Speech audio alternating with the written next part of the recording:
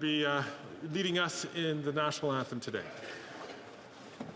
O Canada, our home and native land, true patriot love in all of us command. Quand bras se porte le pays, il sait porter la croix. Ton histoire est une épopée de plus brillants exploits. God keep our land glorious and free. Oh, Canada, we stand on guard for thee. Oh, Canada, we stand on guard for thee.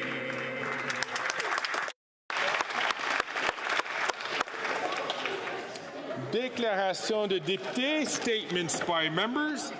The honourable member, order please. Order please.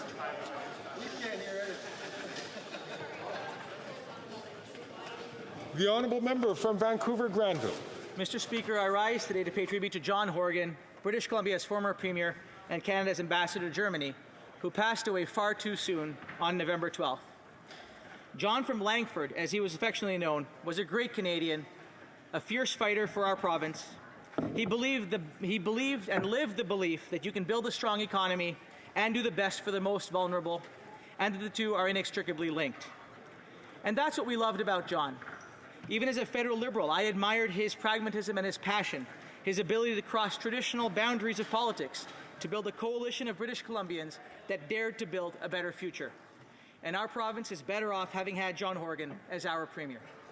To his wife, Ellie, and his children, I send, on behalf of all of us in this House, our sincere condolences. Thank you for sharing John with us. Rest in peace, John. May your memory live long and prosper.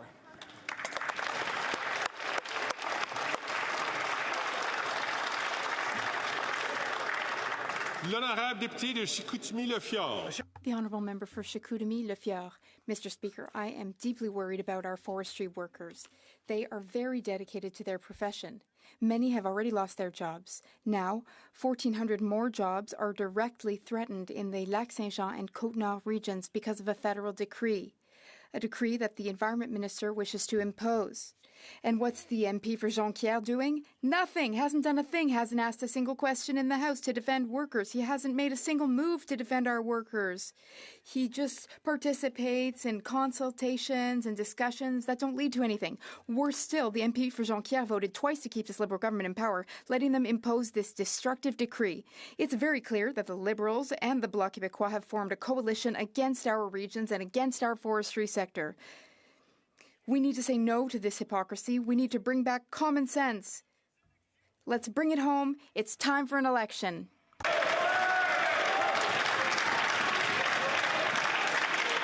L'honorable député de Sherbrooke. The honourable member for Sherbrooke. Thank you, Mr. Speaker. Order, please. L'honorable député de... The honourable member for Sherbrooke.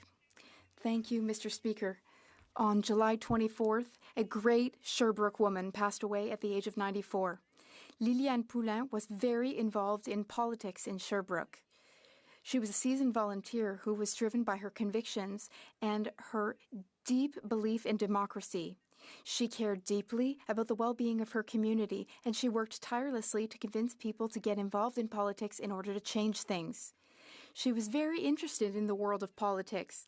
As such, she had many positions during many election campaigns. Unfortunately, health problems forced her to put a stop to her political activities at the age of 90 years old, but she remained passionate about politics until the very end. I wish to transmit my deepest, most sincere condolences to the loved ones of Miss Poulin, and I thank them for having shared this incredible woman with the Sherbrooke community. L'honorable député de... The honourable member for Trois-Rivières. The Centre Communautaire de Loisirs Jean-Noël Trudel in Bas-du-Camp is celebrating its 40th anniversary this year. This center, which welcomes over 2,500 people a week, offers a wide range of community services, including a sponsorship program for disadvantaged young people, day camps, sports, cultural activities, and more. The center is a huge success thanks to the passion and dedication of its staff. Among their staff is the heart and soul of the center, its general manager, Gaëtan Laperrière. Laperrière was hired in 1989. He has worked as a group leader, hall usher, volleyball manager, and then he went on to become head of programming and general manager in 2008. Centre Jean-Noël Trudel's ability to offer so many quality services to people in the area is largely thanks to the dedication of Gaëtan and his team. Bravo Gaëtan, bravo team, happy 40th anniversary, and long live the Centre Jean-Noël Trudel. The Honourable Member for Nepean. Speaker, on behalf of Canada's Sri Lankan diaspora, including both Sinhalese Canadians and Tamil Canadians, I extend heartfelt congratulations to Sri Lanka's President, Anuna Kumara Dissanayaka, and his Progressive Party National People's Power on their historic majority in the parliamentary elections.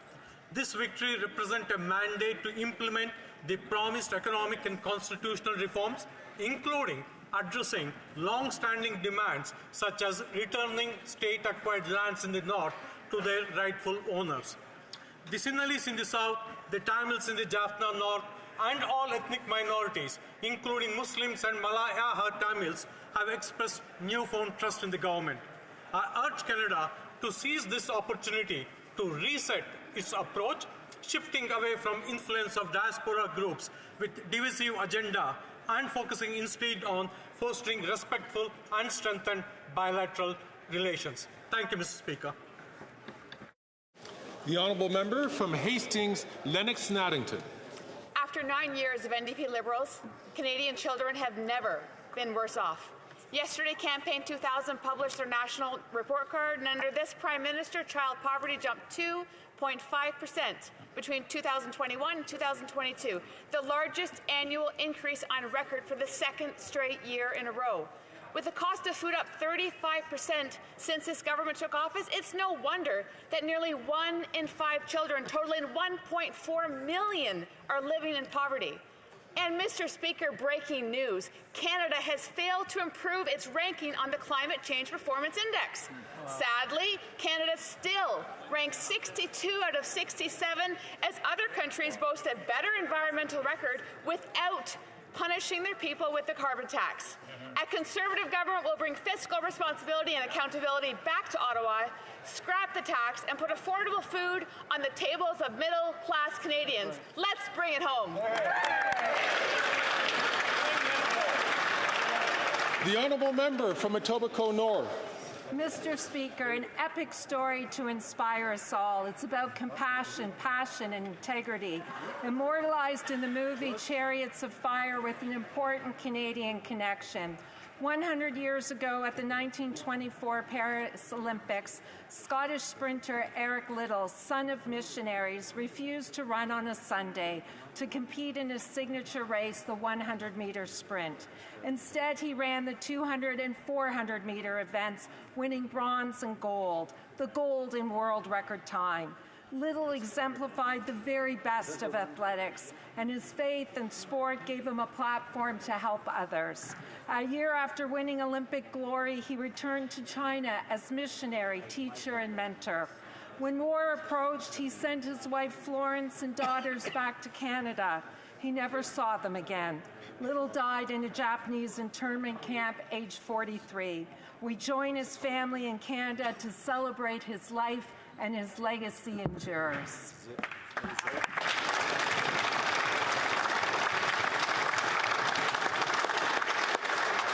L'honorable député de Sudbury. Mr. Speaker, if you want to know what the future of Canada's clean energy economy looks like, then look no further than my riding of Sudbury. Sudbury is a success story in combining environmental stewardship with economic development. Canada's mining industry creates close to 700,000 direct and indirect jobs. And, Mr. Speaker, we're just getting started. Mining contributes $161 billion to Canada's economy. That's close to 8% to the country's GDP. At this time of global uncertainty, developing a reliable supply chain for critical minerals is vital to Canada's economic growth, peace, and security. Critical minerals and mining are at the center of the clean energy transition. And with over 300 mining supply, technology, and innovation businesses, I am proud to say Sudbury is at the heart of this effort. Hear, hear. The honourable member from Kootenay, Columbia. Mr. Speaker, today is National Child Day and also Day on the Hill for Ronald McDonald House Charities Canada. Ronald McDonald House helps families struggling with life's toughest and most unexpected moments, caring for a sick child. Last year, their 16 houses, 19 family homes provided comfort and care to over 18,000 families across Canada when their child received treatment. Ronald McDonald House is joined today by Lindsay Williamson, a dedicated mother and advocate for her son Mason, who was born with a rare genetic disease. It has been a lifeline for their family that has provided a place of comfort, rest, normalcy amidst the chaos of multiple hospital visits. As Lindsay has said, strong families are essential in building blocks for strong communities. Mr. Speaker, I couldn't agree more. Let's welcome Ronald McDonald Houses from across Canada and help them to deliver the care and comfort that families can also heal. Oh. Hear, hear.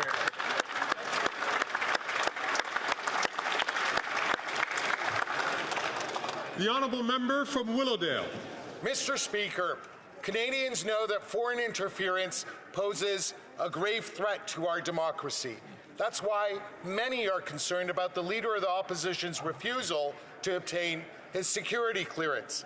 While the RCMP has uncovered foreign criminal activity in Canada, the Conservative leader prefers to close his eyes and repeat empty slogans in this House. We should all be concerned about such blatant disregard for the safety of Canadians. Every other party leader in this House has acted with vigilance by obtaining their security clearance to stay fully informed.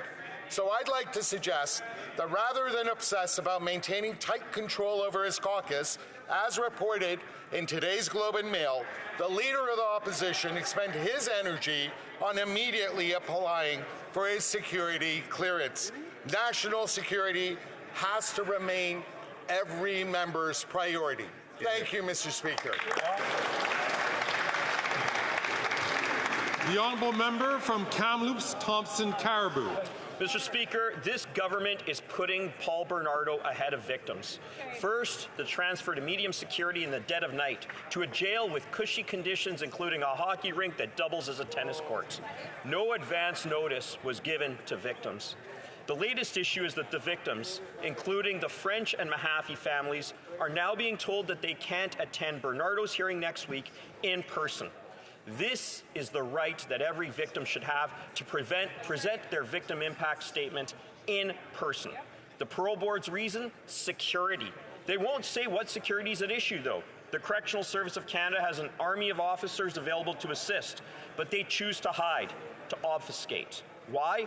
I believe it's because they want to hide the true lax conditions of Bernardo's incarceration. They bend over backwards for Paul Bernardo while ignoring the basic rights of the victims' families. The French and Mahaffey families and all victims have been through enough. Why is this government re-victimizing them? The honourable member from Battle River, Crowfoot.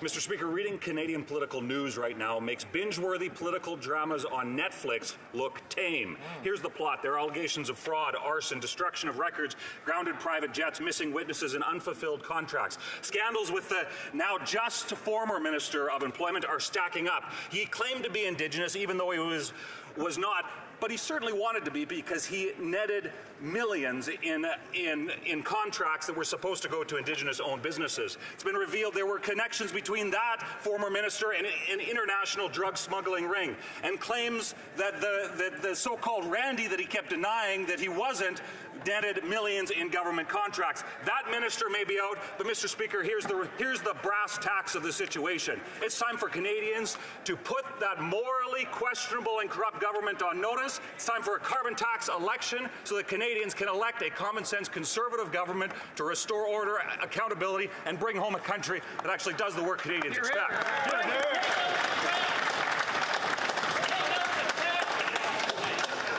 Order. The honourable member from Surrey Newton. Mr. Speaker, Canadians elect MPs to represent their communities in Ottawa, not to serve their party leaders' interests. But the Conservative leader does not seem to care. After more than 18 Conservative MPs advocated for Housing Accelerator Fund to support their communities, the opposition leader imposed gag orders, silencing his MPs from pushing for federal funding because he wants to slash housing initiatives across this country. Surrey residents cannot afford the Conservative leader's reckless plan to cut our $95 million agreement that would unlock 16,500 new homes over the next decade. It is time for Conservative MPs to stand up to their leader and fight his cuts to their community so we can solve the housing crisis.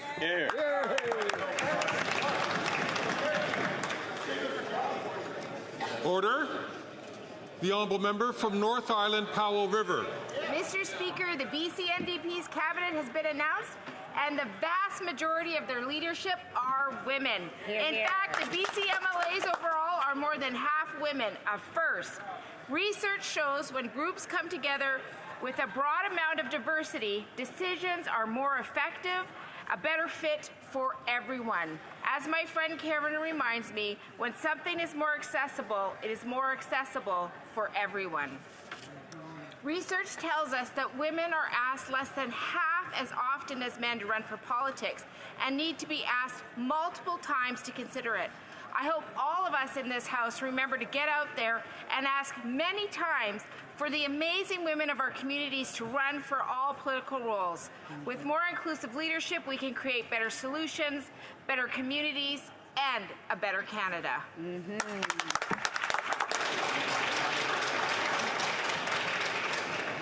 L'honorable député d'Abitibi-Bay. The honourable member for Abitibi-Bay James Nunavik EU.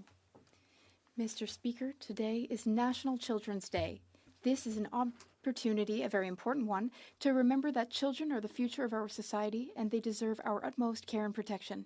Unfortunately, too many children still live in precarious conditions, with unequal access to education, quality health care, a balanced diet, and a healthy environment. Poverty, abuse, and lack of resources are realities that many of our children face on a daily basis. It is our responsibility to offer them a better future. The Bloc Québécois would like to take this opportunity to remind the federal government of its promise to invest $1 billion in meals at schools. The federal government, though, has yet to transfer a single penny to Quebec. On this day, let us renew our commitment to defending children's rights and to building a fairer environment and world for them. Thank you, Mr. Speaker.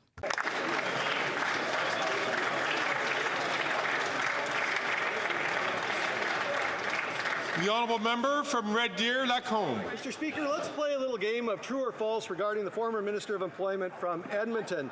True or false, the former minister deceived Canadians and his caucus colleagues about his Indigenous heritage. True. True. True or false, the former minister from Edmonton's business deceptively advertised itself as Indigenous owned. True. True or false, the former minister's ethically challenged business fraudulently applied for and received government contracts meant for actual Indigenous businesses. True. True or false, the former minister from Edmonton's firm shares a mailing address with persons named in several cocaine busts. True. True or false, despite claims of multiple Randys, there's only one Randy at the former minister's business firm. True. True or false, the minister from Edmonton breached ethics rules by contracting his business while sitting at the cabinet table. True. True or false, the Prime Minister has one set of rules for actual Indigenous MPs in his cabinet and a different set of rules for non-Indigenous but Indigenous claiming multiple Randy personality disorder MPs in his cabinet. True. True or false, the Prime Minister should have fired that guy a long time ago.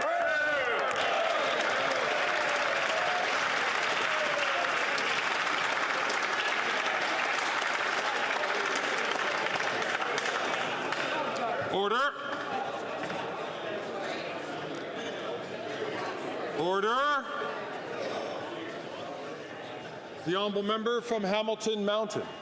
Thanks to some excellent work by Radio-Canada reporter Christiane Noel, we learned this week that Conservative MPs are being muzzled by their leader. I quote, "The man who promised during his leadership run to make Canada the freest country in the world maintains tight control over the actions of his caucus members." One Conservative told CBC, "Everyone is being watched. What we say, what we do, who we talk to. We're told not to fraternize with MPs from the other parties, and that's not normal." The Conservative leader won't even let his members advocate for the Housing Accelerator Fund in their ridings. Money for housing for the people who voted them into office. I know my riding of Hamilton Mountain, the Housing Accelerator Fund means $93 million for 9,000 new homes over the next decade.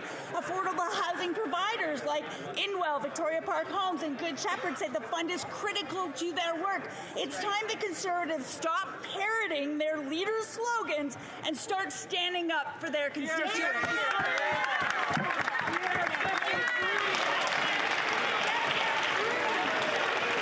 Order.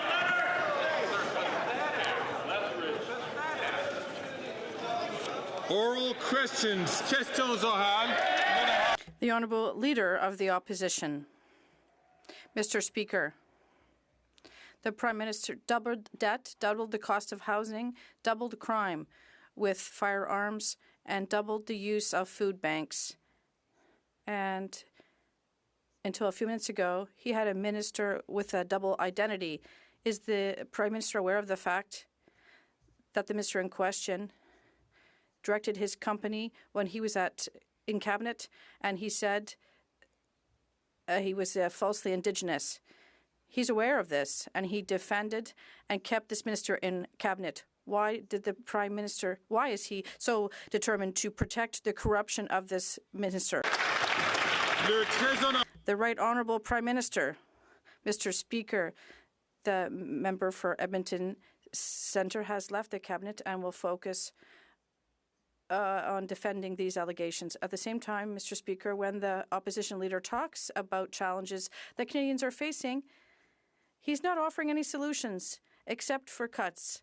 He wants to cut the dental care program. He will cut the pharmacare program for contraceptive drugs. He will cut daycare spots. He will be cutting when Canadians need investment and growth.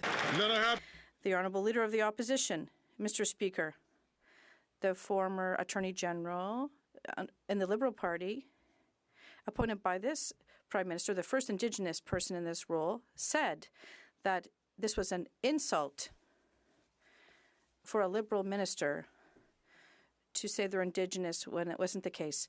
But let's look at the different treatment of these two people. Why did the Prime Minister let go of a true Indigenous woman for having to tell the truth while supporting a false Indigenous minister who said falsehoods? The Right Honourable Prime Minister, Mr. Speaker, for a leader who says he's concerned about people telling the truth, it's interesting to see that he is muzzling his caucus to not allow them to express their concerns with respect to investments in their community. Today we've learned, Mr. Speaker, that he doesn't allow free expression to his own members. Mr. Speaker, we're here in this place to raise our voices for our communities, but he wants his members to be speaking only his voice in their communities, and that's not how things work. The Conservative members should say what they think really. The Honourable Leader of the Opposition. This Prime Minister in 9 years doubled housing costs, doubled the debt, doubled gun crime, doubled food bank use, and up until a minute ago, he had a minister with a double identity. The Prime Minister knew that the minister was directing his business illegally from inside cabinet. He knew the minister had claimed there was another Randy when there was no other Randy. He knew that the minister had falsely claimed to be Indigenous in order to take money away from real Indigenous people, and yet he stood by him up until yesterday. Why is it that he always stands up for corruption on his own side? The Right Honourable Prime Minister. Speaker, the member for Edmonton Centre has stepped down from Cabinet to focus on clearing these allegations. Mr. Speaker, the Leader of the Opposition talks about the importance of speaking up. The reality is his MPs are no longer voices for their communities. They are his voice in their communities. That's not how this place is supposed to work, Mr. Speaker. We are focused on making sure that we're investing in Canadians, supporting them with the kinds of supports for housing, supports for dental, supports for childcare that Canadians need, while all he offers is cuts and austerity. That's right. The Honourable Leader of the Opposition.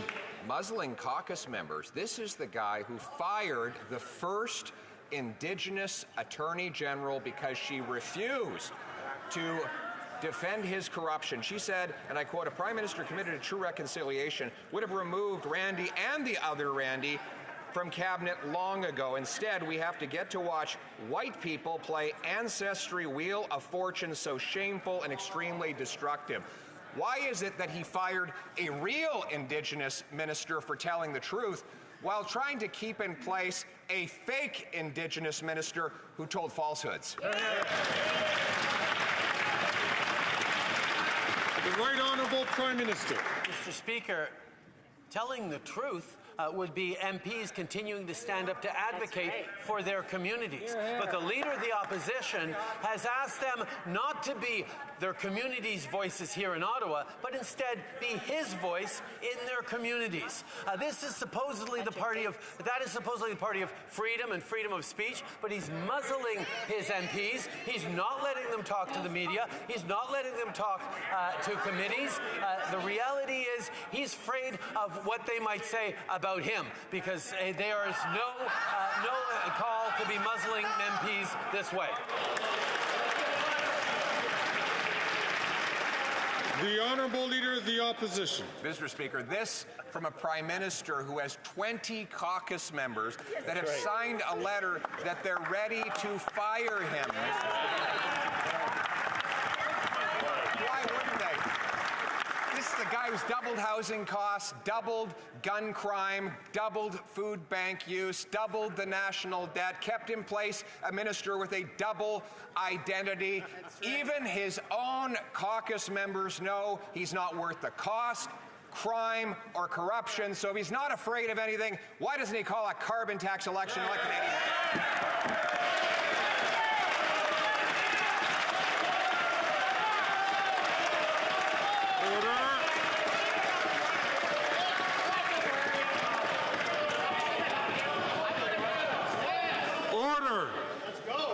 The Right Honourable Prime Minister. Mr. Speaker, the Leader of the Opposition just made very clearly the point that the MPs on this side of the House are free to share their opinions publicly, even when they're ones that I disagree with. Absolutely. But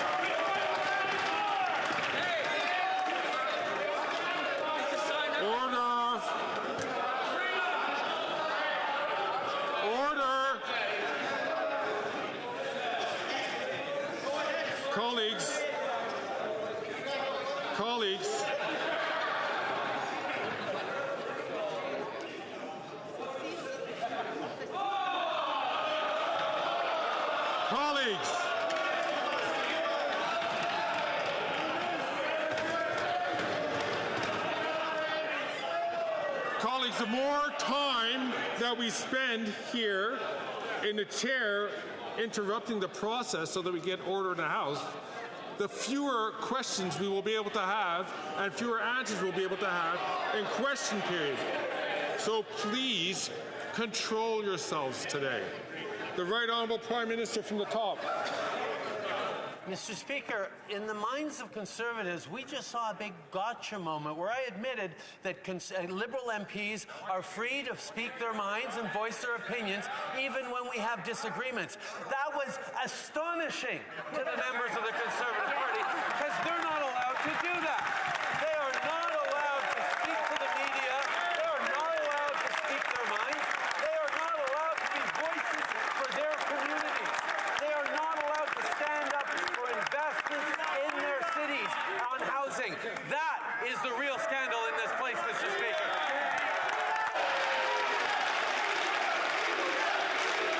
Order!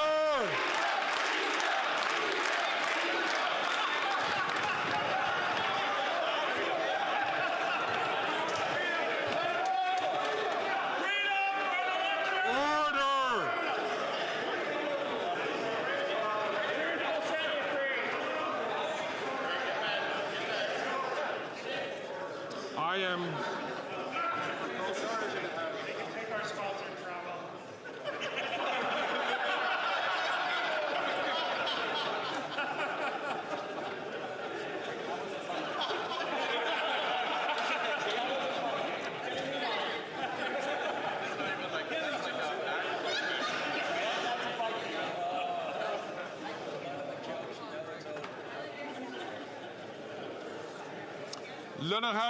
The Honourable Member for Belleuil-Chambly.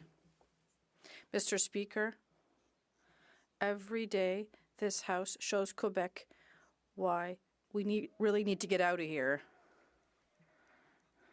In the meantime, we have to repeat that the four parties in this House supported Bill C-282 on supply management, one of the rare consensus we still have here. 2 senators are blocking it. For the Prime Minister, is the Senate worth more than the vote of all elected officials from Quebec? The Right Honourable Prime Minister. Mr. Speaker, in this House, like the Bloc leader has underscored, we all have supported unanimously protecting supply management, almost unanimously. On this side of the House, we are in favour of it. But the reality is that the Senate is doing its work. It is looking at this bill, and we will not accept any bills that minimize or take away the obligation of this chamber to protect supply management in any future trade deals. We are clear on this. Regardless of the work of the Senate, the desire of the chamber is clear. Then I have the honourable member from Belleuil-Chambly. Mr. Speaker, democracy has spoken, and yes, there are some 50 Conservative members that voted against supply management. Nevertheless, to try to solve this imbroglio, I will remind everyone else of this. I will go to the Senate to meet with senators in person. Can the Prime Minister also meet with these senators himself? The Right Honourable Prime Minister. Mr. Speaker, I often meet with senators and I will continue to do so. But on this particular issue, I want to be absolutely clear. We will always protect supply management, regardless of the opinion of senators. We will defend, that was ironic, but we will defend the integrity of our supply management system, even when we negotiate new trade deals. the honourable member from Burnaby South. You know, families are telling me, they're telling me that their cell phone bills and their internet bills are so high that they have to cut back on monthly costs, like their swimming lessons for their kids. The Liberals are hurting Canadians by taxing essentials. And King Tut and the Conservatives are going to make things even worse. They want to cut the benefit for children, the child benefits, that can lose families $600 a month. Now, will the Liberals stop taxing essentials like cell phone and internet bills right now? The Right Honourable Prime Minister. If the NDP wants to join us in making life more affordable for Canadians, all they have to do is put an end to the obstruction of the work of Parliament that the Conservatives are leading on. Parliament is supposed to do the work of Canadians in making their lives better, but with the Conservative Party's obstruction, there are bills being slowed down, there are measures around dental care, around Indigenous services, school foods. These are things that we need to unblock in this House, and if the NDP will help us stop the obstructionism by the Conservatives, we can deliver for Canadians.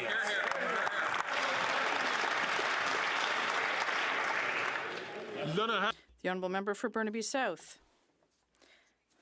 By stopping to tax the essentials.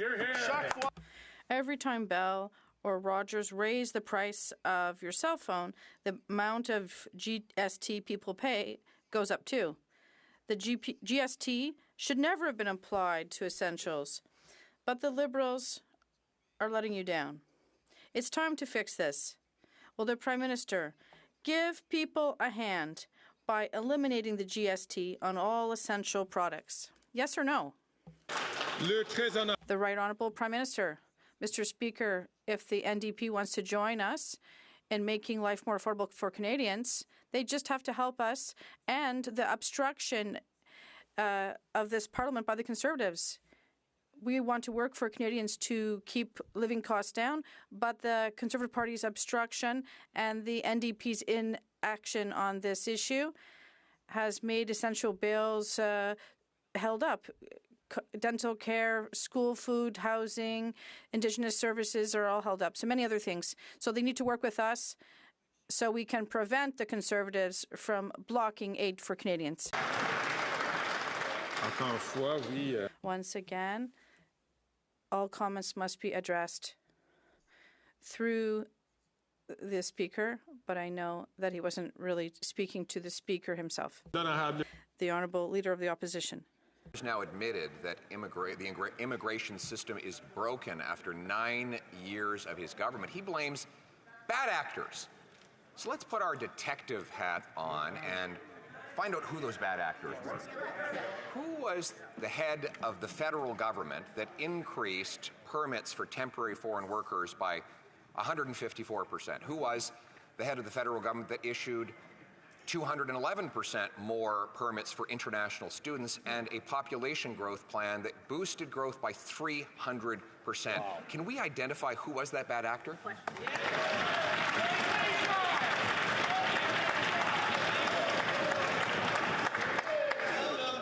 The Right Honourable Prime Minister. Mr. Speaker, following a pandemic that had devastated our economy in a short-term way, Canadians needed and businesses needed extra support, so asked for more temporary foreign workers, asked for more international students, and we gave them. Our economy grew. Our economy got back faster than the United States, got back faster than many other countries of the world. And then we're now in a different situation where we've had to step up and reduce immigration numbers to make sure that our housing issues can catch up. This is what a responsible government does. It puts forward solutions that are right in the moment and corrects them when they're no longer needed. The Honourable Leader of the Opposition. I don't think we found the bad actor yet. Because he blames it on labor market needs, but the biggest growth happened in non-labor market immigration. For example, he boosted permits for international students by 211%, and refugees by 726%. That has nothing to do with filling job vacancies, and when it comes to temporary foreign workers, he allowed more to go to places with already high unemployment. So once again, who was the bad actor that made these terrible decisions? The Right Honourable Prime Minister. Mr. Speaker, these little performances that the Leader of the Opposition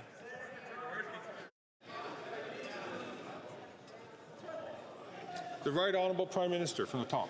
Mr. Speaker, these little performances that the Leader of the Opposition puts on are not fooling anyone. The only thing he is interested in is his own interests, his own quest for power. He is not asking he's asking his MPs to not be strong voices for their communities, including in communities that are relying on the investments in their housing so that they can respond to growing populations and housing pressures caused by increasing population. These are the things we're busy solving, but he would rather muzzle his MPs in order to look good when he's doing his little show. The Honourable Leader of the Opposition. Mr. Speaker, he's not helping us find the bad actor. You know, it's like there's been someone else running the country for the last 9 years while the system has come crumbling down. He claims that he cares about housing, but on that subject, maybe we'll ask him this question. Who is the head of the government that was warned by its public service 3 years ago that increasing population growth by 300% would cause the massive housing shortages that we see today. The Right Honourable Prime Minister. Again, Mr. Speaker, with the little performances, when he would rather not admit that when he was Stephen Harper's failed housing minister, he created a total of 6 affordable housing units across the country. He was part of a government that completely pulled back from any investments in housing. And yes, as a government, we've had to step up, make record investments. But even as we are making record investments to accelerate the construction of housing in Conservative ridings across the country, he's preventing his Conservative MPs from standing up for their communities to solve this housing crisis.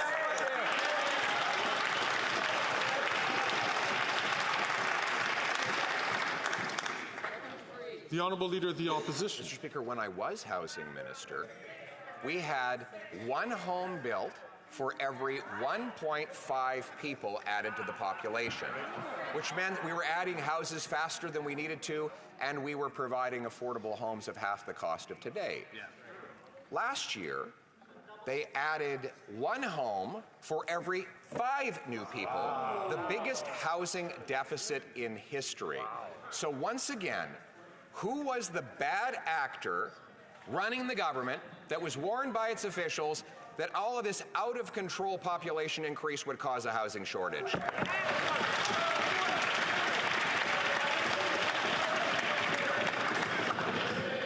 The Right Honourable Prime Minister. Mr. Speaker, the government in which the Leader of the Opposition was their failed housing minister deliberately chose to get out of the business of housing, which meant we needed to step up with a national housing strategy in 2017 and with record investments, not just to create more housing, but to change the way housing is built in communities across this country. That is money put into the pockets of municipalities to invest, to densify, to rapidify, to accelerate the permitting. Money that he's promising to take away, that his MPs are trying to speak out to defend. The Honourable Leader of the Opposition. Mr. Speaker, when I was housing minister, housing was half the cost. When I was jobs minister, I actually cut down the number of temporary foreign workers to make sure Canadians got the job. But the bad actor he's referring to is the same head of government that allowed 211% more study permits for people who weren't supposed to be working. He allowed 154% more temporary foreign workers while Canadians were looking for jobs, and 726% more refugees. Mr. Speaker, if he wants to know who is the bad actor that broke the immigration system, why doesn't he do what he loves to do the most? Look in the mirror.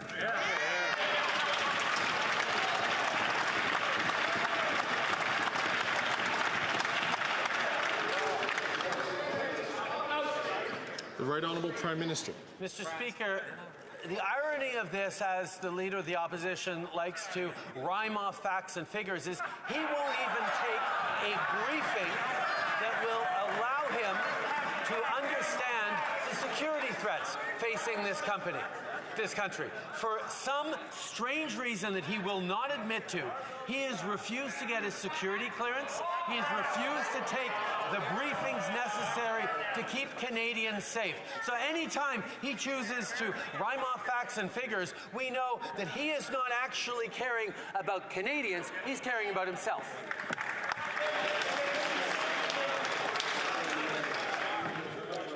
The Honourable Leader of the Opposition. Now we know the difference. We want to axe the tax. He wants to axe the facts. Mr. Speaker, the Prime Minister, after 9 years, we see that immigration is fully broken. He's blaming bad actors for this problem. So can he look at who was at the head of government that allowed population growth increase of 300%, an increase in the number of international students by 211%, and an increase of 726% in the number of refugees. If he wants to find the bad actor, do what he likes to do and look in the mirror. The Right Honourable Prime Minister. Mr. Speaker, Canada had one of the fastest economic recoveries after the pandemic amongst its peers. This is because we were able to welcome people to help support our labor market shortages across the country. But now we're in a different situation. We are solving this issue and adjusting our immigration targets and adjust the number of temporary foreign workers that are coming and adjusting the number of international students that are coming. This is when a government is responsible. This is a part of what it does to ensure proper growth for our country. The Honourable Member for Belleuil-Chambly. Mr. Speaker, if supply management protection fails, what will Quebecers say? What will they say about the Senate, about the government? What will they say about the leadership of this Prime Minister and of this incoherency? While the U.S. is ready to be more protectionist than ever, Canada, would it give up its agriculture? Would Canada and the Senate, are they the worst negotiators in history? Will they stand up? The Right Honourable Prime Minister. Mr. Speaker, we have always been clear as a government. We are going to protect supply management in any free trade agreement, present or future. And because of this, we support the Bloc's bill to protect supply management. If ever this bill fails in the Senate, and we can't get it through here in the House because the Conservatives would vote against it, we will be here to protect supply management, even if we need to take government action to complete this task. We are here to protect supply management. And that's simple. The Honourable Member for Belleuil-Chambly. We want to protect it with legislation, Mr. Speaker. This is ironic. While the Senate of Canada and some senators want to sacrifice Quebec, it's the Bloc that is working for all farmers from Quebec and Canada. Do we realize that it's not just the Bloc? It's not about the Bloc. It's about the quality of what we're eating. It's about fair price. It's about the environmental impact of agricultural practices. I would ask the Prime Minister to come with me this afternoon to meet with these senators. Thank you. The Right Honourable Prime Minister. Mr. Speaker, I would welcome the Bloc leader to meet with senators. We work regularly with senators to pass good legislation for Canadians. And as I said, we are going to protect supply management. We agree entirely with our Bloc colleagues in terms of the importance of protecting supply management and farmers. And that is why we have taken action. We have committed as a government to never call into question supply management in any negotiation for upcoming free trade deals. The Honourable Leader of the Opposition. The Prime Minister is just off another bonanza of high-flying, high-carbon, high-taxing hypocrisy. This time on a trip to Brazil, he dripped with condescension for Canadians struggling to pay their bills. He said, it's really, really easy when you're in a short-term survive. I've got to be able to pay the rent this month. I've got to be able to buy groceries for my kids to say, okay, let's put climate change as a slightly lower priority. This is the Prime Minister who burns 100 tons of jet fuel and releases 100 tons of greenhouse gases. When will he stop the high tax hypocrisy?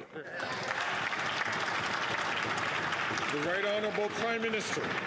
Mr. Speaker, Canadians are facing global challenges right now. As much as the Leader of the Opposition would love to bury his head in the sand, global inflation, climate change that is impacting everyone around the world requires us to be working together, standing up for peace and justice on the world stage, standing up for women's rights, standing up for opportunities for the middle class. This requires us to work together, something the Leader of the Opposition can't do. He can't even work with his own MPs. He has to muzzle them.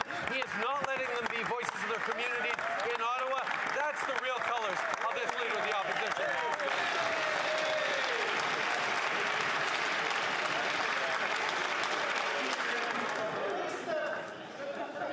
The Honourable Leader of the Opposition. The order of his caucus wants to fire him, Mr. Speaker, and we know why.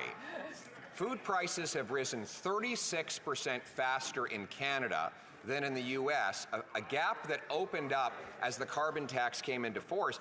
The Prime Minister just goes on trying to tell Canadians that their mentality is off. He says there's a sense that affordability is in direct contrast with our moral responsibility to protect the planet, trying to shame Canadians for opposing his ineffective, job-killing, inflationary carbon tax. Will you stop lecturing Canadians and call a carbon tax election?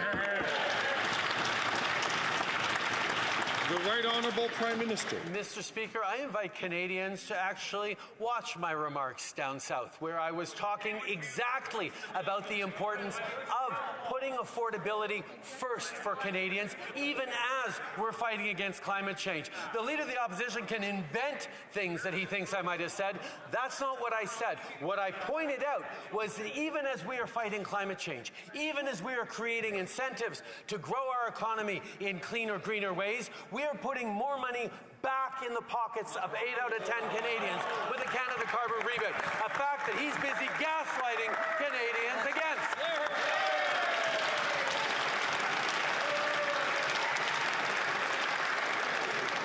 I'm going to ask all colleagues please not to take the floor. I'm going to ask the honourable member from Grande Prairie Mackenzie to please not take the floor unless recognized by the chair. The Honourable Leader of the Opposition. Mr. Speaker, this Prime Minister has gaslit Canadians so much that Environment Canada has to do a recalculation of the carbon emissions that have come from the LAMP. He's the Prime Minister who tells Canadians that the Parliamentary Budget Officer's data, which shows that 100% of middle-class people pay more in carbon tax than they get back in rebates, that they shouldn't believe their eyes. That they shouldn't believe their eyes when they see the grocery prices, which are rising 36% faster in Canada than the U.S. So instead of trying to gaslight Canadians, why not call a carbon tax election? The Right Honourable Prime Minister. Mr. Speaker, the Leader of the Opposition is once again just not telling the truth. The reality is, the Parliamentary Budget Officer said that 8 out of 10 Canadians get more money back from the price on pollution than it actually costs them in paying that price on pollution. The cost of inaction on climate change is astronomical, and that's exactly what he's proposing. Mr. Speaker, the Leader of the Opposition should stop misleading Canadians and actually understand that you can't fight for affordability, you can't fight against climate change unless you're investing in Canadians. That's right. I know that certain comments cause a disturbance in the House, but I'll ask all members to be careful about the language that they use. The Honourable Leader of the Opposition. His quadrupling carbon tax is all financial pain and no environmental gain. Today we learned that Canada, after 9 years of this Prime Minister, now ranks 62nd out of 67 countries for the Climate Change Performance Index. The Prime Minister says that Canadians starving or lined up at food banks should congratulate themselves for the fact that his tax has made us 62nd. We're 62nd, he pumps his fist into the air, Mr. Speaker. Shameful. Why does the Prime Minister make Canadians pay such high taxes to achieve such terrible results?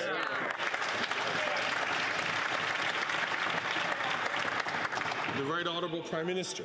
Mr. Speaker, once again, the Leader of the Opposition is entirely misrepresenting the facts for his own gain, for his own interest. That's really all he cares about. If he cared about Canadians, he wouldn't be standing against dental care. He wouldn't be standing against more spaces in childcare. He wouldn't be standing against putting more money in Canadians' pockets with a price on pollution that is bending our emissions down faster than our other G7 neighbors, at the same time as it's helping with affordability for 8 out of 10 Canadians in areas in which it lands. The Canada Carbon Rebate is an affordability measure that is protecting future generations, and he's standing against it.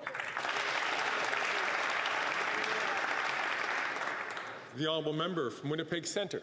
Mr. Speaker, child poverty has increased for a second year in a row, and parents are struggling more than ever to buy essentials like baby formula and diapers. The Liberals have let families down. Meanwhile, the Conservatives want to cut childcare and cut the National School Food Program. That'll cost families thousands of more dollars every single year. On World Children's Day, will the Prime Minister lower costs for families by following the NDP's plan to cut GST on essentials? Hear, hear. The Right Honourable Prime Minister. Mr. Speaker, I very much appreciate my NDP colleague bringing up the school foods program and her support for it. But if she really wanted to support it, she would help us stop the obstructionism by the Conservative Party that is preventing us from moving forward on delivering concretely for Canadians the way they need. Canadians need help and investments, and Conservatives didn't have enough in blocking and in voting against school foods, voting against and blocking dental care, voting against and blocking pharmacare. They're now blocking any capacity in this House to deliver for Canadians. Right. The NDP needs to work with us and stop this obstruction.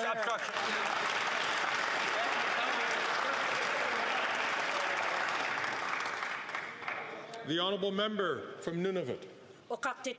11 of the 25 communities I represent have experienced boil water advisories this year. That is almost half. Even the UN Special Rapporteur slammed this government for ignoring their obligation to ensure clean drinking water. The Liberals have failed. Nunavut children, families, and whole communities should not have to worry about drinking water.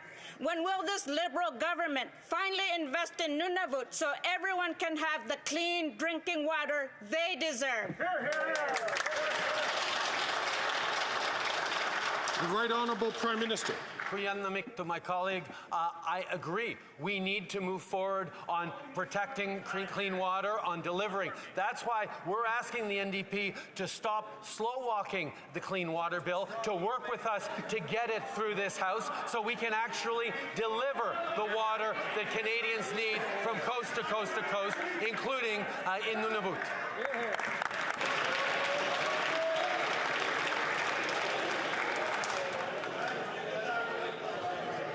Order. I'm going to ask the from Hamilton Centre to not take the floor unless it's recognized by the chair. Then I have the Honourable Member for Alfred Palan. Mr. Speaker, foreign interference is a real threat to democracies all around the world. Bad actors like China and India and Russia are using tactics, underhanded tactics, to undermine democracies and further their own interests in countries like Canada. And yet, there is a deafening silence coming from the Leader of the Opposition. Can the Prime Minister explain why the Conservative leader must take national security seriously? The Right Honourable Prime Minister. I'd like to thank the member for Alfred Palan for his work. Canadians expect all of us here to protect their safety, and yet the opposition leader is not very concerned about national security. He refuses to get a security clearance so that he can protect Canadians from foreign interference. He will reduce funding for CBSA, and he will put guns back into circulation on our streets. Canadians expect a government to protect them and not to jeopardize their safety with dangerous cuts. The Honourable Leader of the Opposition. Again on the rise, with 3 of the Bank of Canada's 4 measures now above target. And the Finance Minister admitted about a year ago that deficits cause inflation. And so she made this commitment in her budget, and I quote, "The 2023-2024 deficit will be at or below $40.1 billion. Since then, the Parliamentary Budget Officer says that that number has been blown away. Will the Prime Minister tell us here and now how much was last year's deficit? How much? The Right Honourable Prime Minister. Mr. Speaker, we just heard it once again from the Conservative leader. The foundation to his entire economic argument is that delivering programs to help Canadians in times of need somehow makes everything worse for everyone. He is proposing cuts to dental care, cuts to child care, cuts to the school food program, cuts to money on responding to the housing crisis in municipalities. His only answer to Canadians hurting is to cut services to them, while he exploits their fears for his own personal gain. The Honourable Leader of the Opposition. Mr. Speaker, the Prime Minister misheard. It was the Minister of Finance who said that deficits cause inflation. The Prime Minister also said that every dollar of deficits contributes to inflation. And that's why they made the commitment, him and his Finance Minister, and I'm quoting here, to maintaining the 2023-2024 deficit at or below $40.1 billion, end quote. Last year's books have been closed for 6 years now. He certainly has all the data. Last 6 months. So how much was last year's deficit? The Right Honourable Prime Minister. Mr. Speaker, I know the Leader of the Opposition is keen to see our fall economic statement, which will talk about measures that are there to help affordability, to support Canadians, to be there to invest in them. He's looking forward to seeing all these great measures we're putting forward to support Canadians in their time of need, because he can't wait to vote against them, Mr. Speaker. He can't wait to slash services and programs that are helping Canadians. He can't wait to stand in the way of us helping Canadians through this difficult time by putting the best balance sheet in the G7 in service of Canadians who need a little more support. He's voted against supports for Canadians. He's going to continue to. The Honourable Leader of the Opposition. Mr. Speaker, it is him that admitted that deficit spending adds to inflation. Maybe that's why there's been a record increase in child poverty this year, with 1 in 5 kids now in poverty, 2 million people lined up at food banks. He has admitted, it's not my worldview, he has now admitted that deficits contribute to inflation. So that's why he promised that the deficit would not go above $40.1 billion last year.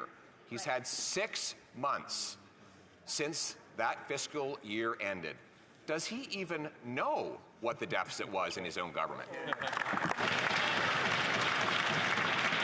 The Right Honourable Prime Minister. Mr. Speaker, obviously the Leader of the Opposition is keen to hear our fall economic statement, but the reality is he's only looking forward to it because he wants to vote against it, because he's going to vote against measures that support Canadians, measures to be there for Canadian families who are struggling, to invest in things like school foods, to invest in more support for dental care for vulnerable people, to invest in jobs and growth creation right across the country. These are the things he has consistently stood against, because he believes in cuts and austerity and trickle down that gives benefits to the wealthiest, but nothing for everybody else. The Honourable Leader of the Opposition. He's brought nothing but costs for everybody else, Mr. Speaker. He has a food program with no food.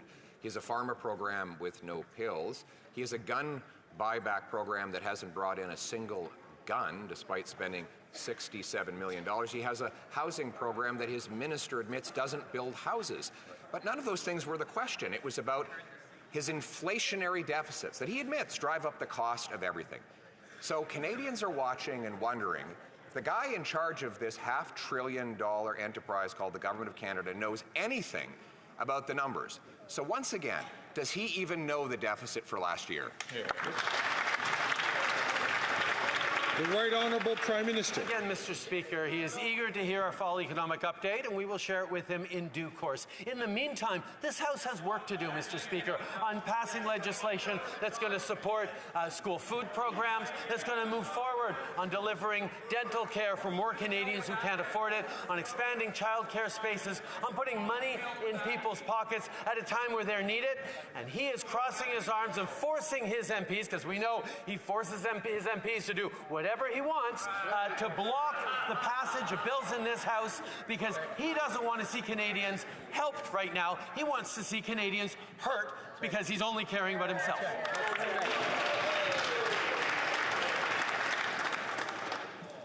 L'honorable député de Lac-Saint-Jean.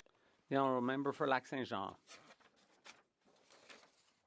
Mr. Speaker, François Legault announced yesterday he's deploying the SQ, the Quebec Provincial Police, to watch Canada's borders. The SQ is going to have to do the federal government's job because no one in Quebec trusts Ottawa is ready to handle a potential wave of migration. It's come to that. It's not as if the SQ was looking for things to do, but they have to because once again, the feds aren't doing their job. They're just sitting back and waiting for another crisis to materialize with Donald Trump promising to deport millions of people. Why is this Prime Minister still failing to get out ahead of this one? The Right Honourable Prime Minister. Mr. Speaker, as a government, we will always be there to defend the rule of law and to defend the integrity of our borders. We have a plan to increase staffing at our borders with officers and vehicles. We will work with our counterparts all across the country to ensure that Canadians can still have confidence in our sovereignty and the integrity of our immigration system as well as our borders. That's a responsibility that we take very seriously, and we've demonstrated that when we dealt with challenges in the past. The Honourable Member for Lac-Saint-Jean. Yeah, we saw that last year.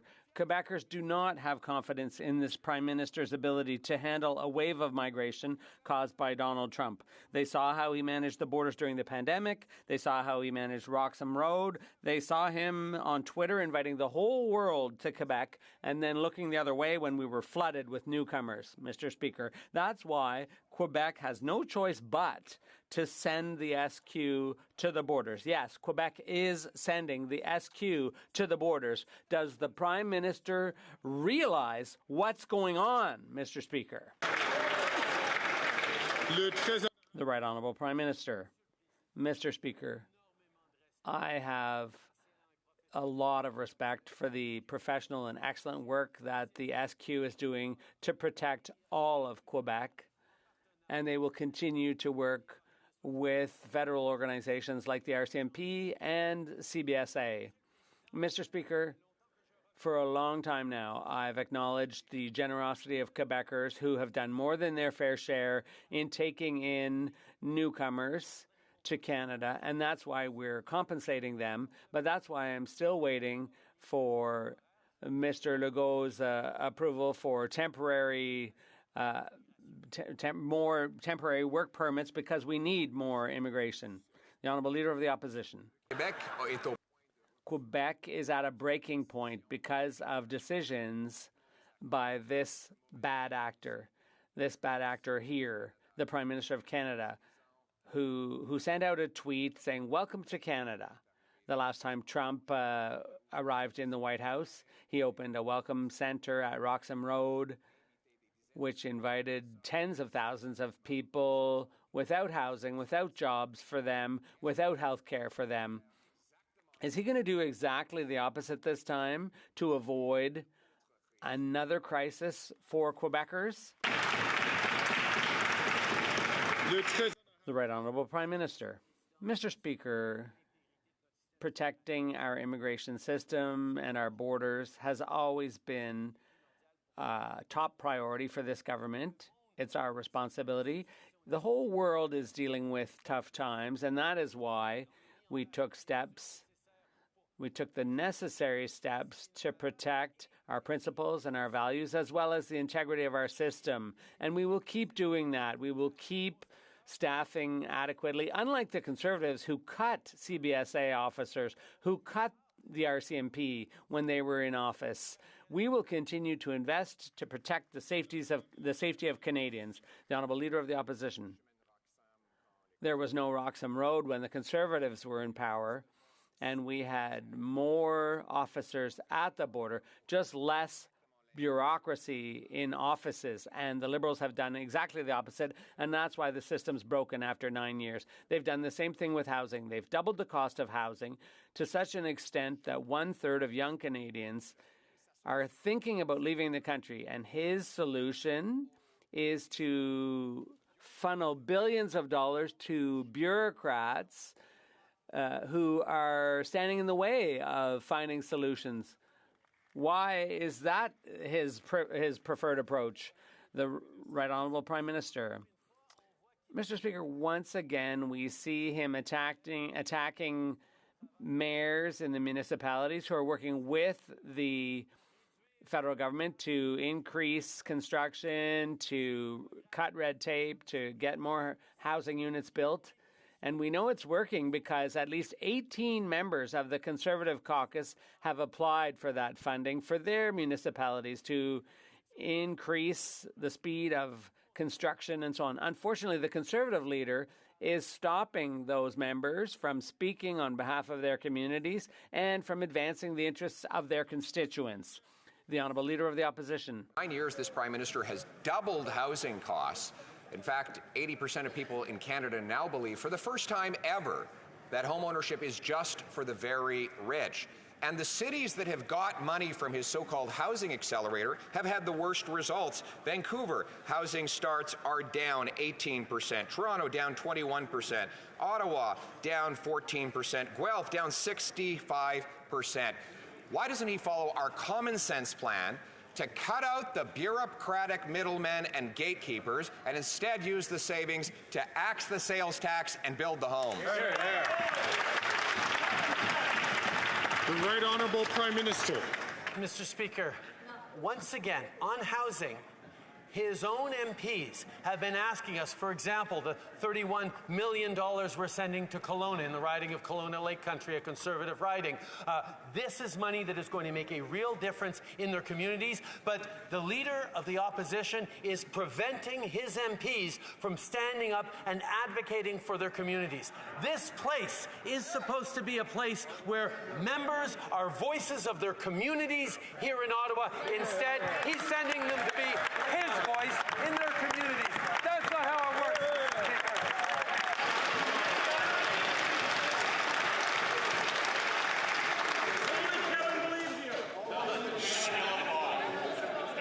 Order.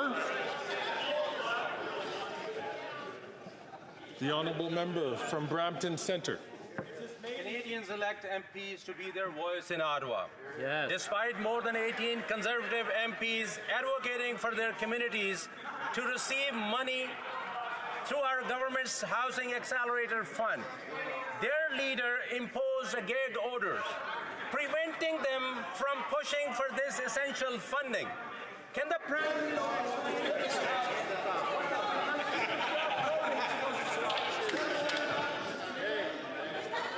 Colleagues, order.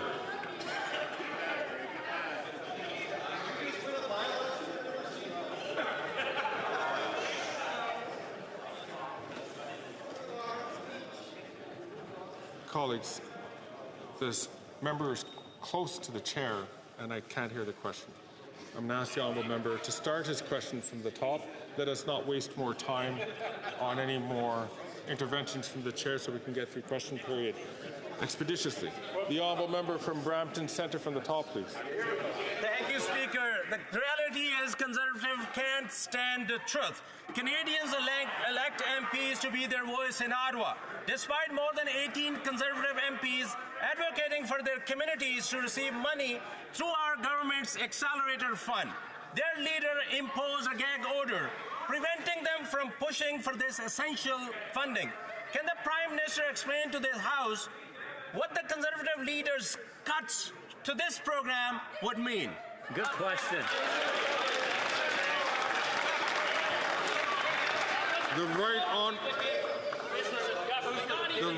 The Honourable Member from St. Albert, Edmonton, can please keep his counsel until he's recognized by the chair to speak.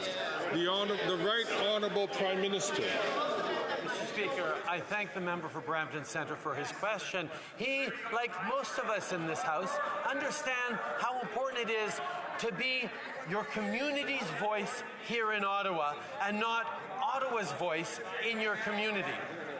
Most of us in this House, apparently not if you're in the Conservative Party of Canada, because the Conservative leader has decided to prevent his own members of Parliament in communities across the country for speaking up for their communities. He is muzzling his MPs, forcing them to be the leader's voice in their communities instead.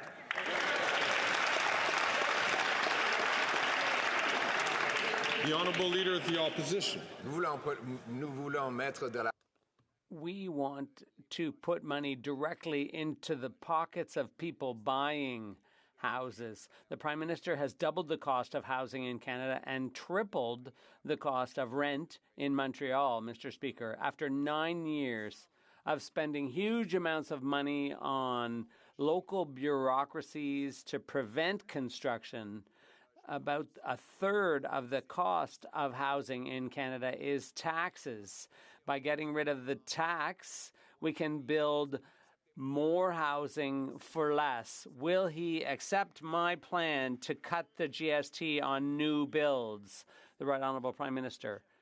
Mr. Speaker, I'm listening to the Conservative leader criticizing our Housing Accelerator Fund, but he is directly contradicted by at least 18 of his own members who are currently applying to the federal government for funding in their communities to accelerate the construction of housing, to create more densification, to cut red tape. Conservative members know how important it is to invest in housing.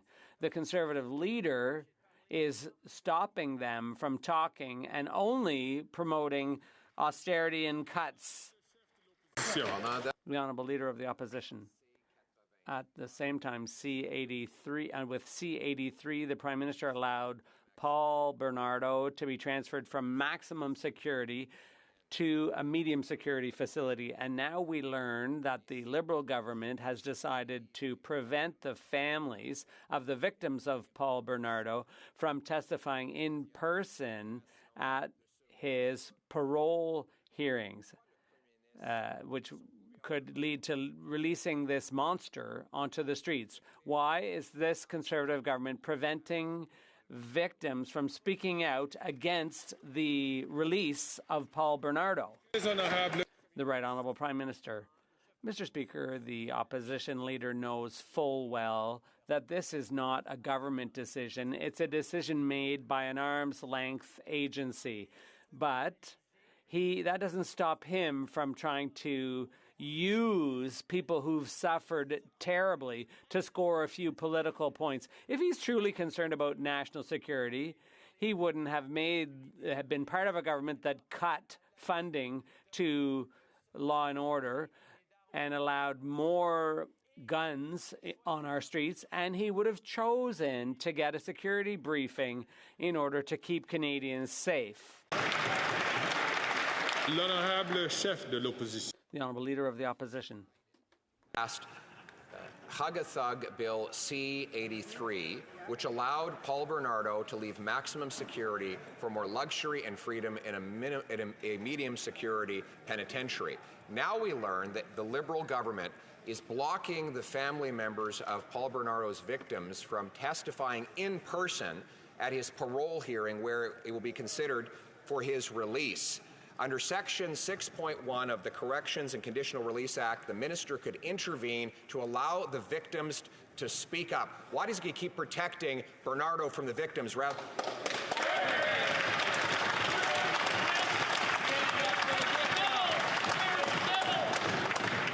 The Right Honourable Prime Minister.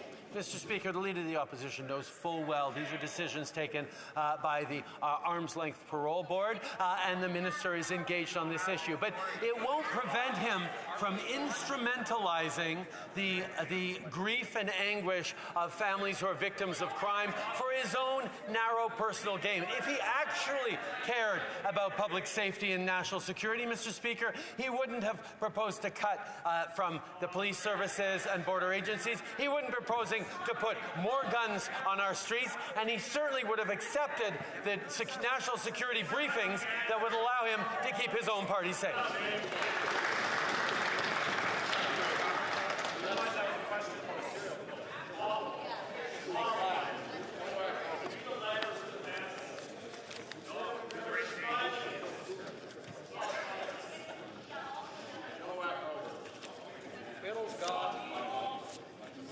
The Honourable Member from Kitchener, South Hespeler. Mr. Speaker, today is National Child Day, and families in my riding are receiving their Canada Child Benefit checks. This program has supported over 6 million children. But families are worried that the Conservative leader will cut this support. The Conservative leader raves about wanting to cut for housing projects, childcare, pharmacare, and much more. Can the Prime Minister please explain to the House how dangerous these cuts would be? Great question.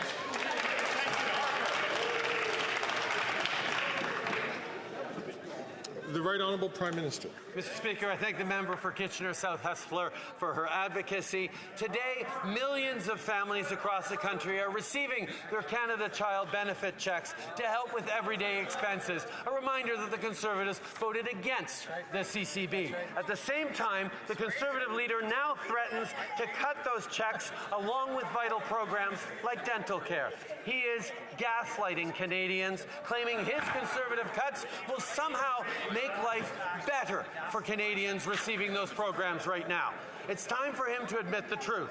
His real priority is only cutting services, not supporting families.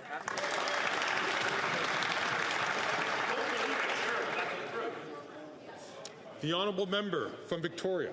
Today, people in BC are reeling from a bomb cyclone. Just weeks after another atmospheric river, their homes are damaged, power is out. The climate crisis is here, but the Liberals keep letting Canadians down.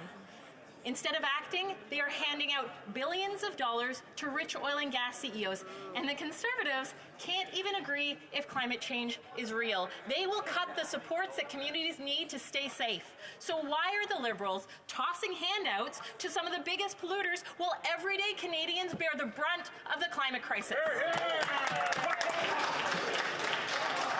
The Right Honourable Prime Minister. Mr. Speaker, we made a commitment as part of the G20 to cut inefficient fossil fuel subsidies, and we did that 2 years ahead of all other G20 partners. At the same time, we've put a cap on emissions from the oil and gas sector that is going to continue to protect us, and at the same time, we brought in a price on pollution that puts more money back in the pockets of 8 out of 10 Canadians while cutting emissions and inspiring and encouraging innovation. Unfortunately, the NDP hasn't been clear even on something so simple as a price on pollution. On this side of the aisle, we stand up for protecting climate.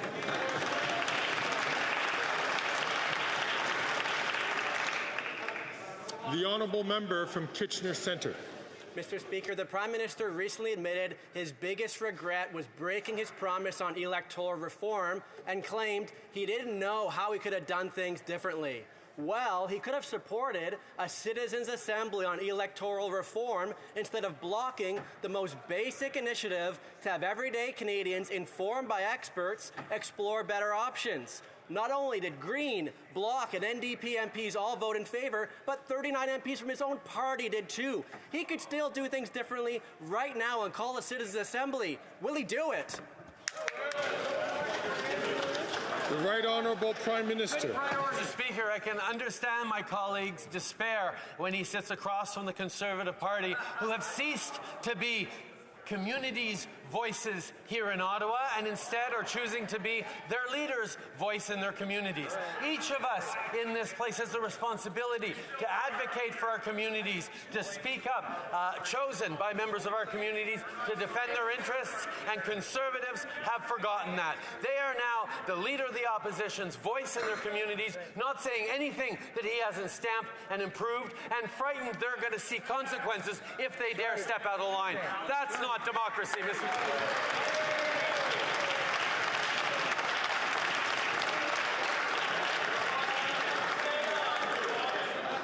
Alors, s'il vous plaît. Order, please. Je voudrais. I would like to draw your attention to the presence in the gallery of Ms. Judith Suminwa Tuluka, the Prime Minister of the Democratic Republic of Congo.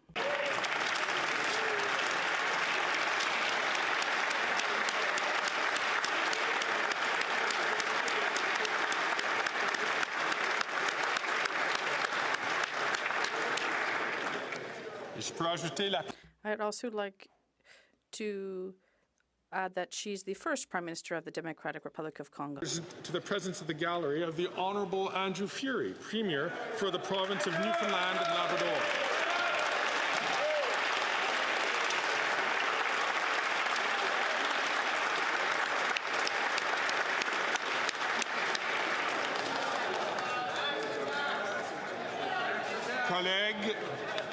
Colleagues,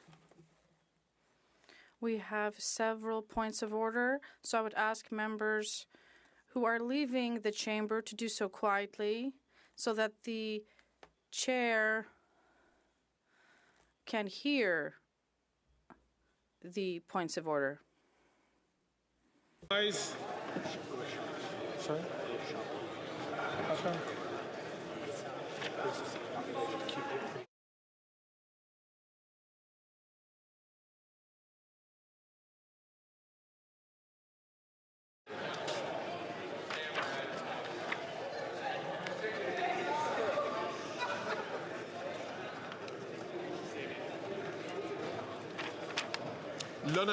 The honourable member for Drummond is rising on a point of order.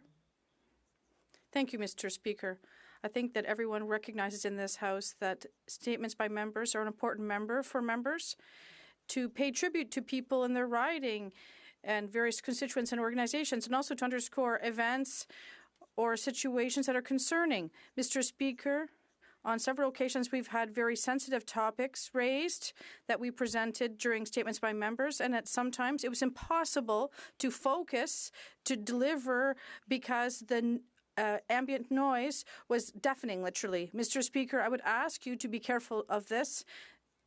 There is no statement that is more important than another, but everyone should benefit from the same respect and concern of the House. And Mr. Speaker, in all due respect, I would ask you to reassure us that there is silence between statements by members during this, because this week it was particularly difficult. Thank you.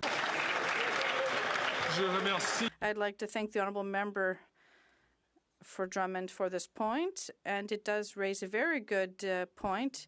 We need everyone's cooperation from all political parties to show respect to each other, to listen, and allow members present their statements in the House.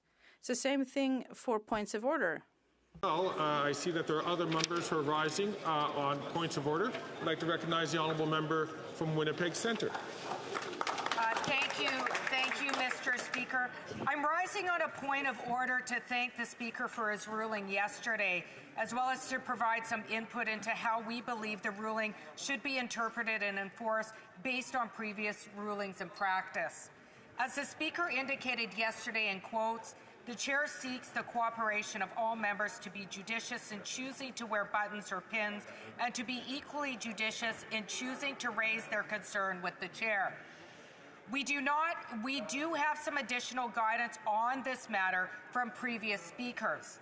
In particular, I'd like to draw members to the attention of a ruling made on May 15, 2014. It states as follows.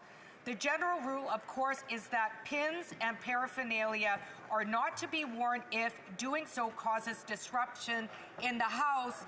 It goes on to say, I am a bit concerned about the point of order being raised now because these pins have been worn for at least a week or 10 days, as has been my observation to this point in time.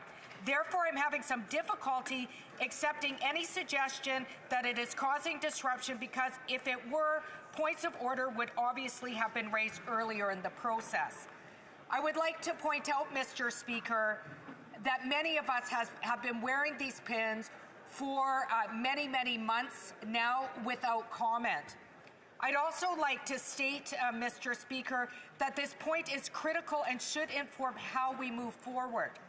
First, it's disingenuous and beyond belief for members to wake up one day and decide that somehow that this has been accepted and in use for months is now somehow causing disruption.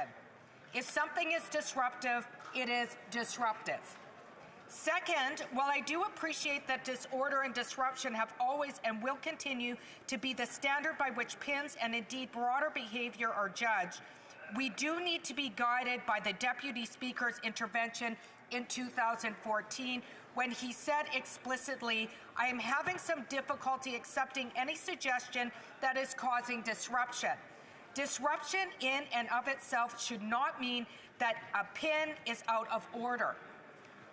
It is vital that we don't normalize in this chamber a scenario where the loudest and most disruptive voices can use their own disruption to try and force the Chair's hand. And thirdly, we should be guided by the fundamental principle of freedom of speech, and the protection of which is one of the prime responsibilities of the Speaker.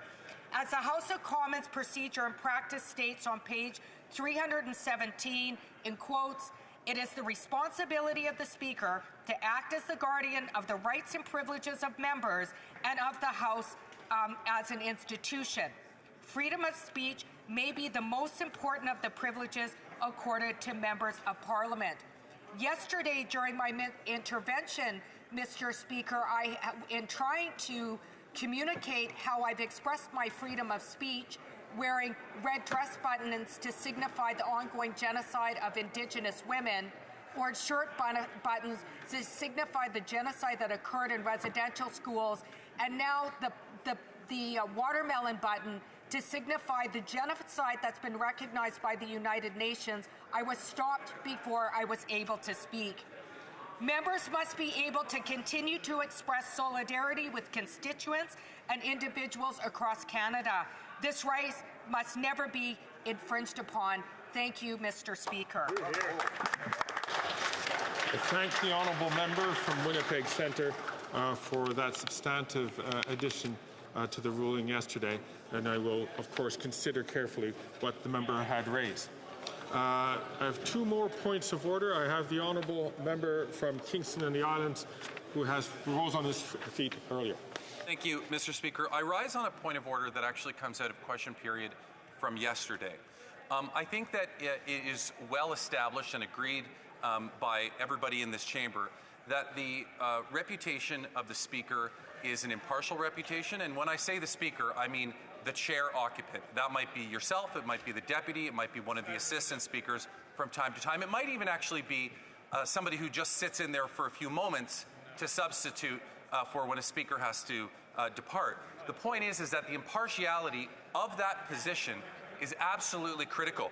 And in fact, a former speaker that used to sit in that chair, the member who currently is the House Leader for the Conservatives, the member from Regina Capel, once said in a ruling on September 24th of 2014, he said, "Another of our time-honored traditions is that the respect of the office of the Speaker." O'Brien and Bosk at page 313 states that, quote, "Reflections on the character or actions of the Speaker, an allegation of bias, for example, could be taken by the House as breaches of privilege and punished accordingly." I actually went and looked at that, and I found the actual part in there, and there's actually more than what the member, the Speaker at the time indicated. If you go to page 313 and look at the impartiality, the immediate next paragraph starts off by saying, "On 2 occasions, newspaper editorials were found to contain libelous reflections on the Speaker and were declared by the House in one instance to be of contempt of its privileges, and in another a gross breach of its privileges." Now, I bring this to your attention, Mr. Speaker, because following your rulings and some actions that you had to take yesterday after question period, the member from Calgary Nose Hill issued a tweet, and the tweet said, "Watch the Speaker, a Liberal MP, kick me out of the House of Commons and silence me for speaking the truth." She goes on to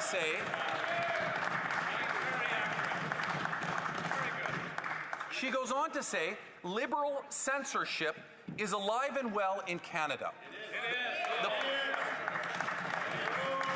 So as demonstrated by the tweet and the agreement from the Conservatives that is coming across the way, that there is a treatment of the Speaker's chair, not you, in this particular case you, but the role of whoever happens to be sitting in that chair is not being treated in an impartial and a nonpartisan way.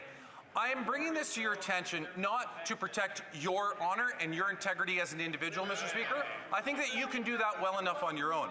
But instead, I bring it to your attention because I am worried that a dangerous precedent is being set here where attacking the occupant of that chair becomes the norm.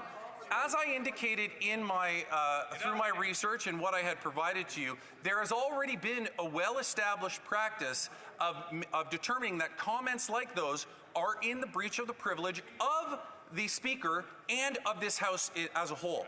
So I would kindly ask you, Mr. Speaker, to reflect upon what I have offered to you today and come back to the House to let us know if that kind of action will be continued to be allowed in the future, or if we are setting a new precedent, or if you will be starting to clamp down on this, because I am greatly worried about the impartiality of the chair. If we continue to allow this practice to occur, years and years from now, as speakers in the future will continue to be subject to this. And I will end my comments with where I started them, which is that one of the most important things of our democracy and of our chamber and of the way that this place functions is that those that sit in that chair and those that work at that table are completely impartial, do not bring a political agenda to their role, and they sit there and they do their jobs as servants of the other MPs that are in this House. So I would kindly ask that you reflect upon that, Mr. Speaker, and come back to the House and provide us with some guidance as to how we should be dealing with these situations moving forward. Thank you. Well said. I thank the honourable member from Kingston and the Islands, and I'm wondering if specifically to this point I see the honourable member from Regina Capel is rising. The honourable member from Regina Capel.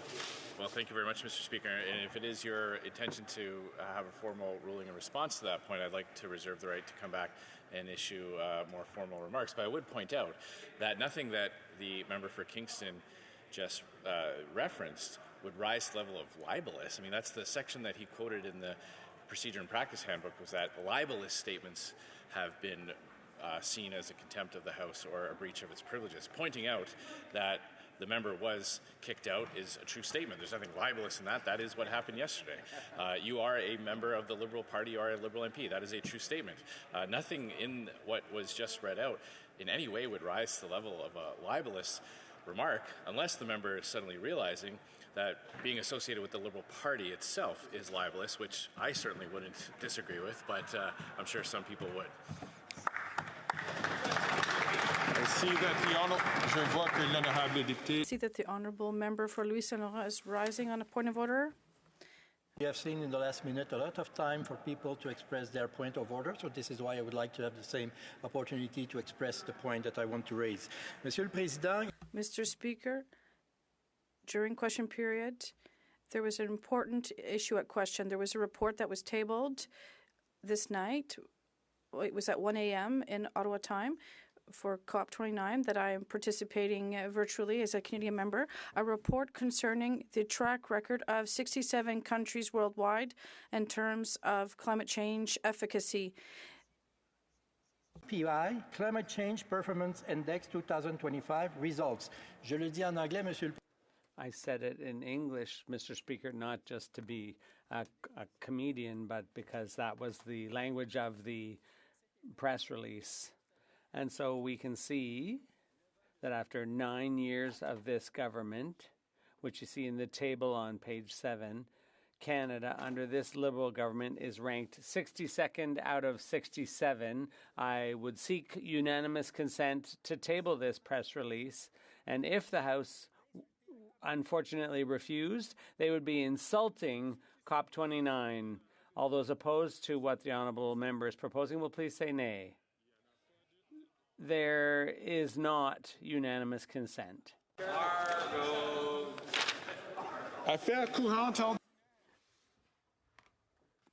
Routine proceedings. Tabling of documents. To the Leader of the Government in the House of Commons. Yes, thank you, Mr. Speaker. Pursuant to Standing Order 36, bracket 8A, I have the honour to table in both official languages the government's responses to 3 petitions. These returns will be tabled in an electronic format. Thank you, Mr. Speaker. Continuing on with the introduction of government bills.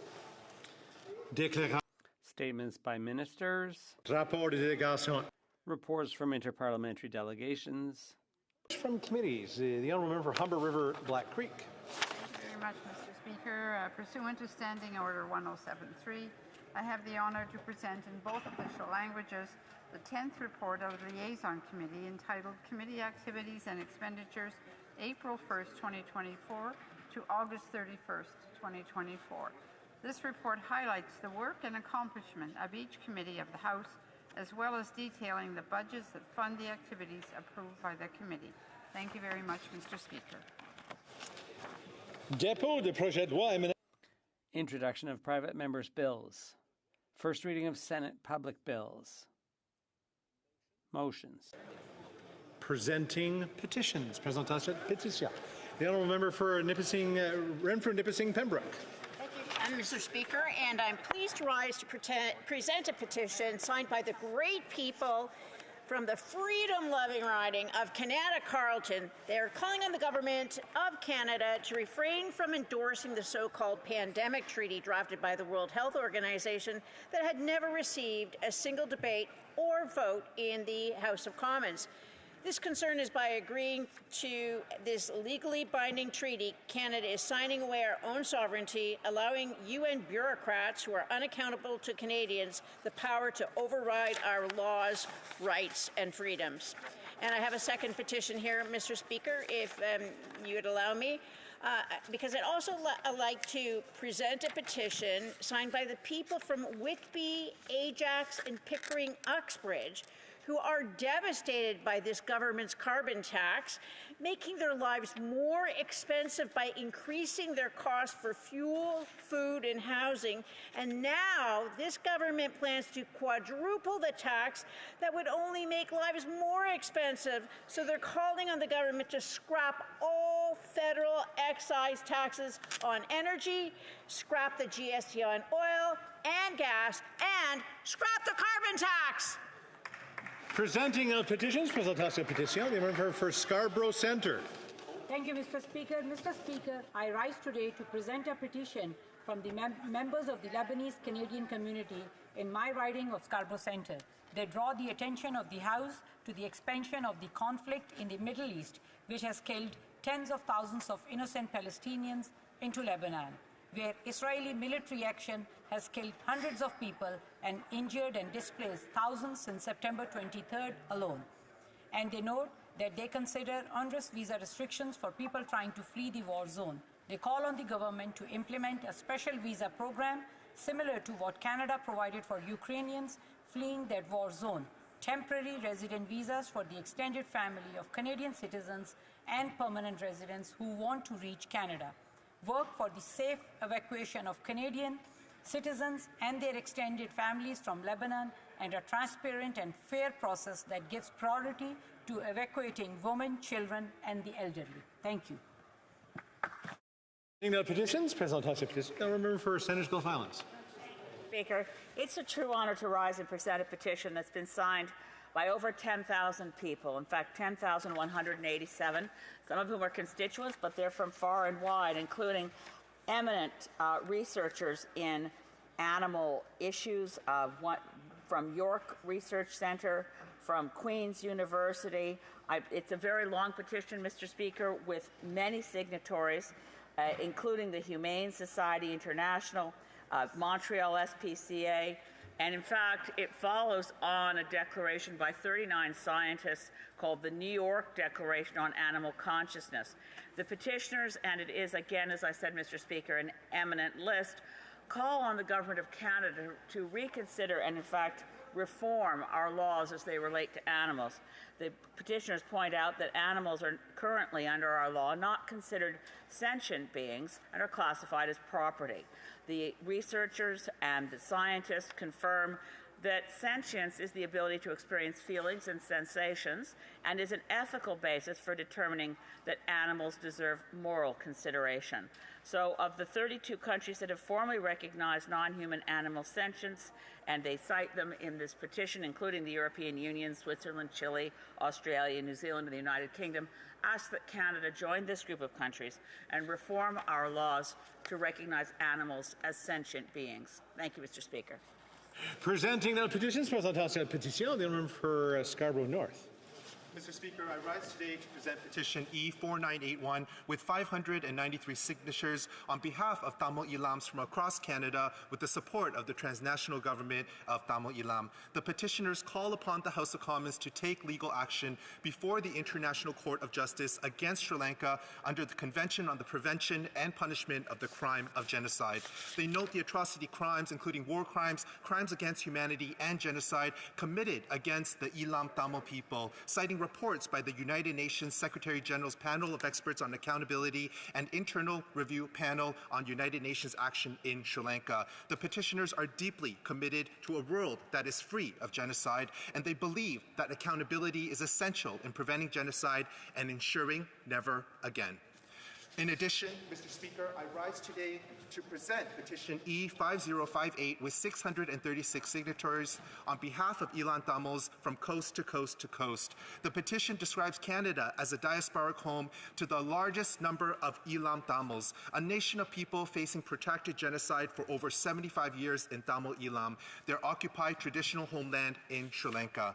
First, the petitioners call upon the House of Commons to initiate proceedings by Canada against Sri Lanka at the International Court of Justice to investigate Tamil genocide, both as an injured state party on behalf of its citizens of Ilam Tamil heritage and as a state party exercising obligations erga omnes partes. Second, the petitioners call for an internationally administered referendum among the people in the occupied homeland and in the diaspora on the creation of an independent and sovereign state of Tamil Ilam. Thank you. Presenting the petitions, Présentation Petition, the Honourable Member for Kingston and the Islands. Thank you, Mr. Speaker. I have two petitions to present today. The first is with respect to the departure of radio and television journalists, and in particular, how we are continuing to see a disappearance of crucial local coverage in our communities. The signatories of the petition are calling on the government to extend Canadian journalism labour tax credit to include radio and TV.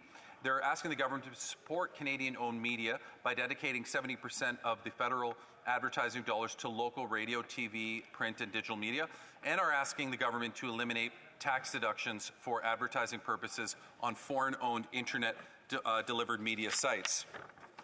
Mr. Speaker, I have a petition here from many Canadians that are calling to the government's attention the fact that the RCMP has reported that the government of India is interfering in Canada's elections and murdering, threatening, and extorting Canadians on Canadian soil. They are also bringing to the attention of the House that it is extremely troubling what is being learned that the Leader of the Opposition is doing with respect to his security clearance and not getting one. I've never been heckled when giving a petition before, but I'll continue. The signatories of this petition, my job is just to deliver it on their behalf, is calling on the leader of the Conservative Party to get his security clearance and take action to help stop foreign governments from interfering in Canada and targeting Canadians. I'm happy to present that on their behalf. Presenting the petitions, Présentation Petition, the Honourable for Durham. Thank you, Mr. Speaker. I'd like to stand in the House today and present a petition on behalf of residents of Durham Region and across Canada who are concerned with Liberal government cuts to youth cadet programs. The Liberal government has cut funding to Sea Cadets, Air Cadets, and Army Cadet programs, leaving first and second year recruits without proper dress uniforms. This is shameful, and many Canadians are very concerned. The petition calls upon the government to restore funding for all youth cadet programs so new cadet recruits can be issued proper dress uniforms, to consult with local youth cadet programs throughout Canada, to assess other budgetary challenges, and also to commit to long-term, stable funding for youth cadets. Thank you, Mr. Speaker. I also have another petition on behalf of students across Canada who are concerned about the carbon tax and its impact on the future of our country. The petition states quite clearly, the carbon tax has contributed to the unaffordability crisis, which has left students and youth unable to live independently of their parents.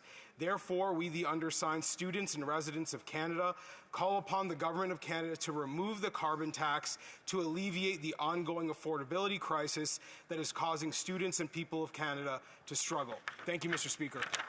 Presenting the petitions, the Honourable Member for Winnipeg North.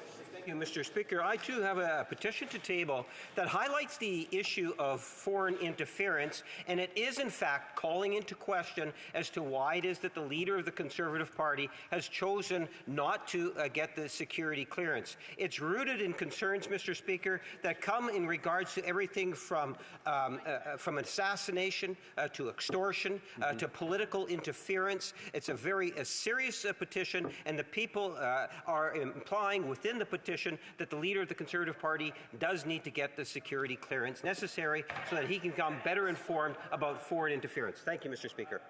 Honourable Member for Sherwood Park, Saskatchewan. Mr. Chair, I believe the rules require a petition to be addressed to the House or to the government. The Leader of the Opposition will soon be the Prime Minister. He's not the Prime Minister yet. And I wonder if it's in order for a petition to be addressed to a person who is not the Prime Minister, the government, or the House. Okay, the Honourable the Deputy House Leader. When the petition is tabled, the member will be able to read it. It is specifically given to the House of Commons to encourage the Leader of the Opposition to get his security clearance. And just for further clearance, just for further clarity, is that a petition can be addressed to any member of Parliament. So, and it was the Honourable Member of Kings North, Winnipeg North finished. Thank you, Mr. Speaker, and I can understand the sensitivity of it. All I'm doing is conveying a petition that has been signed by many Canadians. They are genuinely concerned that the leader of the Conservative Party has not taken it upon himself to get the security clearance necessary to become better informed in protecting the interests of Canadians. It's a legitimate and a petition in which I would encourage the member opposite to read. That's right. Presenting petitions, Présentation Petition, the Honourable Member for Sherwood Park, Fort Saskatchewan. Thank you, Mr. Speaker. This is a petition from Canadians who share their condolences with the member for Kingston the Islands on being passed over for cabinet again. Oh, sorry, I'm misreading, Mr. Speaker. This is actually a petition in support of Bill C-257. It's a private member's bill that I have tabled that seeks to protect the fundamental rights of Canadians by adding political belief and activity as prohibited grounds of discrimination in the Canadian Human Rights Act. This bill would combat political discrimination. It calls on members of the House to support Bill C-257 and to defend the rights of Canadians to peacefully express their political opinions.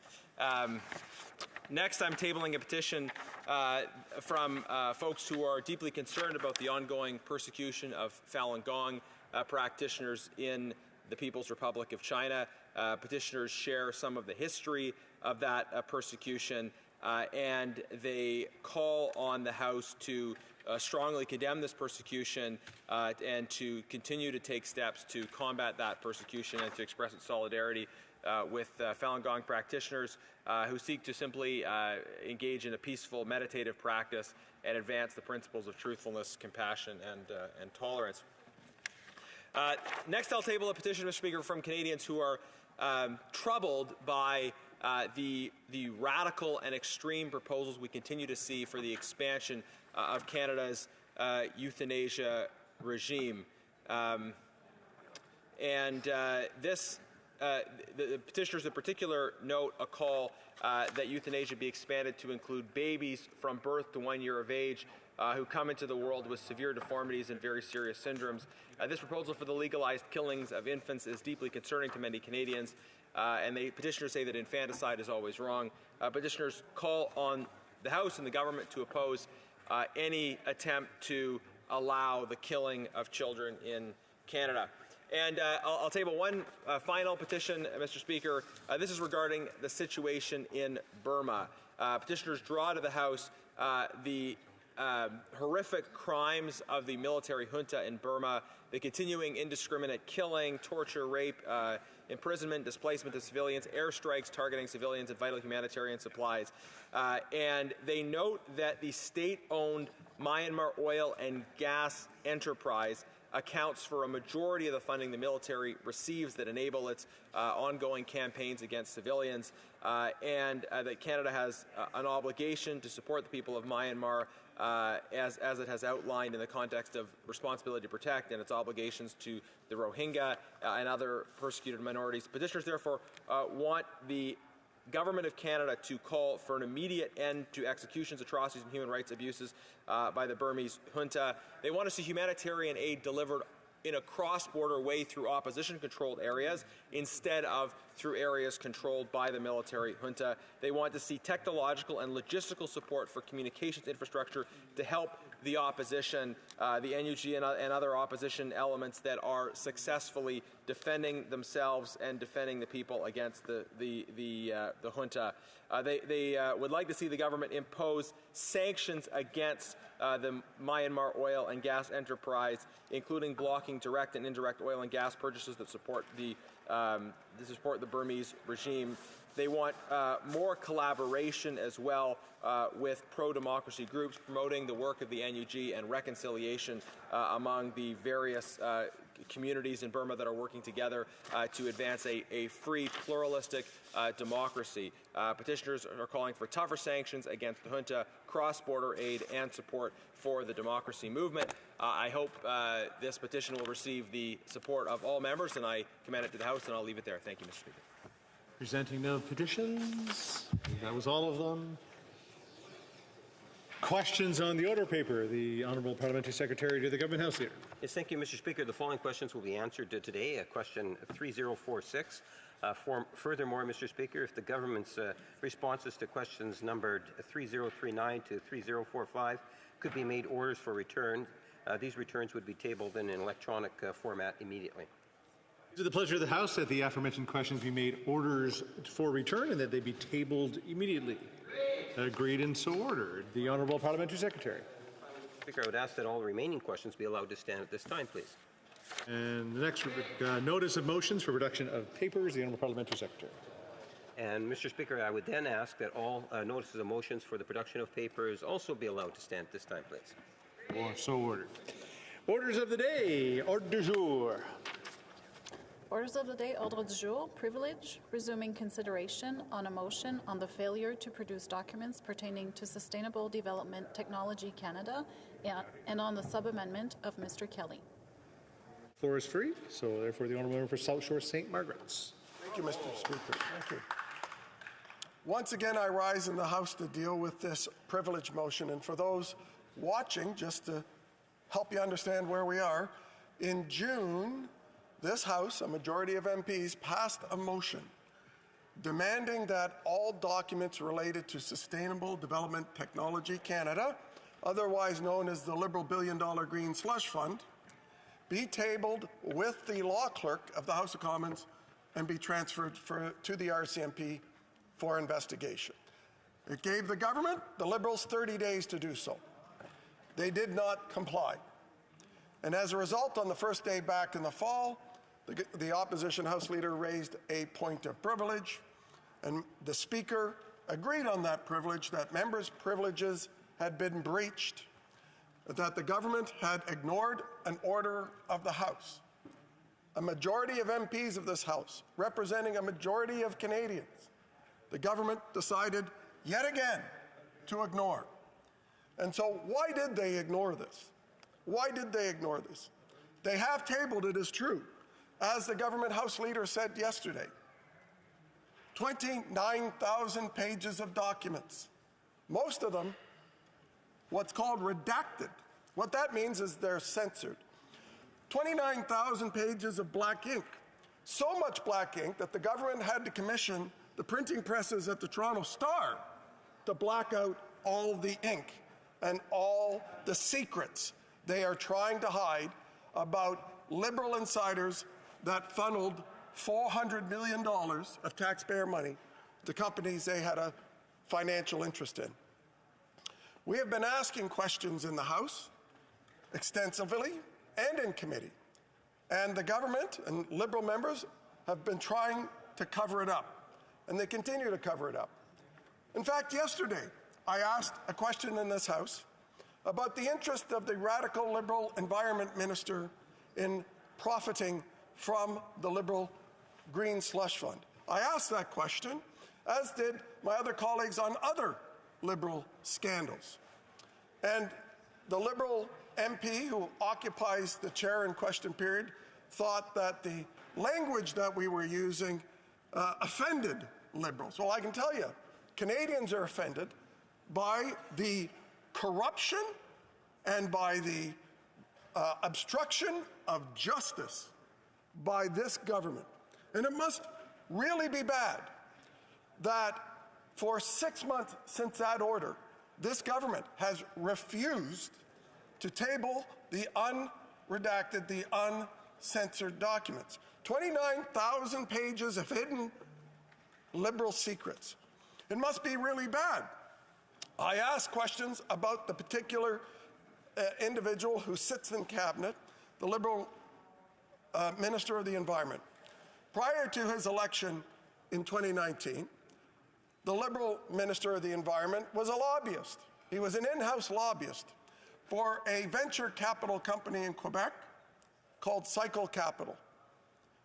And in the 4 years prior to his election in 2019, he lobbied the federal government, the Prime Minister's office, the Prime Minister's Principal Secretary, Gerald Butts, the Industry Department, the Industry Minister's office, and many other government departments 47 times. So what was his reward for that? His reward for that was that the owner of Cycle Capital gave him shares in Cycle Capital. Now, how do we know that? Because the Minister of Environment declares it on his ethics reports that he owns shares in Cycle Capital. Now, the owner of Cycle Capital was appointed by former Liberal Industry Minister Navdeep Bains to the board of the Liberal Green Slush Fund. Do you remember Navdeep Bains? He's the one that left government early from industry and now is an executive at Rogers Communications, the most expensive cell phone company in the world. He was in charge of reducing cell phone bills while Minister of the Industry, and his reward for seeing cell phone bills escalate was a nice, cushy, fat corporate job at Rogers.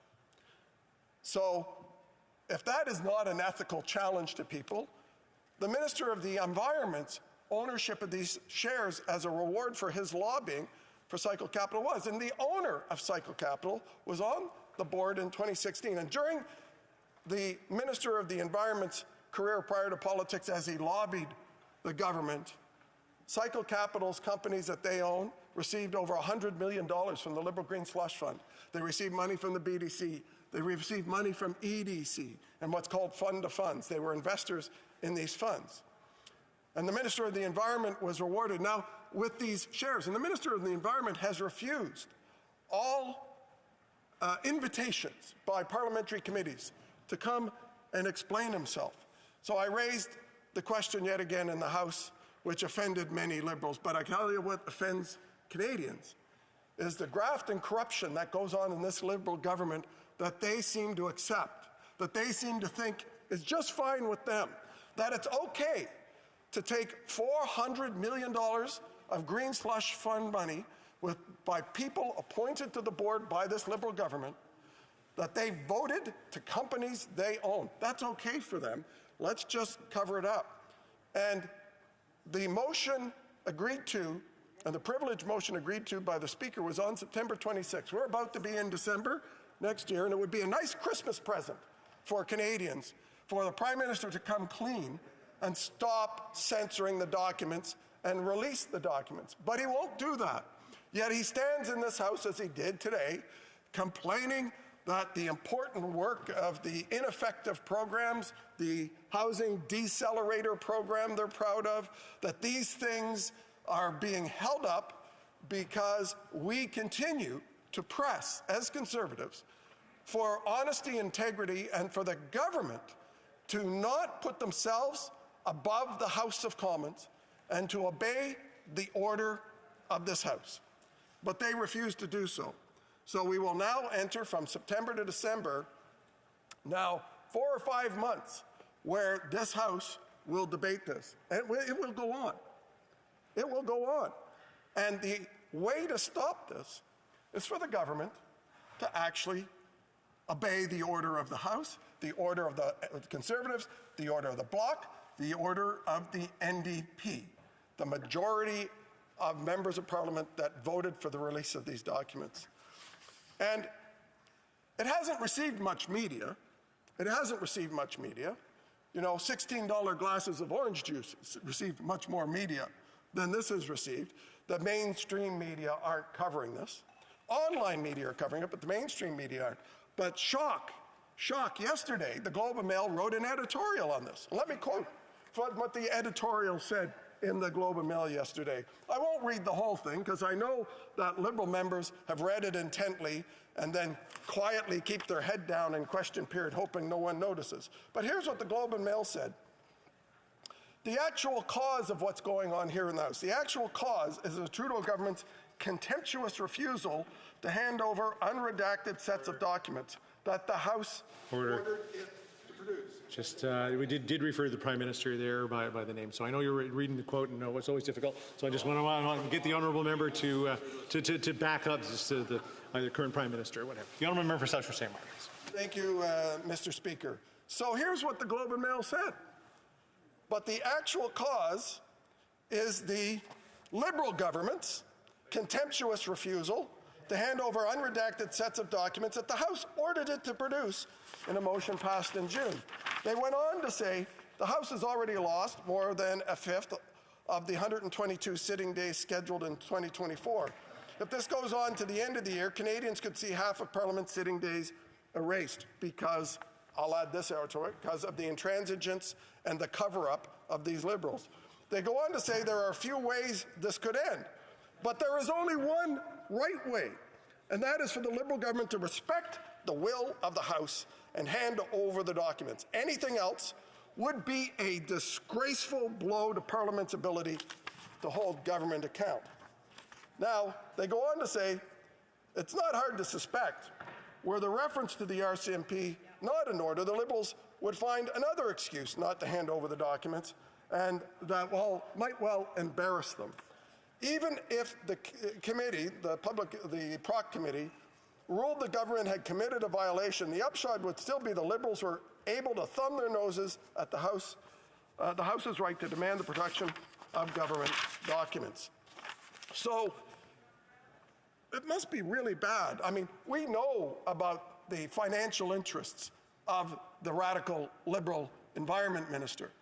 When that radical Liberal Environment Minister joined Cabinet, since that time, the company that he owns shares in has received another $17 million from taxpayers. The value of Cycle Capital has gone up 600% since he started to lobby his friends in the PMO to get money into the company that he owns shares of. Now, you would have thought a person with strong ethics on becoming Minister of the Environment would have sold the shares in the environmental venture capital firm in order to ensure no actual or appearance of conflict. But as we know from the two Randys onwards, that's not much of a concern. Now, early on, we heard lots of excuses from the government House Leader. Vain attempts to say only the police can ask for documents or turn over documents. Of course, that was disposed of quickly by most members of this House who said any company that discovers inappropriate action is free to turn over their documents to the police for investigation, which is what we're doing here. But they ignored as well, the Prime Minister's department is called the Privy Council Office. They said, use the Privacy Act departments to exempt and censor the documents. And the Privacy Act actually says that a body that can order the production of documents, such as Parliament, is not an excuse for using the Privacy Act to exempt information. If a body that has the power to demand documents has that power, the Privacy Act does not apply. Yet they use that as an excuse, the Prime Minister's office, to direct every government department to do differently. And just in case you're wondering and saying this is kind of arcane, well, there is an act that created this organization, the SDTC Foundation Act, and Clause 7 of the Act says this: no public office holder, that's somebody appointed by the government to the board, no public office holder shall in the exercise of an official power, being on the board, duty, or function, give preferential treatment to any person or organization based on the entity of the person and organization that represents the first mentioned person. What that means in lawyerese is if you sit on the board of STTC, you cannot profit by being on that board. So what did the Auditor General find out?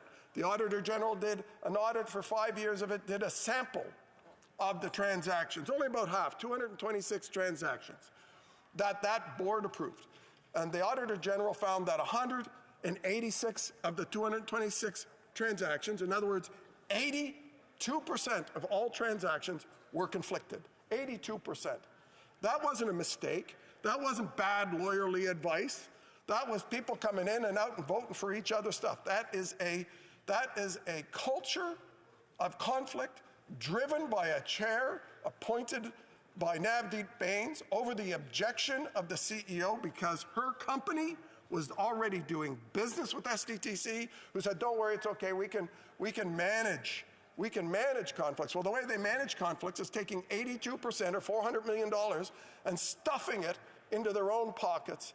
And one of the beneficiaries of that is the accelerated value of Cycle Capital on those shares owned by the Liberal Environment Minister. Perhaps that's the reason they won't, this government, release the unredacted documents, because it just shows the extent to which that minister is involved in this corruption and unethical breaches of acts of Parliament. Minister Bains, at the time, has appeared before committee. His deputy at the time, a fellow named Newbley, appeared this week. And for all of those who remember Hogan's Heroes, there was a character in Hogan's Heroes called Sergeant Schultz.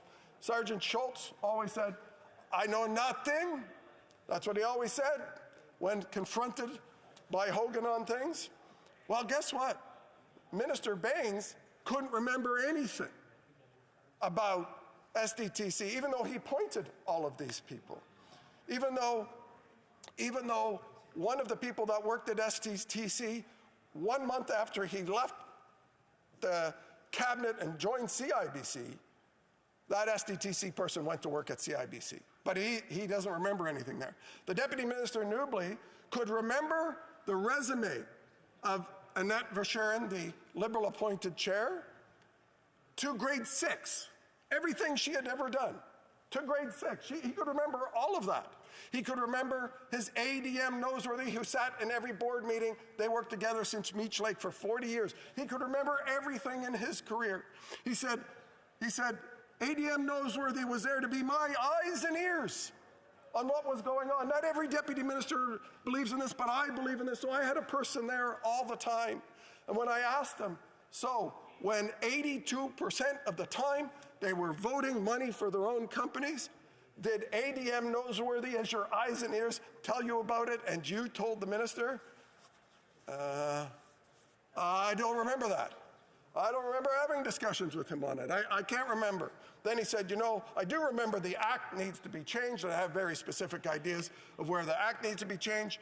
And I said, well, does the Act need to be changed to allow for conflicts of interest since it doesn't allow for it now? He said, well, I'm not really that familiar with the Act. These folks were covering up for the Liberals, and it comes straight from the Prime Minister and the Prime Minister's office. We've been unable to locate the Director of Appointments who approved all of these people. The Minister of Industry of the day, Navdeep Bains, claims they made him do it. It was the devil that made him do it, PMO appointments.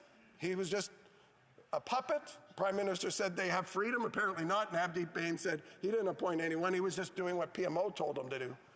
So what we have here is a situation where absolutely nobody is responsible in the Liberal government, yet again, for $400 million this time being stuffed into Liberal pockets. And who knows, the 29,000 blacked out documents are probably hiding more corruption that we are unaware of. Now, just to let you know, this is not a one-off incident with this government. This government is a corrupt government, and it has been a corrupt government. And it's led by the Prime Minister at the top, who's been twice found in ethics breaches by the Ethics Commissioner, the Conflict of Interest Commissioner. You remember the Aga Khan incident, going for free vacations to billionaires, Caribbean islands on his private jet, and saying, not declaring it, oh, sorry, forgot, friend of the family, so I'm excused. I can get freebies from people I call friends of the family. Remember the second one? The We Charity where his family members got paid by the We Charity while his Minister of Finance was sending taxpayer money to the We Charity. His mother was getting paid by them. His brother was getting paid by them. And the Minister of Finance's daughter was getting paid by them, and they were found in breach. Of course, everybody remembers the blackface incident. Of course, the Prime Minister experienced that differently. In 2019, the SNC-Lavalin scandal, which resulted in the firing of the First Nation Justice Minister because she told truth to the Prime Minister, the fake feminist Prime Minister who fired his female Indigenous Justice Minister. We know about the sole source contracts that the Minister of Trade did to companies her own campaign manager. We know about the Minister of Public Safety appointing his sister-in-law as the Ethics Commissioner as a way to cover up their ethics stuff. Everybody's aware of Arrive Scam, that app that was supposed to cost $60,000 and cost millions and millions and millions of dollars. And the list goes on. I would be remiss if not to mention the other Randy. Which Randy, I'm not sure. The former now employment minister. The other Randy, Randall, Randy. It's very confusing. The other Randy, or one of the Randys, has now left cabinet to go and look for the other Randy. I think he will find the other Randy with the killer of OJ's wife. About the same credibility here. So what we have is rot from the top. A Prime Minister who leads by example, that doesn't believe in ethics, and why should any of his appointees? And the result is $400 million shuffled to Liberal insiders. Thank you, Mr. Speaker. Questions and comments? A question and commentaire. The Honourable Parliamentary Secretary of the Government House Leader. Yes, thank you, Mr. Speaker. I want to ask the member in regards to when I take a look at the Leader of the Conservative Party today and the issues that we see, this multi-million-dollar game that's being played. If you look at the time in which Stephen Harper was the Prime Minister, where he was held in contempt of Parliament, and his parliamentary secretary was in fact the leader of the Conservative Party, then you advance it to today where you get the leader of the Conservative Party believing he doesn't require to get a security clearance, unlike every other leader of the House of Commons. And then, you read the CBC story that's come out today, and it's interesting, and I quote from the story, after 2 years, the leader of the Conservative Party, many Conservative MPs say they are much less free now than they were before his arrival. And it goes on to say, quote, the man who promised during his leadership run to make Canada the freest country in the world maintains tight control over the action of his caucus members. It says that it's almost like it's this leader of the Conservative Party wants to dominate. The question to the member is... I'm just going to make sure we need to keep the questions going because there's only a certain amount of time for everybody to get their questions and comments in. So questions from the Honourable Parliamentary Secretary. Is the member concerned at all that the leader of the Conservative Party is using his authority to potentially be borderline in contempt of Parliament because we're being denied the opportunity to pass legislation, deal with budgetary measures? The Honourable Member for South Shore St. Margaret's. The only people holding up this House are the Liberals who are refusing the House order and blocking the House order to release unredacted documents and turn them over to the police. Why won't they turn them over to the police? How many more Liberals are going to be caught and charged in this conspiracy to defraud the taxpayer of their money and funnel it to Liberal ridings? And the member for Winnipeg North, of course, knows very well that I'm not often accused of being a person who has been silenced. Even the Speaker couldn't silence me yesterday. Question commentaire, l'honorable député de Rimouski. The honourable member for Rimouski-Neigette. Thank you, Mr. Speaker. I heard my colleague from South Shore St. Margaret talk about the DNA of corruption, the lack of transparency in the Liberal Party, but I'd like him to talk about his own party. I'd like to remind him of something. The former minister, Tony Clements, the Conservative minister, not just any minister, the president of the Treasury Board at the time. Do you know what he has said? What he did, rather? He brought $50 million in funds to his own riding. He embezzled this. There's a lack of transparency. The DNA of corruption is even in the Conservative Party. So I'd like him to explain what has changed since this time. How can Quebecers trust this party, which already showed a lack of transparency and which already was corrupt with its own ministers? The honourable member for South Shore St. Margaret's. What's happened? Almost 10 years of Liberal corrupt government has happened. 10 years. I need a spreadsheet to keep track of all the corruption. I'll give you another one. Liberal Fisheries Minister number 6. She spent $45 million of taxpayer money in her own riding from Small Craft Harbours this summer because she's running against a Bloc MP and fears for her life. So she's abusing taxpayer money for her own self-interest. Yet another example of Liberals using taxpayer money for their own personal benefit, driven by the top from the Prime Minister. Questions and comments? The honourable member for New Westminster Burnaby. Thank you, Mr. Speaker. And of course, as the member knows, we got to the bottom, thanks to NDP MPs, of the SNC-Lavalin scandal and the We Charity scandal, and the NDP is supporting this motion to get to the bottom of the STDC scandal. But the member talks about spreadsheets. Now, we have a spreadsheet on the Harper regime, the most corrupt government in Canadian history. Scandal after scandal after scandal. We're not talking about tens of millions of dollars. We're talking about billions of dollars. And Mr. Speaker, I think it's important to remind the member of the ATS scandal. $400 million, the G8 scandal. You remember that boondoggle, $1 billion. The Phoenix Pay scandal, $2.2 billion, sadly continued by the Liberals. The Phoenix and the anti-terrorism funding, $3.1 billion. That's over $7 billion. The Conservatives, with their corrupt government, basically stole from Canadians. They never apologized, and they shut down Parliament, so we could never get to the bottom of it. So my question is simply this. Is there one Conservative MP that has the fortitude to stand up and apologize for those years of corruption under the Harper Conservatives, and to apologize and say, I'm sorry, Canadians, we'll never act that way again? The honourable member for South Shore St. Margaret's. The gall and hypocrisy of the NDP House Leader absolutely knows no bounds, because the most corrupt government in the history of this country is the NDP Liberal government, of which he was the Deputy House Leader for. Scandal after scandal that I just went through, he voted for every time they did a budget or to protect them. They continue to vote and support the government. Their fake ripping up of the document meant nothing. They scotch taped it back together and continue to vote every single day with the Liberals to keep this corrupt government in office. Questions and comments? Keshe Kwota, the honourable member for West Edmonton Mall. Thank you, Mr. Speaker. I'd like to thank my colleague for the question. In public accounts, we heard from one of the founder of Bicycle Capital, who was a partner with the current Liberal Minister of the Environment. She claimed it was basically okay to scam money from the government because she and the minister only benefited a small amount. So I wonder if the member could say, what is the level of acceptable corruption that the minister and his partner can steal from Canadians because it's only a small amount?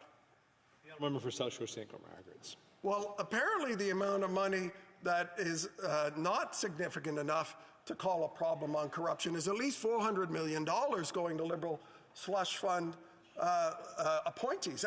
And it's incredible that that same board director said this is what entrepreneurs do. She admitted, one of them admitted, André-Lise Matteau, admitted only 2 weeks ago in committee, oh, no, your numbers are too high. I only got $10.7 million while on the board, as if somehow $10.7 million excused her trough at the Liberal gravy train and said that's okay. For Andre Lise-Matoa, it was at least $10.7 million. That was okay and not a conflict. But you know, when I search through the STTC Act and when I search through the Conflict of Interest Act, I don't see a clause that says $10.7 million is okay, up to that on conflicts of interest. I don't see a clause that says, look, if you walk out of the room while your buddies vote you money, that's okay, you can still profit from it. I don't see that when that person chairs and says, now you go out of the room while we vote to give you money, that act gives them that freedom, either the Conflict of Interest Act or this. But yet Liberal MPs in committee, in every single committee, continued to defend that behavior. The MP for East York, the Liberal MP for, Beaches East York, is sitting there saying, there's nothing to see here. There's nothing to see here. I don't see any problems. And that's a person who aspired to be Premier of Ontario. Luckily, the Liberals didn't even pick him to do that. That's probably the reason why the individual wasn't capable of leading the 4-seat Ontario Liberal Party and sits here defending the Prime Minister and saying to that Prime Minister, it's okay for people to steal $400 million. And, by the way, decides to curse and swear in committee at other members of Parliament as he did, being the class act that he is. Before going to the next speaker, I believe there's a point of order from the honourable member for the Honourable Deputy House Leader. Thank you, Mr. Speaker. There have been discussions amongst the parties, and if you seek it, I believe you'll find unanimous consent for the following motion: that notwithstanding any standing order, special order, or usual practice of the House during the debate pursuant to Standing Order 66 on Motion 69, to concur in the 12th report of the Standing Committee on Human Resources, Skills and Social Development and the Status of Persons with Disabilities, no quorum calls, dilatory motions, or requests for unanimous consent shall be received by the Chair. All those opposed to the honourable member moving the motion, please say nay. D'accord, la Chambre a entendu. The House has heard the motion. All those opposed to the motion will please say nay. D'accord. Agreed. Adopté. Carried. By duty pursuant to Standing Order 38, you inform the House that the questions raised tonight at the time of adjournment are as follows. The Honourable Member for Sherwood Park, Fort Saskatchewan on public services and procurement, and the Honourable Member for Spadina, Fort York on democratic institutions. I believe another point of order from the Honourable Parliamentary Secretary to the Government House Leader. Member opposite, we're done questions and answers. We're done questions. Yeah. You can go. Mr. Speaker, I do rise on a point of order. It's in response to a question of privilege that has been raised. Mr. Speaker, and with respect to it, I am rising to respond to the question of privilege raised by the member for Cowichan Malahat Langford respecting the meeting of the Standing Committee on Public Safety and National Security on the study of Russian interference and disinformation campaigns in Canada on November 5, 2024. The committee reported to the House on November 7, 2024, that the witness at the meeting in question refused to respond to questions posed by members of the committee. The committee expressed its view that the failure to respond to questions constituted a contempt. I want to be clear with the House. This particular witness was called before committee for a very serious reason. We believe that the evidence suggests that she has been involved in very odious behavior on behalf of a foreign government. The government takes the issue of foreign interference very seriously, Mr. Speaker. I submit that this is a unique situation that requires some restraint on the part of the House in considering how we deal with this case. The witness is under indictment in the United States on very serious charges for which she has been advised by her legal counsel to not speak about the material facts of her activities that are before the courts for fear of self-incrimination. While the House does have the authority to compel the response of witnesses at committee, this matter is being considered before a court in another country that may not agree that the witness testimony is protected under our privileges and therefore could be used as evidence against her. Our role as parliamentarians is to be thoughtful about the context in which we compel information from witnesses. I submit that due to the extremely unique situation that we are in, that before the Speaker pronounces on whether or not this constitutes prima facie a question of privilege, that a thoughtful and balanced study of this matter at the Procedure and House Affairs Committee be undertaken that would provide members and the Speaker with a report with recommendations on the appropriate manner to handle the situations of such delicate nature, Mr. Speaker. I would like to quote my honourable colleague from the Bloc Québécois and thank her for her thoughtful intervention on this issue.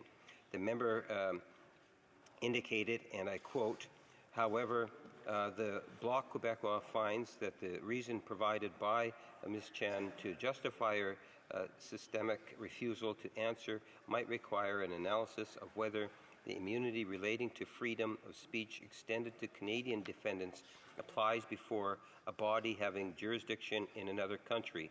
In this case, it's the United States. Considering that Ms. Chen is currently being investigated in a criminal matter in that country following allegations, what we can glean from her testimony, or at least from the little she provided as testimony, is that she was afraid that what she said before the House of Commons of Canada Committee could be held against her in the United States.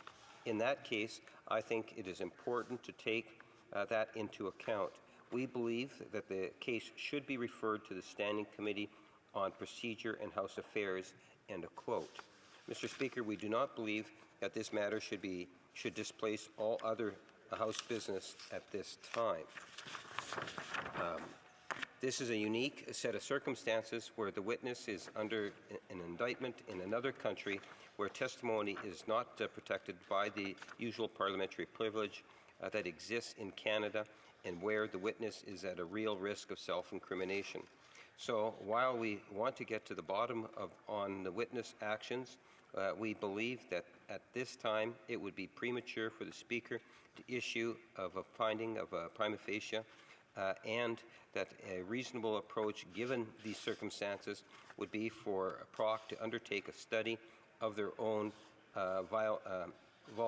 violation to provide recommendations on how to deal with this unique situation. Thank you, Mr. Speaker. I thank the honourable member for that input, and I'm sure the Speaker will be coming back soon on that decision.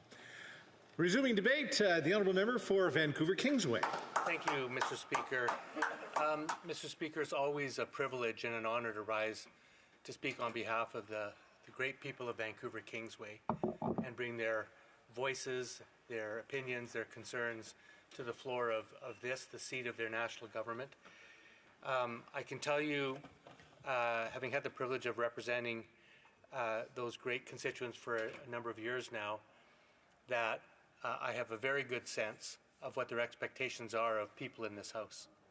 I know that regardless of their political hue, whether they're Conservatives, Liberals, New Democrats, Greens, or some other partisan supporter, they expect the people they send to this House to act with honesty, with integrity.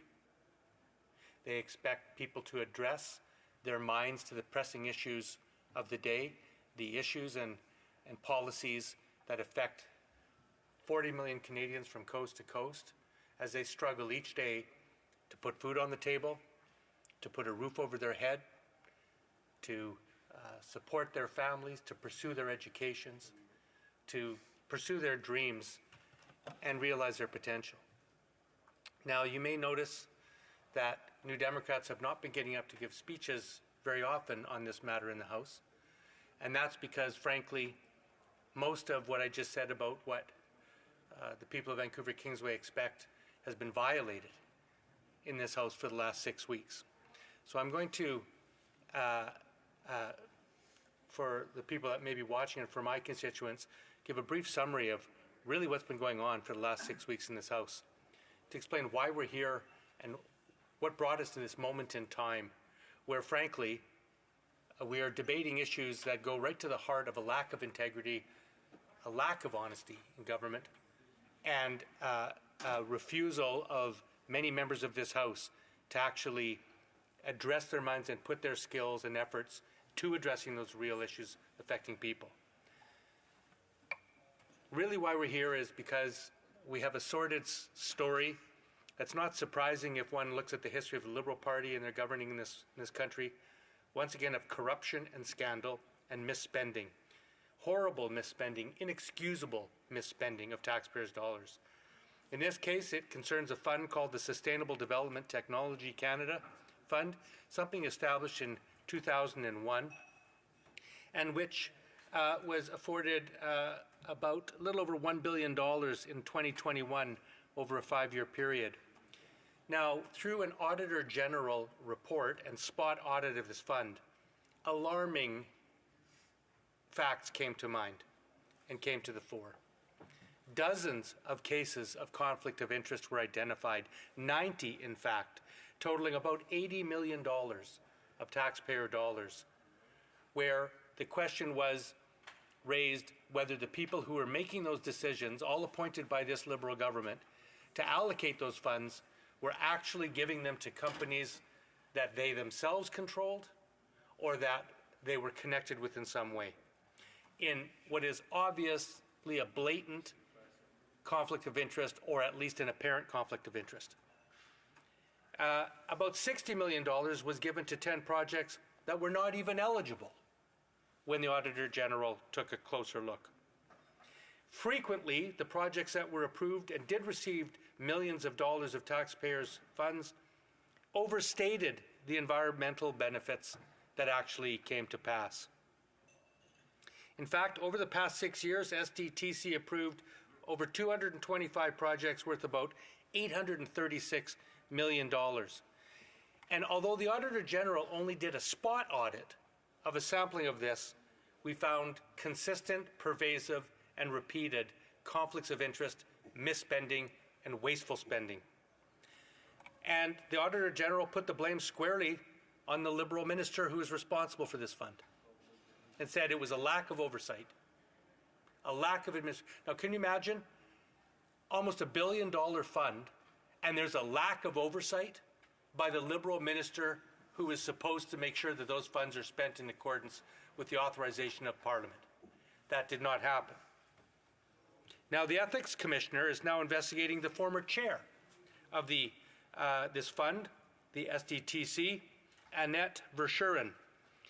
In her case, she approved 2 grants greater than $200,000 to a private firm that she directed. She did not recuse herself. She actually participated in the decision of SDTC to approve that grants. Now, I don't think you have to be a lawyer or particularly informed on ethics issues to know that you shouldn't sit in judgment in a case where there's money that could go to your personal benefit if you're actually charged with protecting the public interest. And that case is being investigated as we speak. Now, in this case, the NDP joins with all parliamentarians, particularly on the opposition side, who are horrified and, frankly, we condemn this kind of wasteful spending and absolute scandalous corruption. Now, the official opposition has put forth a motion demanding documents from the government to this Parliament so that we could get to the bottom of it, as is Parliament's right. And the New Democrats also joined with the official opposition, and I believe the Bloc Québécois, when we supported that request and demanded production of documents to this House so that Parliament can exercise its constitutional and historical duty to scrutinize spending of the government and to hold government accountable. Now, the Speaker, the government had, the Liberals, they demurred on that. They did not want to do that, and it resulted in a motion calling for the Speaker to find a violation of privilege in that refusal to produce those documents, and the Speaker agreed with the request to have those documents produced here. Now, by the way, Parliament is supreme. Parliament does have the right to have those documents produced here, and I think that transparency and accountability and respect for our constitutional obligations supports the New Democrats and the opposition members in that quest. Now, this is where it gets a little bit funny.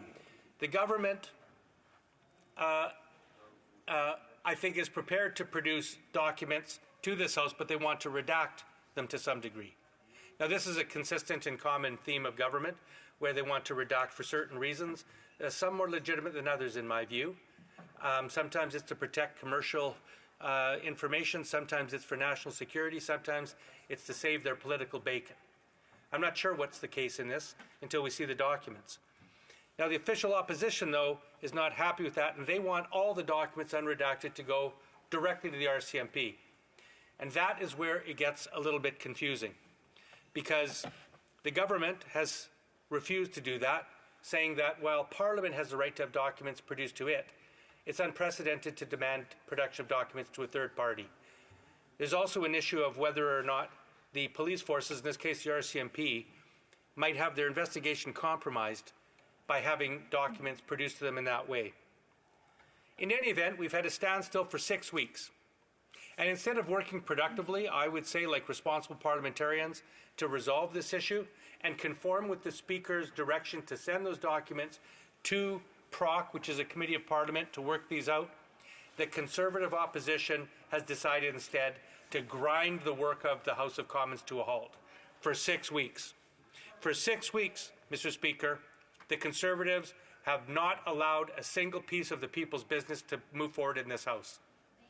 Now, a former colleague of mine, Nathan Cullen, used to famously say, the currency of Parliament is time. We only have a certain amount of time to address the issues that are important to Canadians, and every hour counts. Yet the Conservatives have decided it's more important to them to have not a single issue move forward in this House for 6 weeks, not on housing, not on the inflation, not on international trade, not on foreign affairs, not on issues that affect every single Canadian in every community in this country. Not a single issue important to Canadians has been allowed to move forward while they filibuster and debate a motion in this House that could easily be ended. Now, in terms of cost, I'm told that that filibuster that the Conservatives are engaging in costs us $70,000 an hour. That's about $1 million per day. By my calculation, that means the Conservatives have cost this House about $20 million over the last 6 weeks. Now, in my view, that pales in comparison to the cost to Canadians of refusing and failing to deal with the real issues that they're facing, that my constituents are facing in particular. I want to delve into a couple of those issues that we could and should be dealing with. Some information came out recently in the last week showing that the price of groceries and the price of rent have gone up 20 and 21% respectively over the last 3 years. From September 2021 to September 2024, food has gone up 20%, rent has gone up 21%. Figures came out just the day before yesterday that showed that comparing October of last year to October of this year, just in the last 12 months, that the price of rent, the cost of rent has gone up 7.3% for Canadians. That the cost of shelter, that includes mortgage interest and all other forms of paying for accommodation, has gone up 4.8%. And that the price of food has gone up 2.7%. The three consecutive months in a row that food inflation has exceeded the headline target of 2%. Now remember, that's on top of the stratospheric increase of the cost of all these things that has already happened in the last 3 years. People are struggling, Mr. Speaker. People are cutting back on their grocery bills. Not just working families, middle-class families are cutting back on their food. Parents are skipping meals so that they have enough money to make sure their children can eat. In my hometown of Vancouver, in terms of housing, it is not uncommon for people to have to spend between $2,000 and $2,500 per month to rent a one-bedroom apartment. Two-bedroom apartments cost between $3,800 and $4,500 per month. These rents are absurd. People are being driven out of the communities they grew up in. Businesses can't find workers to staff their enterprises, and people are having to move out of the cities that they want to live in. Now, I've heard a lot in this place about Conservatives blaming the Liberals for this cost, their inattention to housing. And that's well placed. The Liberals have been in power 10 years, and I can say that it is absolutely the case that housing affordability has gotten worse in the last 10 years. I don't think there's a community in this country that would come forward and say housing affordability has gotten better in the last 10 years. But it's also wrong just to blame it on the Liberals, because this is a problem, I can tell you, in at least where I live in the Lower Mainland of British Columbia, that started far beyond this. The housing crisis did not start in 2015, so I pulled some statistics to see if my intuition was correct, and this is what I found. I checked the Greater Vancouver Real Estate Association that has been watching statistics for many, many decades, and they track the prices of varying forms of housing, in this case, a single detached house. And they do that for the entire Lower Mainland, from Squamish in the north to White Rock in the south. The entire Lower Mainland, where millions of people live. And this is what they found. The average price of a single detached house in the year 2000 was $380,000. In 2004, it was $600,000. In 2008, when the Harper government came to power in government, it was $800,000. In 2012, it was $1.2 million. In 2016, just when the Harper Conservatives left office, it was $1.6 million. And in the year 2020, it was $2.0 million. And in 2024, it's $2.25 million. So what does that mean? When the Harper Conservatives were in power between 2008 and 2015, actually it was 2006 to 2015, the price of a house in Vancouver went from $800,000 to $1.6 million. It doubled. It doubled. The greatest increase in housing affordability that happened in the last 25 years occurred under the Harper government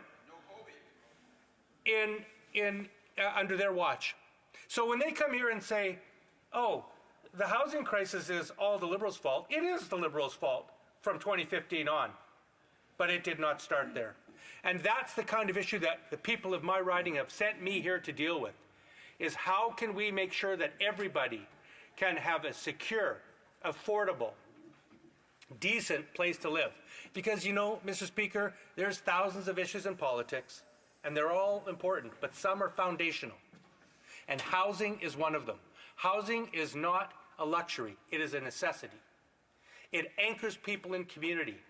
It makes it possible for people to access all of the civil rights and duties that they want to do. To find a place to work, to send their children to school, to connect with neighbors, to build community, all requires a stable, secure, affordable home. And that is an illusion for far too many Canadians. And if you're under the age of 30 in this country, I would be furious, because people under the age of 30 in this country can't find a place to rent that is affordable to them, and the dream of home ownership is almost completely gone. And that is a failure of policy that should be laid at the foot of every single federal government of both Conservative and Liberal hue going back several decades. Now, I just want to talk for a moment quickly about scandals, because the funny thing is, we're talking about Liberal scandals here, and it is a genuine Liberal scandal. But I was here when the Harper government, it actually self-destructed on its own after scandal after scandal after scandal. Now, I've heard Conservatives go, oh, well, we weren't here at the time. Well, the leader of the Conservative Party was here.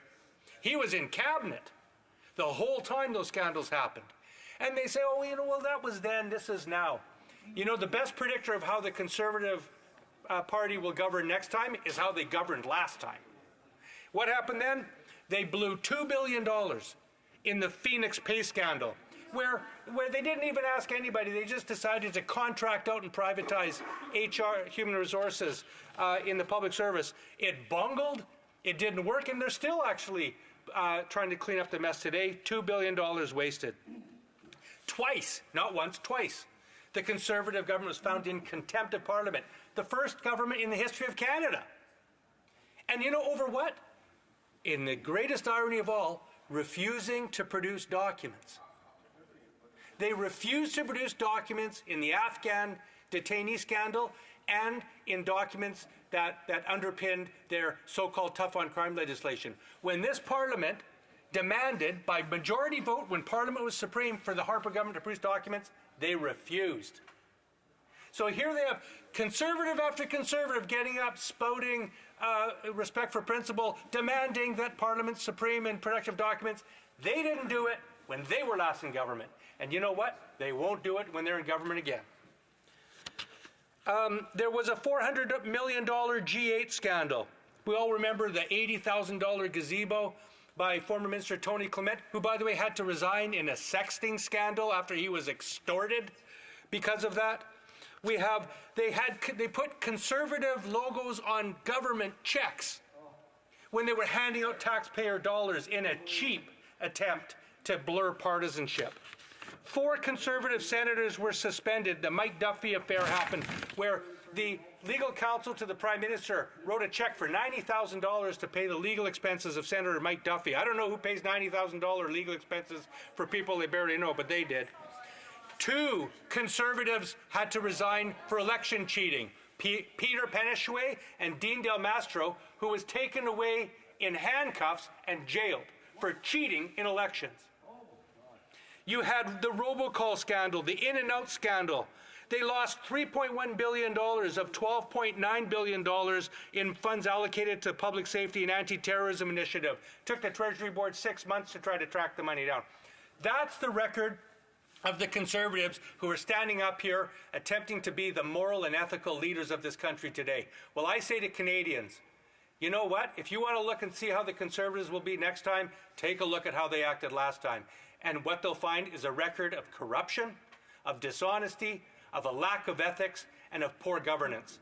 And if Canadians really want to elect a party that will actually do the work of the people of this country, then they will vote a new Democratic government in for the first time in history, and we will spend our time working on the real issues facing Canadians every day, not this kind of back-and-forth corruption that you see from the 2 old-time parties in this place.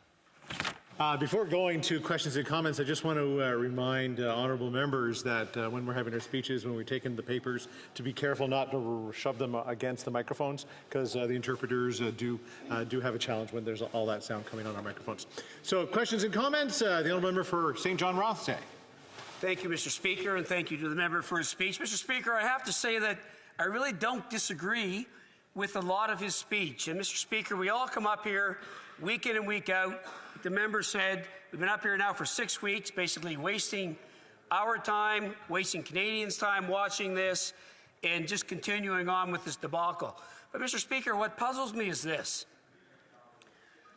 The member of the NDP and his party is supporting what is going on, and they could very easily end this and stop with this affront on democracy. So my question to the member is, why is he and his party, I certainly expect that from the Conservative Party opposite, but not from the New Democratic Party. Why is he and his party letting this charade continue, and why is he supporting the Conservatives on this? Thank you, Mr. Speaker. Honourable member for Vancouver Kingsway. Thank you, Mr. Speaker. Well, thank you to the honourable colleague for the question. Well, the answer is simple. Because both parties are wrong in this case. The Liberals should be producing the documents that you have ordered, and they shouldn't be redacting them. Simple as that.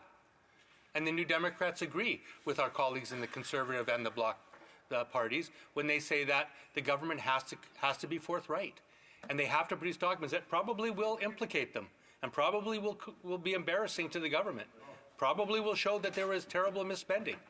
But the Liberals are wrong. The Liberal government is wrong to be withholding these documents to the House.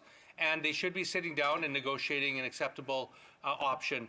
And frankly, that's on the government. The Liberals are the government. They are in control of the order paper. They are in control of proceedings. It's up to them to end this problem, not the fourth party in Parliament. Questions and comments. The honourable member for Charleswood, St. James, Assiniboia, Headingley. Thank you, Mr. Speaker. I want to thank my colleague from the NDP for his speech. I was listening to it carefully. He said a few things. He said that the housing crisis is the Liberals' fault, at least since 2015. He said that the SDT spending by this Liberal government is horrible and inexcusable. He said the NDP is horrified by the wasteful spending and scandalous corruption. So my question is really this. He and his colleagues have voted time and time again to keep this corrupt Liberal government in power. Will he commit, at least for himself, to stand by his words and at the very next opportunity vote non-confidence in this government so that at least he will stand up on his principles and try to bring down this government so we can have an election? The honourable member for Vancouver Kingsway. You know, it's interesting. Every opposition member that's elected to this place, especially in a minority parliament, has a decision to make. They have to decide whether they're going to use their time and effort to attack and to destroy and to obtain nothing. Or they can decide to use their seats and their voice and their effort and roll up their sleeve and try to obtain benefits for Canadians. That's what I did and what the NDP did this part with 25 MPs, by the way. With 25 MPs, we secured dental care for 9 million Canadians. We secured diabetes medication potentially for 6 million Canadians and contraceptions for 10 million Canadians. You add that together, you're talking 24 million Canadians are going to get access to health care that they don't today. We got anti-scab legislation passed. We pushed this government to get 10 days paid sick leave. There are tangible, real results that we used our effort to get for Canadians. And frankly, those programs are still being implemented. So one of the things that I've asked the Conservatives repeatedly in this House, they won't answer. Will they cancel the dental care program that right now seniors are using to get their teeth fixed? Will they cancel the pharmacare program that's going to bring relief to families with diabetes? And they won't answer that. So they want an election. Why would New Democrats hasten a potential election that would hasten the Conservatives to get rid of programs that are helping millions of Canadians? That's not what I was sent here to do. I was sent here to build services, make families' lives better, not worse. C'est un commentaire, l'honorable député de Joliette. Honourable member for Joliette. Thank you, Mr. Speaker. I'd like to thank my colleague for his speech. I've never seen anything like this. For a month and a half, Parliament has been dealing just with the question of privilege. And personally, I think the Conservatives are trying to trap the government and make this Parliament dysfunctional, but allowing things to drag out like this historically, it seems to suit the government because this government is tired, they're worn out, they have been for some time, they don't want any non-confidence votes, there's no legislation going through, but that doesn't seem to bother them. So what does my colleague think is going to happen in the weeks to come? Are we going to stay in this situation all the way till Christmas? And if so, are we going to be able to vote for the votes for the funding that is going to be needed? Or are we going to have to wait for an opposition day? And if those votes, if that budget isn't passed, then is there going to be an economic crisis? The honourable member for Vancouver Kingsway. Committee in a productive way, and that's an example where, as we speak tomorrow, we're going to go and we're going to be voting on amendments to the upcoming budget, and we'll be taking all of the evidence that we heard from the stakeholders who came to the Finance Committee over the last 2 months, and we'll be taking that input and actually making suggestions to the government to make the Canadian economic climate better and to help the businesses that we need to succeed. To answer his question, really, I think it's up to the Conservatives and Liberals. The Conservatives have decided to grind this House to a halt for 6 weeks.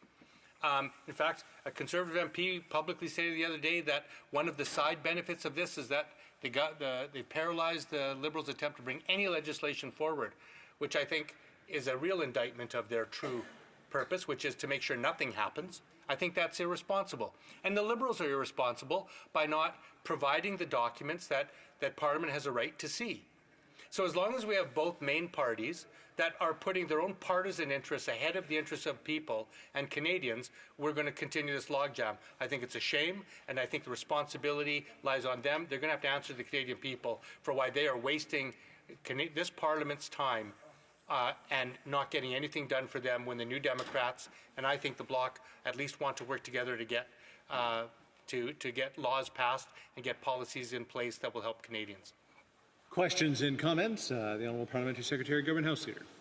Mr. Speaker, the core of the issue is that the matter be referred to the Procedures and House Affairs Committee. That's the actual vote that needs to take place that gets rid of the issue. Now, the reason why it's going to the Procedures and House Affairs Committee is because a great amount of concern has been raised by the RCMP, by the Auditor General of Canada, and other legal experts that are saying that it would be inappropriate for us to hand in unredacted documents directly to the RCMP. That was not necessarily known at the time in which the original motion was passed. Some have suggested that it could even be potentially an abuse of power. It brings it back to the original motion. Let's get PROC to make a decision so that we collectively as a House don't do something that would be against potential charter rights of individuals. Does the member believe that the Liberal government should be listening to the Conservatives on this issue, or listening to the RCMP, the Auditor General of Canada, and other legal experts that are telling us not to give the information directly to the RCMP? The Honourable Member for Vancouver Kingsway. Yeah, thank you to my honourable colleague for that. I think that's a valid concern. I have read the same concerns by the police forces. It's unusual. In fact, it's, I think, unprecedented for Parliament to order documents to be delivered directly to a police force. Now, having said that, I'm not sure that that's illegal, and I'm not even sure that that's necessarily impossible to do. Our police forces and RCMP are used to executing subpoenas. They're used to getting documents. They'll work with the Crown to see what the documents can be used for and not, subject to constitutional and charter rights. The police are used to dealing with that all the time. So I'm not necessarily as convinced as my honourable colleague is that that can't be done. I think it should be explored. But the real question I think the Liberals have to answer to is, what are they doing about the SDTC waste of money, where millions and millions and millions of dollars have been wasted? I haven't seen any ministerial accountability for that yet. I mean, we saw them, we finally saw a Minister of the Crown removed from Cabinet today, but that's totally separate from this matter today. I haven't seen any ministerial responsibility answerable to the taxpayers for the egregious waste of millions and millions of taxpayer dollars through this Sustainable Development Technology Fund. And that is something I'd like to hear from my honourable colleague. Resuming debate, the Honourable Member for Leeds, Grenville, Thousand Islands and Rideau Lakes. It's a real pleasure to have the opportunity to rise in this House, Speaker, and to be recognized by the Chair. And the circumstances, though, are unfortunate in that we're talking about a $400 million scandal, over 186 conflicts of interest, and a lawful order from the majority of democratically elected members of Parliament passed in this House ordering the NDP Liberals to hand over the documents in this scandal to the RCMP. Now, what they would like to do is to turn the documents, turn the matter over to a committee. I've got to tell you that I find that wholly insufficient, and that's what I've heard from Canadians when I've talked to them and when they've called me and written me about this matter. They want to know why it is when a crime is committed in their community, if someone steals $100, $1,000, $10,000, breaks into a home, they said, are we supposed to call a committee or are we supposed to call the cops? And the answer is, of course, you call the police. $400 million. And it's interesting to note that this is what's been detected thus far, because the Auditor General only reviewed a sample in the SDTC matter. So the actual malfeasance, the misappropriation, the theft, the embezzlement that's gone on would be much, much higher than $400 million. And that's exactly what the police would find out. And that's exactly why these Liberals are refusing a lawful order of Parliament to hand the documents over. But every day there's a new scandal with these Liberals. And today, we started the day talking about the Liberal minister from Edmonton who had shady business dealings. His company being sued for fraud for hundreds of thousands of dollars. His company being investigated by the Edmonton Police Service for fraud. He and his business partner fraudulently applying for government contracts that were designated for Indigenous-owned businesses. But the minister says that he never claimed to be Indigenous, except when he was applying for those contracts, disenfranchising actual Indigenous-owned businesses. His previous claims about his heritage, well, now he says he got it wrong. He said that he wasn't directing, that Liberal minister from Edmonton said he wasn't directing his company from the cabinet table, but now we know that he was, that what he said wasn't true. And he said that his company wasn't applying for any government contracts while he was a minister, but we know that they did in fact apply for a contract with Elections Canada, and they were awarded that contract for tens of thousands of dollars. Now, why would a government department award a contract to someone who sits around the table that decides on the funding and fate of their organization? Gee, I wonder why, if it didn't advantage that Liberal minister and disadvantage every other small and medium-sized business. That business that he had, by the way, was a pandemic profiteering business, taking advantage of people who were scared during a time of scarcity and great concerns about their health. But today we learned that that Liberal member from Edmonton, he's not in cabinet anymore. He's stepping away from cabinet to spend time with the other Randys. And it's not because this Liberal Prime Minister recognized that all of those things, for someone to fraudulently claim to be Indigenous, for someone to have a business that's being investigated by the police for fraud, to have a minister who's directing a company from the cabinet table, none of that, not a single one of those things, that any one of them would be enough to get you fired from a job in the private sector. Any one of them would be enough to get you fired from any self-respecting government that was determined to serve Canadians and not just serve themselves and serve Liberal insiders. No, none of that was enough. But I'll note that when it came to Canada's first Indigenous Attorney General, that they fired her for speaking out against that Prime Minister and his interference in the criminal prosecution of SNC-Lavalin, and kicked her out of caucus. So I wonder, how many more days does that former minister have in the Liberal caucus? The answer should be 0, because his behavior has been reprehensible. It's unbecoming not just of a minister of the Crown, but of any parliamentarian. But these Liberals stood up day after day, some of them who will stand up today and ask me questions after this speech, and they defended the indefensible. They defended that Liberal minister. Why? Because it's not about helping Canadians when it comes to these Liberals. That's not their raison d'etre. What is their primary objective? It's to help well-connected insiders, just like in this green slush fund, where they're refusing to hand over the documents to the law clerk to go to the Royal Canadian Mounted Police. They have to protect the insiders.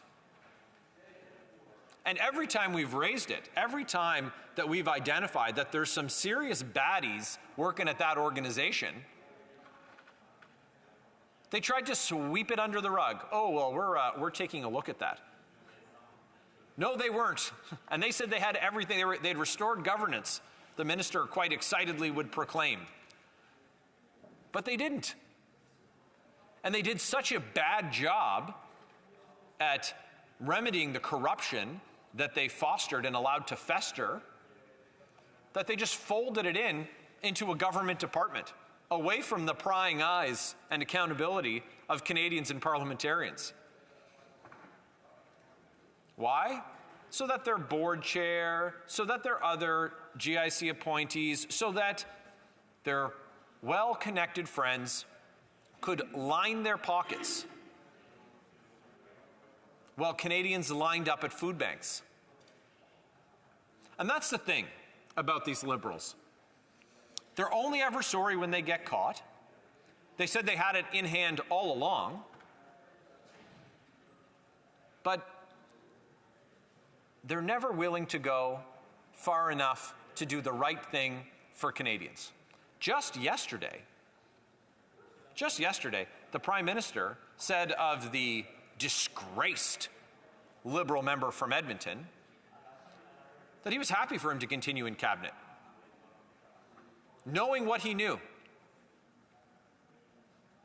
about all of his false claims and all of the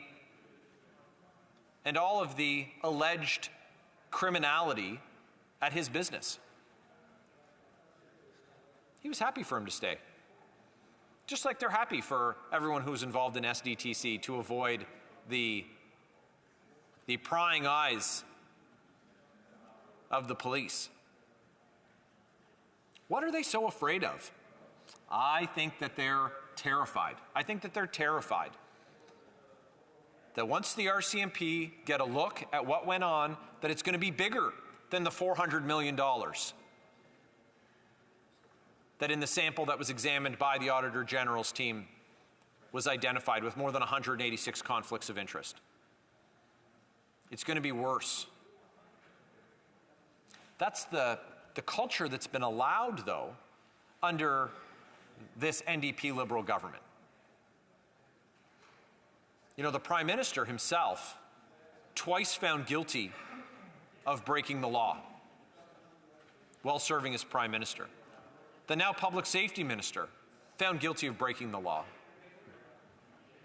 The Trade Minister, found guilty of breaking the law. Their former Finance Minister, while serving as Finance Minister, found guilty of breaking the law. The now Speaker, former Parliamentary Secretary to that Liberal Prime Minister, found guilty of breaking the law. And why? Because they were using their positions to help their friends and their well-connected insiders and to help themselves. And what did Canadians get? What did Canadians get with 9 years of Liberals helping themselves and helping well-connected insiders? Well, they've doubled our national debt.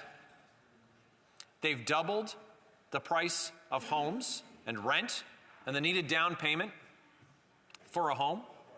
Food bank use now at record highs.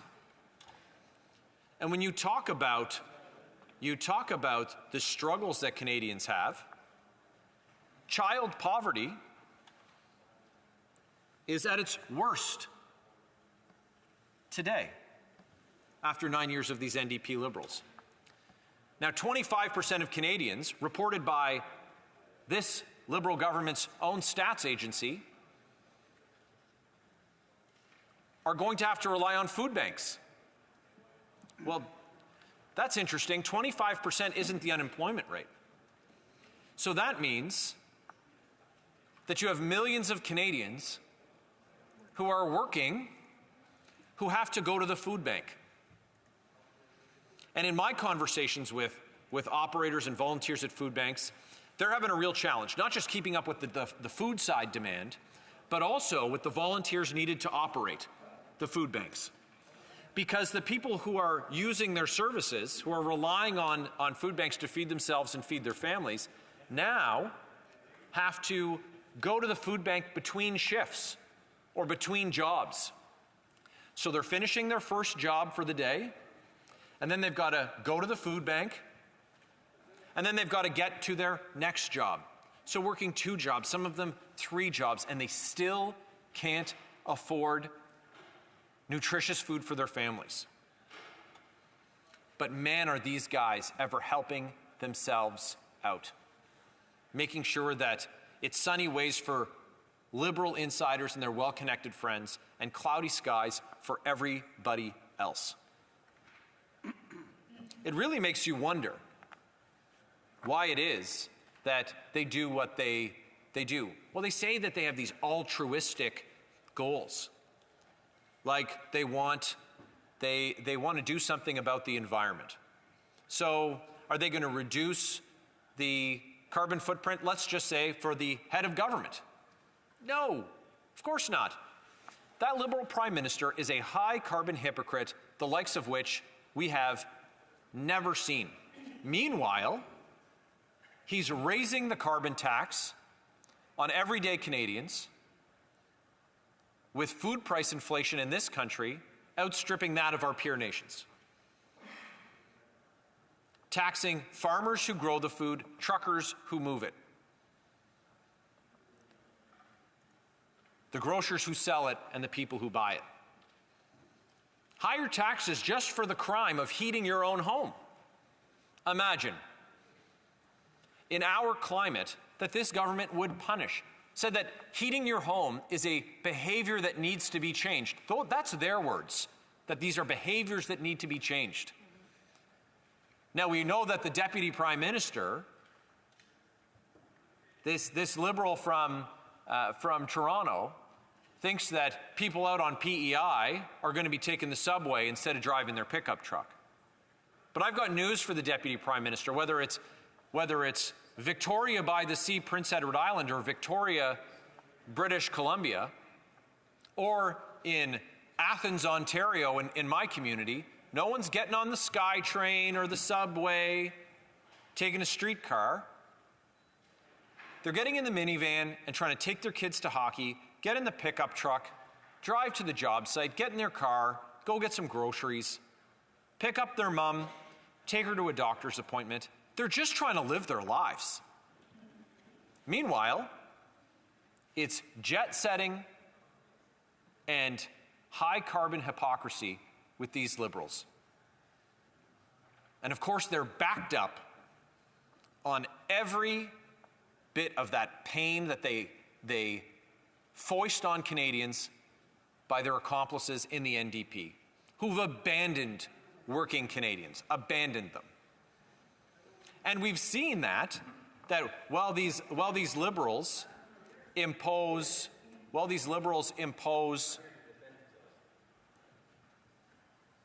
binding arbitration on workers, the NDP have said they're still going to support the Liberals. They've abandoned the very people that they purported to get elected to represent. So let's just take the tally. So it's not about helping the environment. It's about helping themselves, all the while they jet set around the world. It's not about helping Canadians who want to just feed themselves, just want to get by. They want to afford a good home in a safe neighborhood, be able to feed themselves and their families nutritious foods, and someday have a comfortable retirement. It's not about that. And we've seen that with the economic vandalism that has been perpetrated on Canadians with the inflationary deficits and monumental waste that they have engaged in with the support of the NDP. They've abandoned workers and they've abandoned Canadian families. They've abandoned the Canadian middle class. The dream that people who've come to this country long before I was born have had, and those who have aspired to come to it since I've been born, they believed that they would be able to do those things that I said. to work hard, earn a good paycheck, buy a home in a safe neighborhood, feed themselves, and their kids would do better than they would, and they'd be able to retire. But I have good news. That sounds pretty gloomy, the picture that's been painted after 9 years of these NDP Liberals.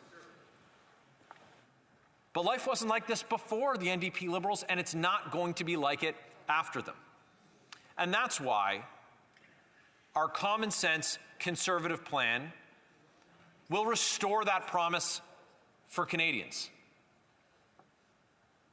And I'm so excited about that. I'm very optimistic. I'm very hopeful for the future of this country, for my 5 young children, for young children across this country, for people who dream of coming to this land.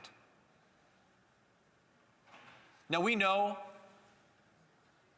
that they've broken so many things. Like they broke housing, they broke our immigration system. But we can fix it.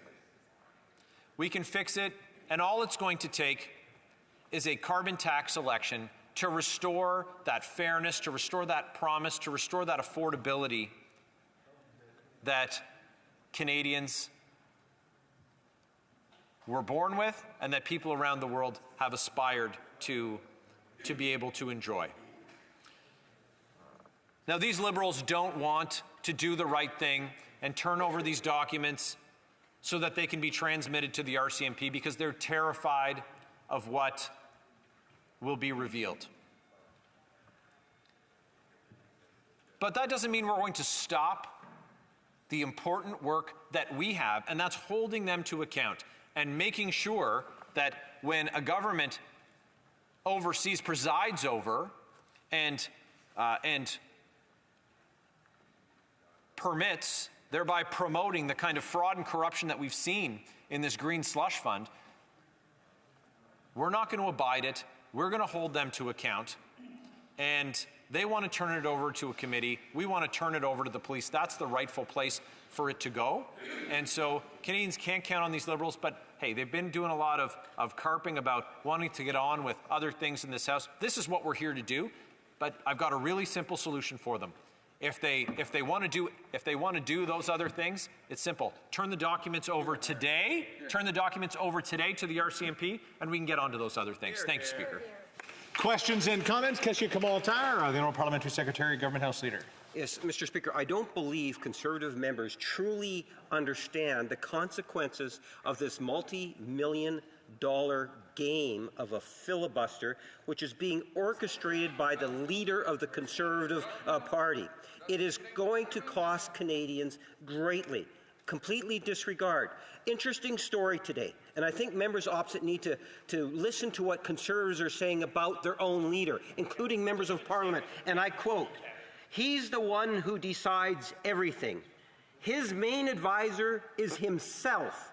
The people around him are only there to realize the leader's vision." I've been saying that for weeks now, Mr. Speaker, that the leader of the Conservative Party in this whole multi-million-dollar game is all about his personal self-interest. My question to the member opposite, when will Conservative members of Parliament stand up and speak their own minds as opposed to the mind of the leader of the Conservative Party and realize what they are doing is borderline contempt of Parliament? The Honourable Member for Leeds, Grenville, Thousand Islands and Rideau Lakes. You know, for a guy whose government presided over more than $400 million being pilfered from Canadian taxpayers, he seems pretty incensed about things unrelated to the subject matter that we've talked about. But I'll say a couple of things. First of all, he didn't quote any member of Parliament, so I'm not sure what kind of fantasy fiction he's spinning. I scrummed with the media today, and as a matter of fact, on this very scandal, as far as where it came from, this was initiated by common sense Conservatives at the Standing Committee on Access to Information, Privacy and Ethics. Oh, guess what? I sit on that committee. So the reason it's here today, I'm so delighted to tell the Parliamentary Secretary that I had great help and partnership and collaboration with my Conservative colleagues in in bringing this forward. The second thing is on the cost of dealing with this in the House. The cost of not dealing with it is incredibly dangerous because Canadians can't afford more of this scandal and fraud to be perpetrated without it being stopped. It ends here. This is the red line. We're not going to let them cross it. The Honourable Member for Beauport-Limoilou. Thank you very much, Mr. Speaker. For a few weeks now, we have been debating this question. This is not the first time that we have had to put pressure to have unredacted documents. This happened at Ogo as well. The mighty Ogo, like the chair of the committee likes to always say. And my question is, well, my colleague has more experience than me in this parliament, but if tomorrow there was an election and if the Conservative Party won it, would he have access then to the unredacted documents, and would he show them to the rest of Parliament? Grenville, Thousand Islands, and Rideau Lakes. Well, it's a great question from my honourable colleague. Look, we've said that common sense Conservatives, when in government, will restore accountability. Just like we've said on matters of national security, any elected parliamentarian who's been knowingly participating with a foreign state in surreptitious activity, they'll be named. We'll name them. We won't engage in the games like the Prime Minister. And on this matter, a matter that's so serious, it deals with hundreds of thousands of taxpayer dollars and speaks to a much deeper rot and corruption in that Liberal government. Of course, the documents will be transmitted unredacted to the Royal Canadian Mounted Police through the Parliamentary Law Clerk. Why? Because that's what the House ordered to have done, and that's exactly what Conservatives will do. Why? Because it's the right thing to do. Questions and comments? Question commentaire, and lots of time, so we'll be able to get around second round in. The honourable member for Wellington Halton Hills. Thank you, Mr. Speaker. There's an easy way for the government to end this filibuster in this House. And in fact, there's only one way to end this filibuster, and that's for the government to hand over the documents. I quote yesterday's Globe and Mail editorial titled, "A Parliament That is Dead on the Inside." Quote, "There are a few ways this could end, but there is only one right way, and that is for the Liberal government to respect the will of the House and hand over the documents. Anything else would be a disgraceful blow to Parliament's ability to hold governments to account." And further it says, quote, "It's no way to run a country. Yes, there are other means to end the filibuster, and maybe at one point an opposition party will break out the defibrillator. But the Conservatives are not the bad guys in this scenario. Only the Liberal government, with its refusal to respect the will of this House, is responsible for Parliament's paralysis." Will the member comment on that? Honourable member for Leeds, Grenville, Thousand Islands, and Rideau Lakes. Well, we've heard from the Liberals before what they think about objective reporting. That the Liberal Prime Minister famously saying of the scandal involving himself when he interfered in the criminal prosecution of SNC-Lavalin, that the story in the Globe was false. Now we know what the Prime Minister said in that case was dishonest. But the question from my honourable colleague from Wellington Halton Hills is an excellent one, because this could end today. The government simply needs to hand over the documents unredacted. But the Prime Minister and his party and his Liberal MPs who are abiding this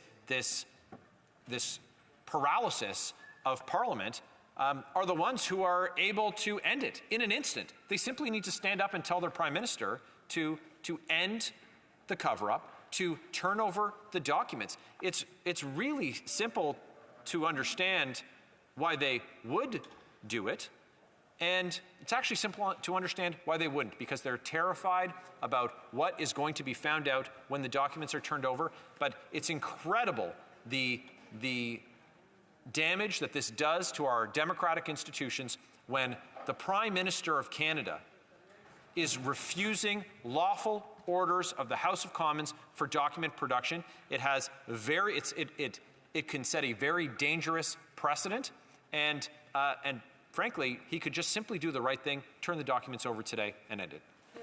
Questions and comments? Question commentaire. The Honourable Parliamentary Secretary.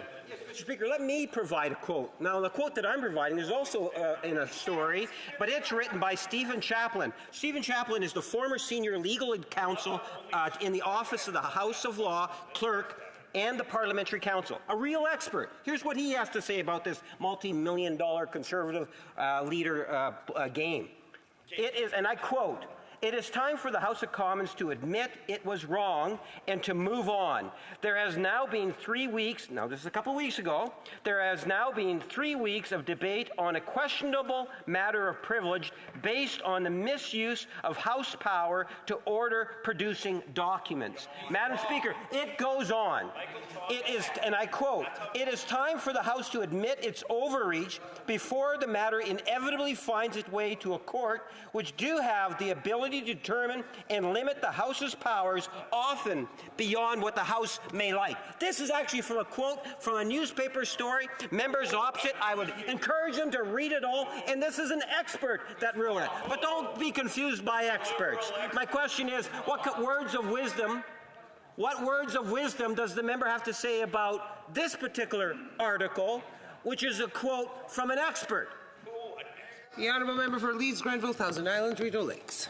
Just like the parliamentary secretary, the individual he quotes is wrong. And that is affirmed, and that is affirmed by the parliamentary law clerk. So the law clerk for the House of Commons, has testified that the House has the absolute unfettered power to order the production of these documents. Now, Hey, point of order. Point of order. The honourable member for Kamloops, Thompson, Caribou, on a point of order. The member for Winnipeg just called my honourable colleague a name. He should apologize. And not only that, it was completely inaccurate. Honourable member, the honourable parliamentary secretary. Madam Speaker, absolutely, I withdraw it.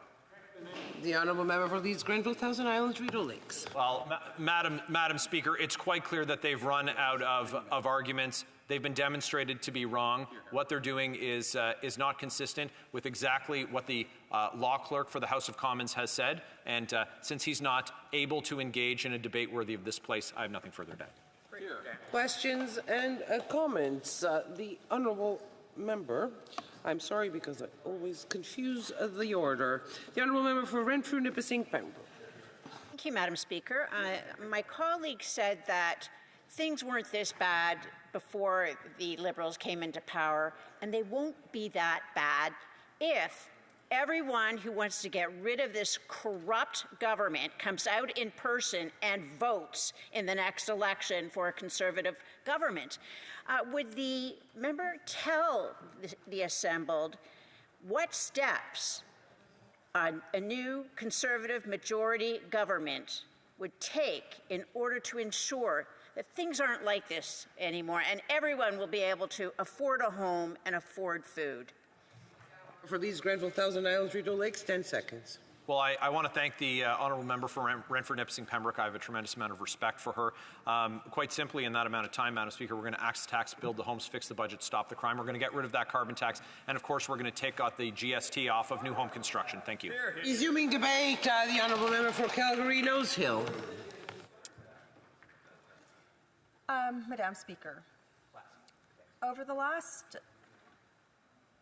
several weeks, all of us have had the opportunity to think about why this place needs to function. This debate has been precipitated because the government has refused to respect the will of this place. This place needs to function as it was designed to function under the standing orders and under all the rules and privileges that we are afforded here in this place, because in a lot of ways, democracy can be an illusion if this place does not function. We are each imbued power of approximately 120, well, for me, it's close to 120,000 people. I represent that many people. I sometimes think in my head of a filled Saddle Dome several times over, and I think about the responsibility that I have to be the voice of that many people. So the rules that we have in this place allow me to speak on their behalf. And it also prevents Canadians from feeling like they have to settle conflicts or differences or get action through violence. There's so many things that we have to ensure work here in order to keep our democracy functioning.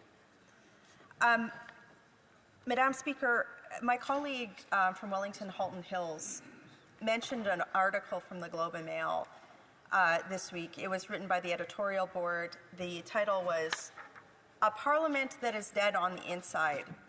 And in establishing its thesis, the article states as follows: the House has an established through Constitution the absolute power to order the production of government documents, in this case, documents related to the disgraced Sustainable Development Technology Canada Agency. The government has not complied with an order of the House.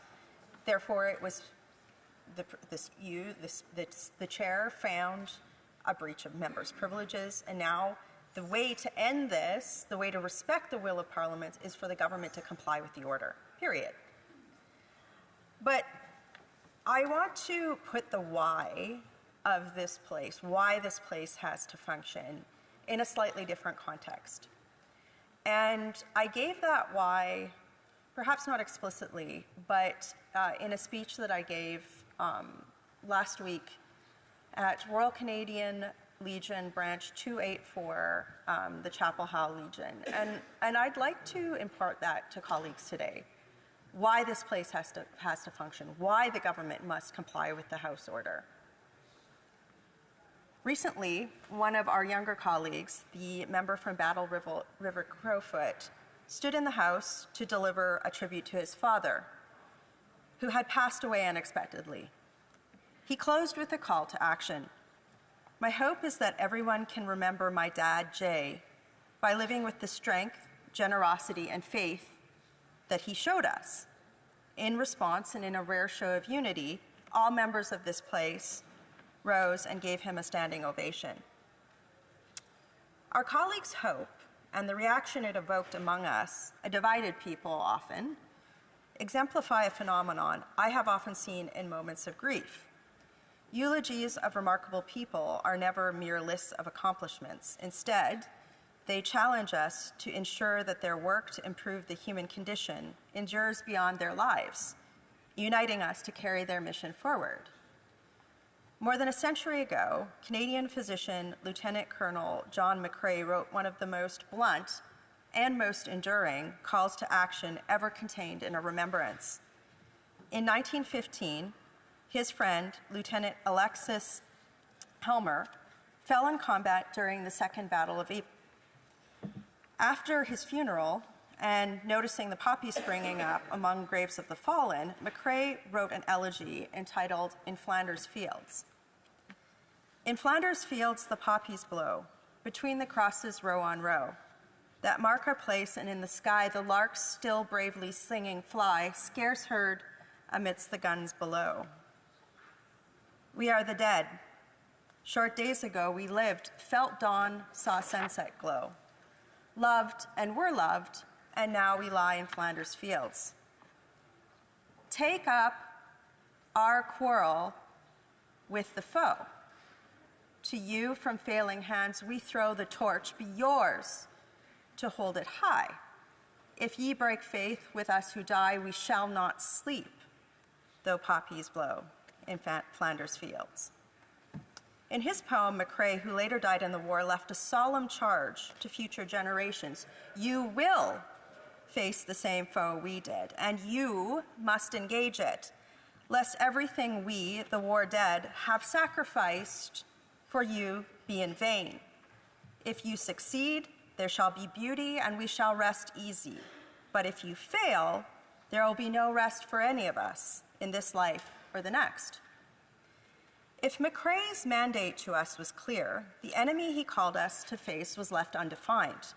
One could interpret it as a call to defeat enemy soldiers, but this view seems overly narrow to me.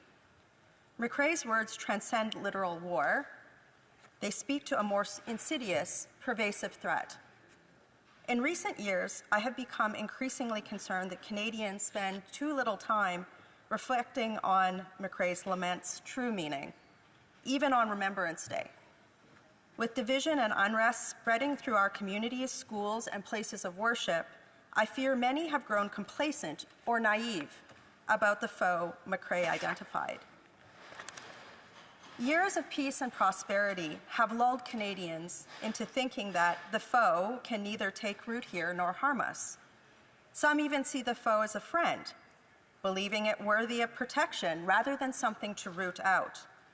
But these are lies that we, particularly we in this place, are duty-bound to reject if we are to complete McCrae's task. However, what exactly is the enemy that McCrae asked us to confront? Through my time in public service, I have seen firsthand the worst that which humanity can inflict upon itself. I've walked through homes reduced to blackened rubble, where the fresh stench of death and blood spatter was all that was left of families that once inhabited them. I've walked over mass graves. I've met survivors of genocide and sexual slavery and listened as world leaders attempted to diminish the crimes committed against them. I've witnessed mothers whose starving children limply clung to them in refugee camps, displaced by warfare and disease. And I know that all who serve in our military have seen far worse than I. So I know that our foe is real, pervasive, and intent on our destruction. But I also know that the horrors of war, though perhaps its most visible manifestation, do not constitute the foe itself. But if it's not war, then what is it? I believe the foe germinates in the complacency and the false belief that Canada is immune to external threats. It spreads by erasing the hard-learned lessons of past conflicts and convincing us that others will defend our freedom, rendering us unprepared and unwilling to defend it ourselves. It fosters divisiveness and denies the existence of a Canadian identity. But this assumption that the foe can be ignored or that Canada lacks something worth defending is fatally flawed. In that place of folly, ingratitude, decadence, arrogance, and naivety, we meet McCrae's foe, the desire to subjugate others and strip away their freedoms. It terrifies me that the foe so obviously lives on in Canada despite McCrae's cautionary words, and the sacrifices made by so many who have fought to defend our nation in armed combat. That's because the foe, left unchecked, inevitably leads to the downfall of a free people, like us in Canada. If we are truly to honor those who have fallen in defense of our nation, we must accept that opposing the foe is a battle that each of us, particularly us in this place, are currently engaged in. We must review remembrance as a lifelong charge, a sacred duty to prevent the foe from eroding Canadian freedoms, democratic institutions, and our national unity. Like mold spores, the foe lives on every surface of human nature, constantly probing us for new hosts to infect. It seeks to divide us and strip us of our birthrights, freedom of speech, the choice of our own path, the right to worship without persecution, and the ability to love without consequence. And it attempts to deceive us, suggesting that to preserve these freedoms, we must abandon our most fundamental responsibility to do no harm to another. We must be vigilant on these matters. The foe cannot be appeased, and it will not de-escalate. Thus, we must resist the foe within our minds, in our relationships, in our workplaces, and in civil society. This is a challenging task. The foe often disguises itself as a virtuous ideology that is wrong to challenge, masking its true intentions. It often attempts to convince us that the only way to protect our freedom is to take away or limit the freedom of others. And yet, hope lies in Canada's history. When McCrae penned in Flanders Fields, Canadian soldiers were fighting for one of the first times as a unified force. During the First Great War, soldiers of diverse backgrounds, including over 4,000 Indigenous people, fought side by side under the Canadian banner for the goodness our nation represents. In that war, and the others that followed, men and women of all faiths fought alongside one another to liberate others from the foe. This unity, the miracle of people setting aside differences to protect the freedom found in our nation, is the foe's greatest fear. And that miracle, thankfully, remains alive and well today. So we must thank those who have fought for Canada, but also, colleagues, we must renew our commitment to confront the foe here, ourselves. But how do we quarrel with the foe, as McRae charged us to do? What must we do to hold it at bay? The foe responds to hard power, making it essential for our nation to be capable of self-defense and for military service to be respected. Yet civilians, too, must bear the responsibility of keeping the foe in check. We know the foe is deathly allergic to freedom and equality of opportunity, and so we can starve it of the fuel it needs. The foe's oxygen is religious hatred, rigid case structures, petty jealousies, intellectual laziness, selfishness, political cowardice, and autocracy. The foe cannot thrive in a nation, colleagues, in which anyone of any background, of any belief, or any origin can live without fear of persecution and prosper by the work of their hand. Canada and other countries committed to traditions of freedom, democracy, and justice, and the rule of law are humanity's best and only defense against the foe. It is only within those nations where institutions exist that allow us to solve society-scale grievances through words and democratic action instead of with violence that humanity has been able to hold the foe at bay for any length of time. So we must remember that the foe confronts us every day in small moments, when we choose to empathize rather than judge, when we bear witness to suffering rather than ignore it, and when we temper anger with understanding. But, colleagues, also when we work to correct injustices. Fighting the foe means shedding ideologies that undermine our freedoms. It means thinking critically, challenging the status quo, and forgiving when we can. A shared commitment to freedom and decency can transcend many divides, a reminder that the foe seeks to silence us, and it seeks to silence us here, but that we must protect open dialogue as a safeguard against our democracy. But perhaps the most potent weapon against the foe is pride in Canada. Canada is the embodiment of freedom from the foe, a shining example of peaceful, democratic pluralism. We weaken the foe each time we feel pride in our country singing in our blood, every time we sing the national anthem, every time we wave our flag, wear the poppy, or thank a veteran, we strike a blow against it. Proud of our nation we should be. Canada offers a promise of freedom and prosperity that tens of millions of people from around the world have migrated to experience. It is the promise Lieutenant Colonel McRae fought and died for, and the promise he threw the torch to us to protect. Today, the foe seeks to extinguish this pride and makes us feel ashamed of the goodness that can be found in our shared Canadian traditions. The foe understands that when we won't fight to protect something, we won't fight to protect something if we don't value it. That's why it tempts us to cancel Canada Day celebrations and seeks to normalize shouts of death to Canada and burning of Canadian flags in our streets. It's why it wants us to view the Canadian military uniform as a symbol of oppression instead of the proud armor of liberators that it always has been. And that's why it seeks to have us erase our nation's history instead of celebrating the good while fixing the bad. It gives me hope that many Canadians of differing political viewpoints, religions, and ethnic backgrounds are coming together to reject these lies and defend the institutions that protect our national identity of freedom. And people united in freedom, as we can be here in this country, is the foe's undoing. When we stand together as Canadians, united in our love for our nations, our freedoms, our democratic institutions, we, the true North, strong and free, truly honor those who have fought and died to protect Canada's promise. And when we do this, we defeat the foe. And so to Lieutenant Colonel McRae and to all those who have served our nation across time, we thank you for what you've done. And hear our promise today. We remember, we will take up the quarrel with the foe, and we will prevail. God, keep our land glorious and free. O Canada, now and always, we stand together, proudly on guard for thee, lest we forget.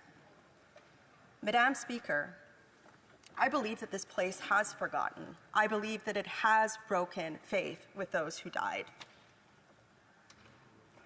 If we do not protect the democratic institution that is Parliament, then we have broken faith. We have let the foe into this institution. And it is insidious, right?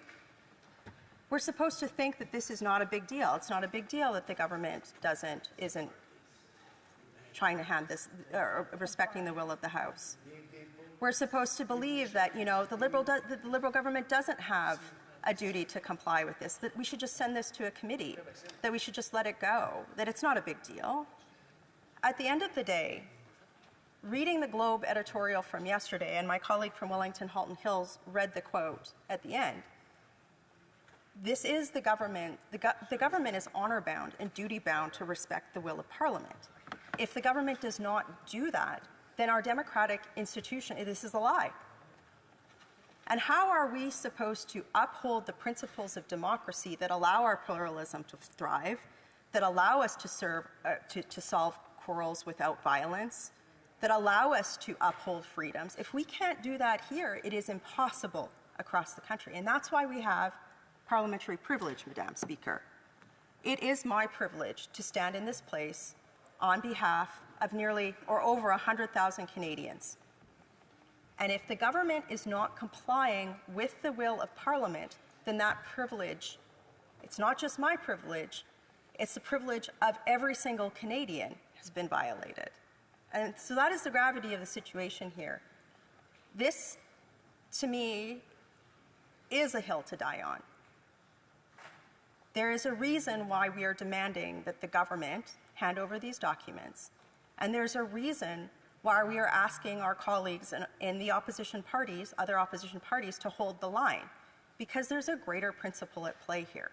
And that principle is whether or not we are going to allow McRae's foe to seep into our business here, in our naivety, in our comfort, in our decadence, and in our arrogance, that what happens here doesn't matter. Many people, Madam Speaker, have said that this place doesn't matter anymore, that bureaucracy runs everything, that there's no ministerial accountability. That may be.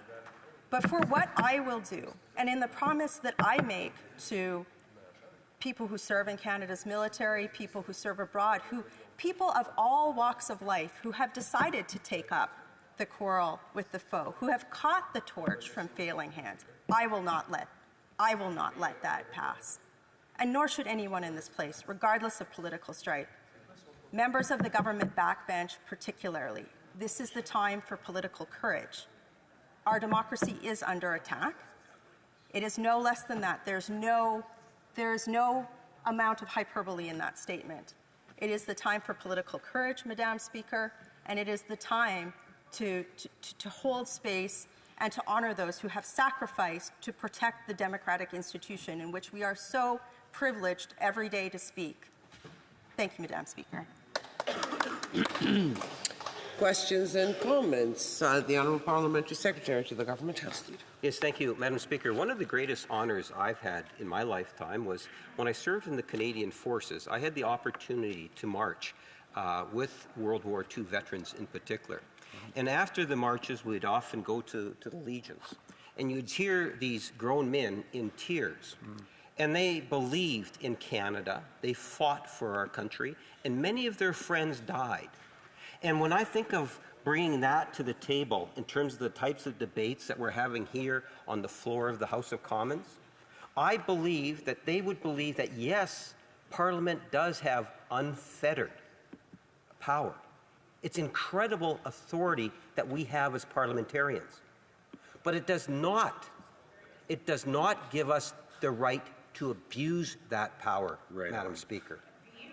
And I would highly recommend that the member read the Hill Times story on October the 31st, 2024, written by Stephen Chaplin, and see how that might actually influence.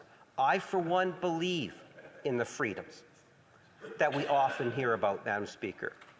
And there are issues in which I do have with the tactics that the Conservative government or the Conservative opposition party is actually using.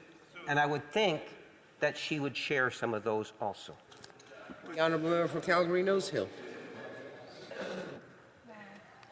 If future generations of people in this place, our successors, read this debate, I want them to look on this exchange with great gravity, because the foe does try to make us in this place think that we should be ceding our power. We should be ceding the privileges that we have in this place, that we are imbued with on their behalf. We should never do that. What my colleague opposite suggested was that we should cede the power of Parliament, that the will of Parliament is not supreme. That is an ideology that must be rejected if we're to keep the democratic institutions of Canada alive and to respect and honor the sacrifices of those who have fought to defend it. Hear, hear. Commentaire, l'honorable député de Lac-Saint-Jean. The Honourable Member for Lac-Saint-Jean. Thank you, Madam Speaker. Thanks very much. I have to say, I enjoyed listening to the speeches from my colleague from Calgary Nose Hill. She's an experienced woman, and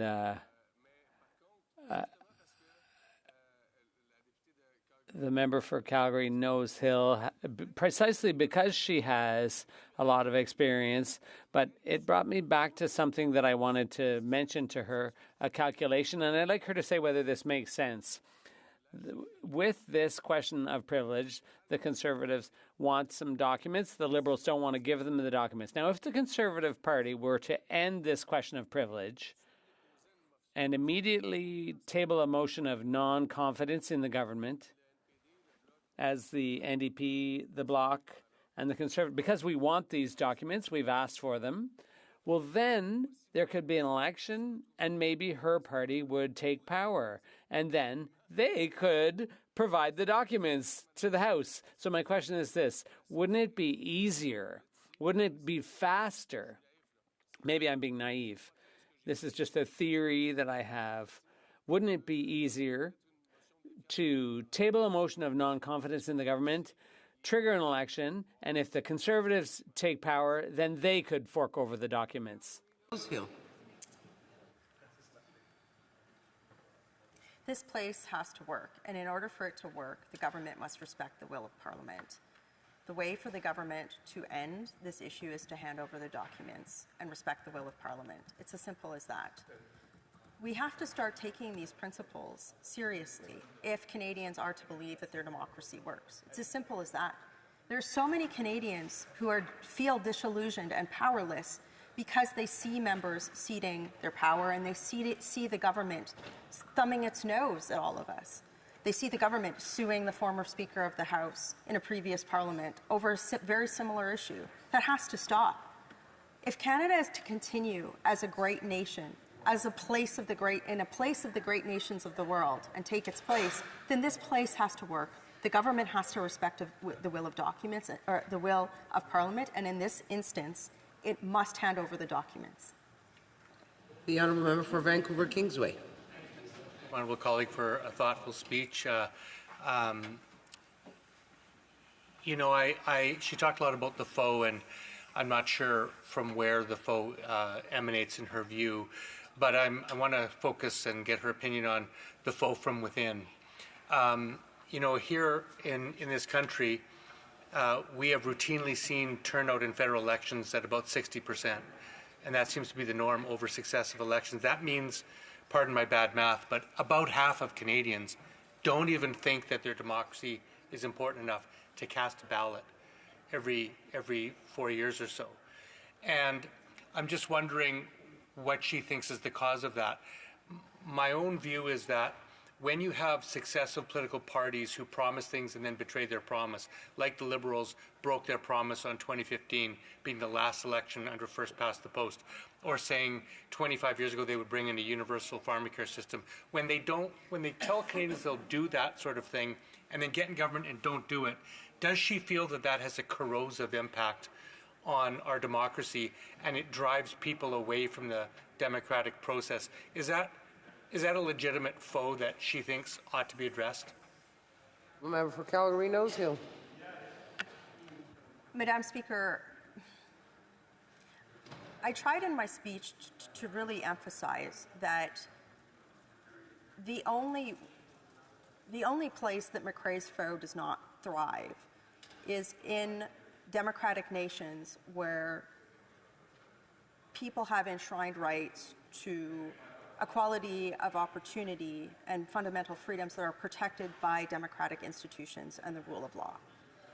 I think that there are many people who feel disillusioned at this particular juncture in Canadian history about their democracy because we have a government that continually, day after day, thumbs its nose at this institution, be it giving ridiculous talking points in question period, or having a cabinet minister who falsely claimed Indigenous identity, or pick any other litany of scandals, and then watching members of the governing party, instead of demanding change from within, trying to figure out how to get a cabinet spot. But more importantly, watching the government right now continue to deny the will of Parliament is something that I do think disillusions Canadians. So if we want to get this right, the government,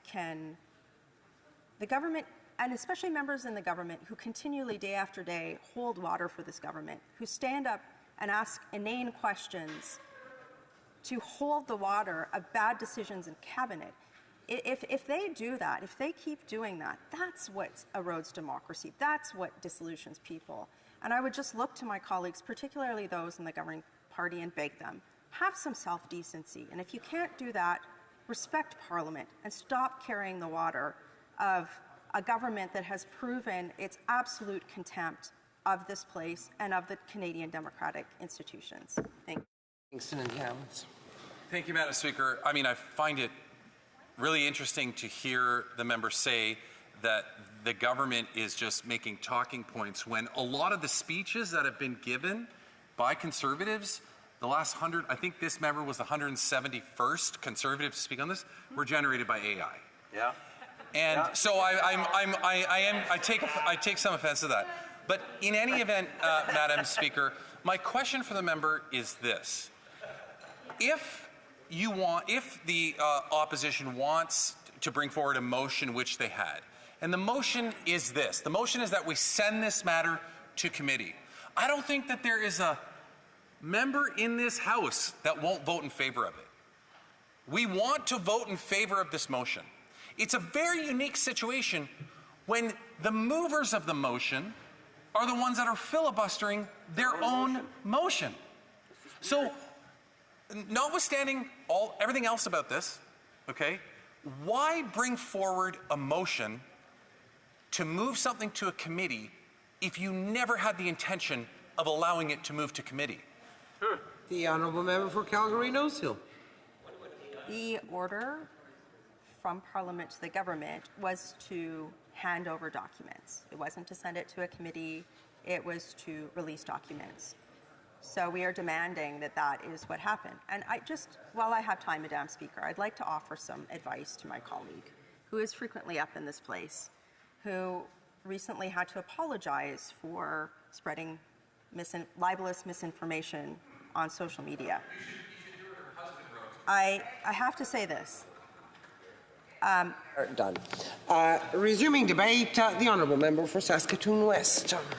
Well, thank you, Madam Speaker. I rise once again to address the sweeping corruption that grips the current NDP Liberal government here in Ottawa. This Parliament is consumed with the issue of the Liberal government refusing to turn over unredacted documents to the RCMP for a criminal investigation.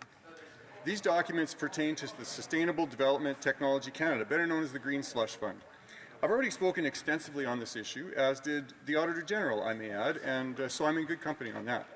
I encourage everyone to check out my Facebook and Twitter feeds to see my deep dive into the Green Slush Fund and other Liberal criminal wrongdoings.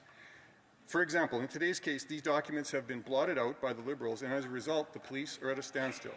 But is this a surprise?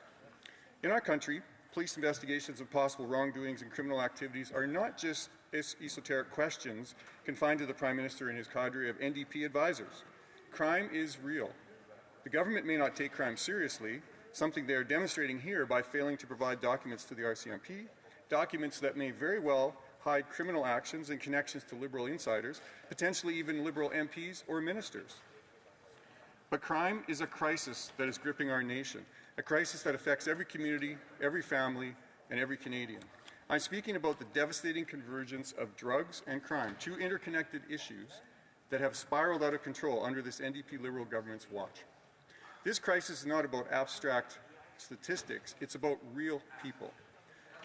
It's about the family grieving the loss of a loved one to a fentanyl overdose. It's about the shopkeeper who no longer feels safe in their store. It's about parents who are afraid to let their children play in local parks because of discarded needles and drug paraphernalia. This is a crisis that touches all of us, and it demands immediate, decisive action. For too long, the Liberal government, propped up by their NDP allies, have implemented reckless ideological policies that have not only failed to solve these problems, but have made them worse. Their so-called evidence-based approaches have emboldened criminals, exacerbated addiction, and left Canadians feeling less safe in their own communities. This is unacceptable. The Conservative Party offers a clear, common-sense alternative. We believe in holding criminals accountable, in prioritizing recovery over enabling addiction, and ensuring that every Canadian can feel safe in their home, their neighbourhood, and their workplace. All of this against the backdrop of a government who commits scandal after scandal. This discussion here today is only the latest one, the refusal of the government to provide the unredacted documents to the RCMP so that they can determine if there were actual crimes committed. When we have a federal government so quick to bend the rules and possibly even commit crimes, is it any wonder that we have a larger crime and drug problem in this country? Madam Speaker, to address this crisis effectively, we must begin by understanding the root causes. Drug addiction and crime are deeply intertwined, each fueling the other in a vicious cycle that devastates individuals, families, and communities. The opioid crisis is a prime example. Since 2015, Canada has seen an explosion in opioid-related deaths, driven by the rise of synthetic drugs like fentanyl. These substances are cheap, potent, and deadly. Between January 2016 and September 2022, over 35,000 Canadians have lost their lives to opioid overdoses. In my home province, the Saskatchewan Coroner Service recorded 8 deaths by fentanyl poisoning in 2016, peaking at 272 in 2021 during COVID and leveling out at 252 in 2023. Addiction is not just a personal struggle, it is a societal failure. The current government's response has been to normalize and enable drug use through policies like safe supply and harm reduction. These programs are based on the flawed assumption that addiction is a permanent condition that cannot be overcome. This defeatist mindset ignores the potential for recovery and consigns individuals to a life of dependency. At the same time, our justice system has been systematically weakened. Bills like C-75 and C-5 have prioritized the rights of offenders over the safety of law-abiding citizens. These laws have made it easier for repeat offenders to obtain bail, reduced sentences for violent crimes, and eliminated mandatory minimums for serious offenses. The result has been a justice system that no longer serves justice. We cannot afford any more years of inaction or misguided ideology. It's time to chart a course built on accountability, safety, and recovery. Accountability, safety, and recovery. Important words, aren't they, Madam Speaker? We need accountability here in Ottawa. Like today, as we debate this motion on the Green Slush Fund and the possible criminal wrongdoing by the NDP Liberal government in funneling money through the Green Slush Fund. Why do I say possible wrongdoing? Well, because the Liberals are blocking this Conservative motion to release the unredacted documents necessary for the RCMP to investigate. It's actually amazing this Liberal Party has prioritized themselves and their own selfish needs over the safety of Canadians. Selfish needs like funneling government cash to their friends through the Green Slush Fund. Well, how do I know that? Well, just look at their legislative record when it comes to criminal matters. The NDP Liberals passed a law called C-5, which purposely took accountability and punishment out of the courts. Since the passage of C-5, violent crime and drug-related offenses have skyrocketed. Repeat offenders, no longer deterred by the threat of significant prison time, have become more brazen. Police officers across the country report increased difficulty in keeping dangerous individuals off the streets, knowing they will likely be released with minimal consequences. Simply put, Bill C-5 replaced prison sentences with conditional sentences, better known as house arrest, for crimes like sexual assault, kidnapping, human trafficking, stealing cars, breaking and entering, arson, assault with a weapon, assaulting peace officers, trafficking in dangerous narcotics and drugs. The introduction of house arrest for these serious crimes is quite troubling. House arrest may be appropriate for minor, non-violent offenses, but it is entirely inadequate for crimes like sexual assault, kidnapping, or drug trafficking. This policy not only fails to hold offenders accountable, but also places an undue burden on victims and their communities. Imagine the trauma of knowing that your assailant is serving their sentence just blocks away from your home. One particularly harrowing example is the case of a violent offender released on house arrest who subsequently commits additional crimes. This revolving door justice system undermines public trust in the legal system and places innocent Canadians in harm's way. And that's why we need accountability restored to our criminal justice system. Unfortunately, accountability is lacking in this justice system. That's why Common Sense Conservatives have brought forward this motion we are debating today to turn this criminal matter over to the RCMP. Indeed, Common Sense Conservatives have put forward strong policy proposals on criminal justice matters since the last election. Perhaps the government, who is so intent on avoiding accountability around the criminal wrongdoings of the Green Slush Fund, as well as everyday common sense Canadians, would like to hear about them. Perhaps this could distract from other conflicts of interest. Madam Speaker, our Conservative members have introduced numerous private members' bills designed to correct the failures of Bill C-5 and address the broader issues plaguing Canada's justice system. First, Bill C-299, the Strengthening Penalties for Sexual Exploitation Act, which seeks to increase the maximum penalty for offenses like human trafficking and child exploitation to life imprisonment. And while the Liberals redact their scandals, we introduced Bill C-321, the Protecting First Responders and Healthcare Workers Act, that proposes harsher penalties for assaults against first responders and healthcare workers. While the Liberals hide their wrongdoing with redacted documents, we introduced Bill C-394, the Restoring Mandatory Sentences for Drug Trafficking Act, reinstating mandatory jail time for criminals involved in producing, importing, and trafficking dangerous drugs like fentanyl and cocaine. These bills tackle the root causes of rising crime. Rising crime requires urgent solutions, yet this Liberal government chooses in this House today to defend redacted records and questionable spending on the Green Slush Fund rather than tackling the root causes of crime. These next two Conservative bills make sure the criminals stay in prison and don't re-victimize people over and over again. Bill C-325, the Ensuring Dangerous Offenders Stay Behind Bars Act, prohibiting dangerous repeat offenders from serving sentences in the community. And Bill C-296, the Respecting Families of Murdered and Brutalized Persons Act, which will ensure that individuals convicted of heinous crimes such as abduction, sexual assault, and murder of the same victim serve life sentences without parole for up to 40 years. And Madam Speaker, there's more. While the Liberals are giving money to their friends and hiding the evidence in these redacted documents, we introduced Bill C-351 to end least restrictive conditions for dangerous offenders, to ensure that prisoners are confined under conditions necessary for public safety rather than trying to make criminals feel more comfortable. This change would keep dangerous individuals like Paul Bernardo in maximum security facilities where they belong. I spoke to this bill when it was debated in the House, and you know what? The other side voted it down and voted in favor of Paul Bernardo. Madam Speaker, these private members' bills reflect the core principles of the Conservative Party's broader justice reform agenda. Canadians can count on Conservatives to stop the erosion of public trust in the criminal justice system. The erosion of public trust caused by increasing crime mirrors the corruption and opacity surrounding the Green Slush Fund, both of which harm the fabric of Canadian society. Which is my point here today. If the Liberals would simply hand over the unredacted documents, we could get on with business here in Ottawa. We could get on with the important things Canadians are demanding. And one of those things is stopping crime. Our Conservative plan to stop the crime includes the following pillars. Number one, restoring mandatory minimum sentences for violent crimes, drug trafficking, and serious sexual offenses. Mandatory minimum sentences are essential to ensure accountability and public safety. Number two, implementing jail, not bail. Repeat violent offenders will no longer be released back into the community on bail. We will prioritize the safety of law-abiding Canadians over the convenience of criminals.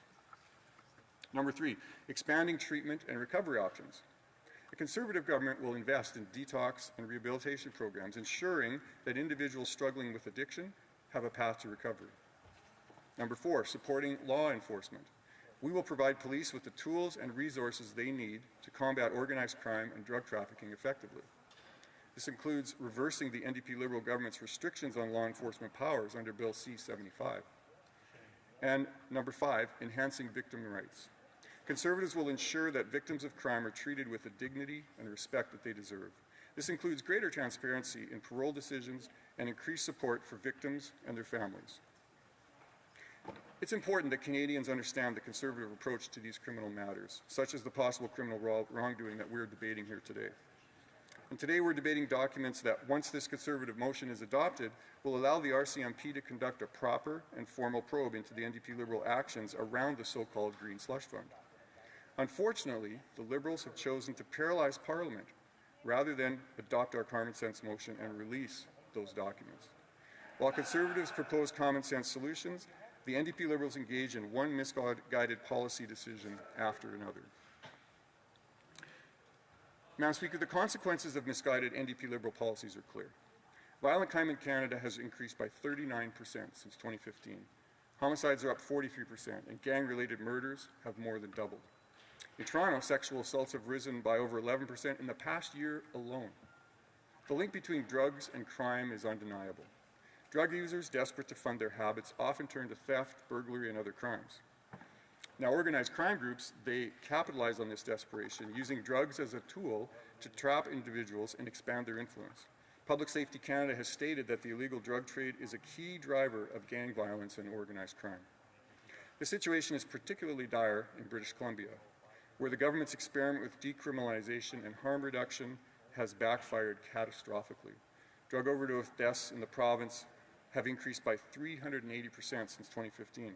And this year alone, BC is on track to record more overdose deaths than in any previous year. The evidence is clear. These policies are not working. The human cost of this crisis cannot be overstated.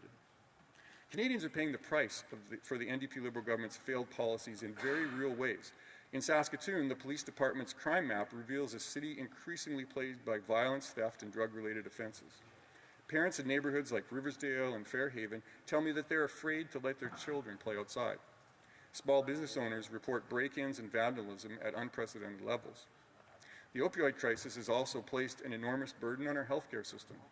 Emergency room visits for overdoses have skyrocketed, straining resources and diverting attention from other medical emergencies. First responders, already stretched thin, are now dealing with an epidemic of overdoses and drug-related violence. The emotional toll on these frontline workers is immense. It's an emotional toll that comes from the challenges of crime gripping our communities. This emotional toll reflects the consequences of a government more focused on rewarding insiders through the Green Slush Fund than on ensuring the safety and well-being of Canadians. Let me repeat the sad statistic of this Green Slush Fund. The auditor found 186 cases where the board members doled out $400 million with clear conflicts of interest. The Liberals were taking taxpayer money and giving it to their friends and each other. Shameful. An emotional toll is being paid by the Canadians that are suffering through the current government of this costly NDP Liberal Prime Minister. The NDP Liberals have wasted billions of dollars on Canadians' money on wasteful so-called green projects through Sustainable Development Technology Canada. The sad truth is that it is being funded through your carbon tax dollars. All common sense Canadians want to know that when you slap a massive carbon tax on the farmer, and then on the transport truck bringing the food to grocery shelves, then on the grocery stores themselves, the price of food goes up. It's called inflation.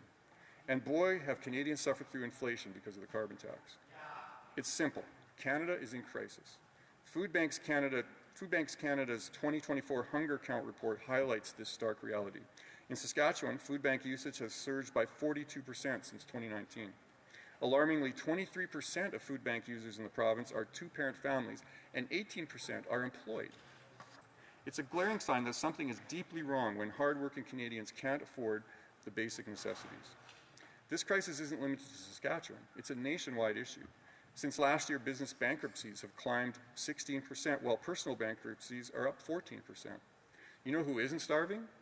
The NDP Liberal insiders who have funneled millions of dollars of cash into their pockets from STDC. That's who.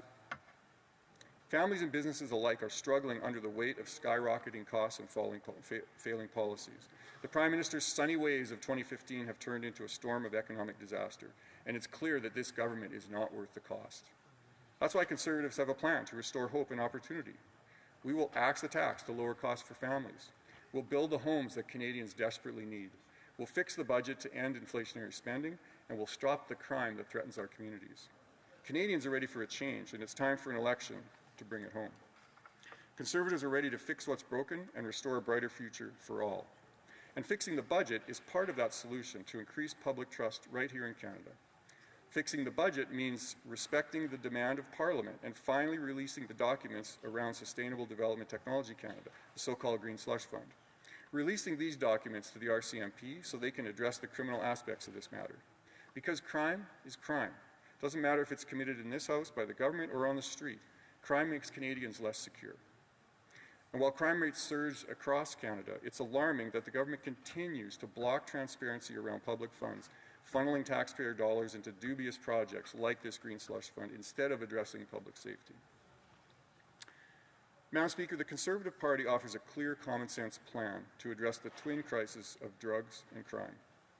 Our approach is rooted in three pillars: accountability, recovery, and prevention.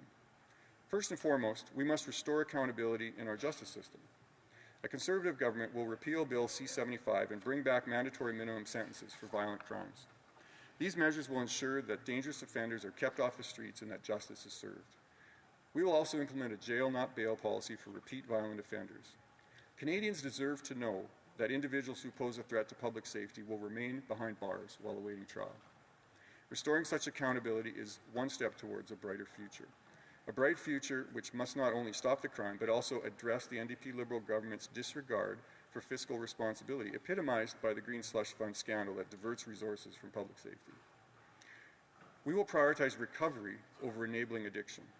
The current government's Safe Supply program has been an unmitigated disaster, with up to 90% of prescribed drugs being diverted to the black market. A Conservative government will end this program and redirect funding to treatment and recovery initiatives. We will expand access to detox and rehabilitation programs, working with provinces to increase the number of treatment beds and support recovery-oriented systems of care. Programs like the Saskatoon Drug Treatment Court, which offers alternatives to incarceration for non-violent offenders struggling with addiction, are good examples to follow. And finally, we will invest in prevention. This includes supporting law enforcement efforts to dismantle organized crime networks and reduce the supply of illegal drugs. It also means educating young Canadians about the dangers of drug use and providing at-risk communities with the resources they need to thrive. How can Canadians feel secure when their government prioritizes schemes like the Green Slush Fund over investments in policing and justice reform? Madam Speaker, the crisis of drugs and crime demand immediate and decisive action. Canadians are tired of living in fear. They're tired of a government that prioritizes ideology over safety, that experiments with their lives rather than protecting them. They're tired of a government who gives their hard-earned tax dollars to Liberal friends and insiders and covers it all up by refusing to release the documents to the RCMP. The Conservative Party is ready to lead.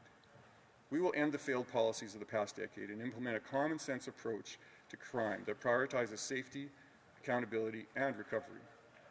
We will bring back mandatory jail time for violent offenders and taxpayer-funded drug dens, and invest in treatment and prevention programs that actually work. It's time to bring it home, to restore safety to our streets, hope to our communities, and dignity to every Canadian. I urge my colleagues in the House to join us on this mission. Together we can build a safer, stronger Canada. Thank you. Questions and comments, questions et commentaires. The Honourable Member for Kamloops, Thompson Caribou. Thank you, Mr. Speaker, or Madam Speaker, I apologize. It's always a pleasure to rise on behalf of the people from Kamloops, Thompson Caribou, and I appreciate my colleague's intervention. I know that he takes his work in this place very seriously. Now, the Liberals have often stated something to the effect of, why don't we just send this to PROC? Why don't we just send it to committee? But the Speaker's order didn't say that. The Speaker's order was to deliver, pardon me, oh, I apologize. My understanding was that the Speaker's order was to deliver the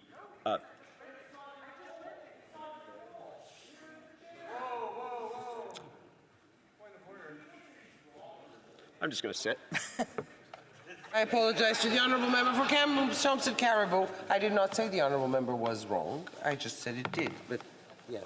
I apologize if I was misunderstood. My understanding is that there was an order made that the documents be delivered unredacted.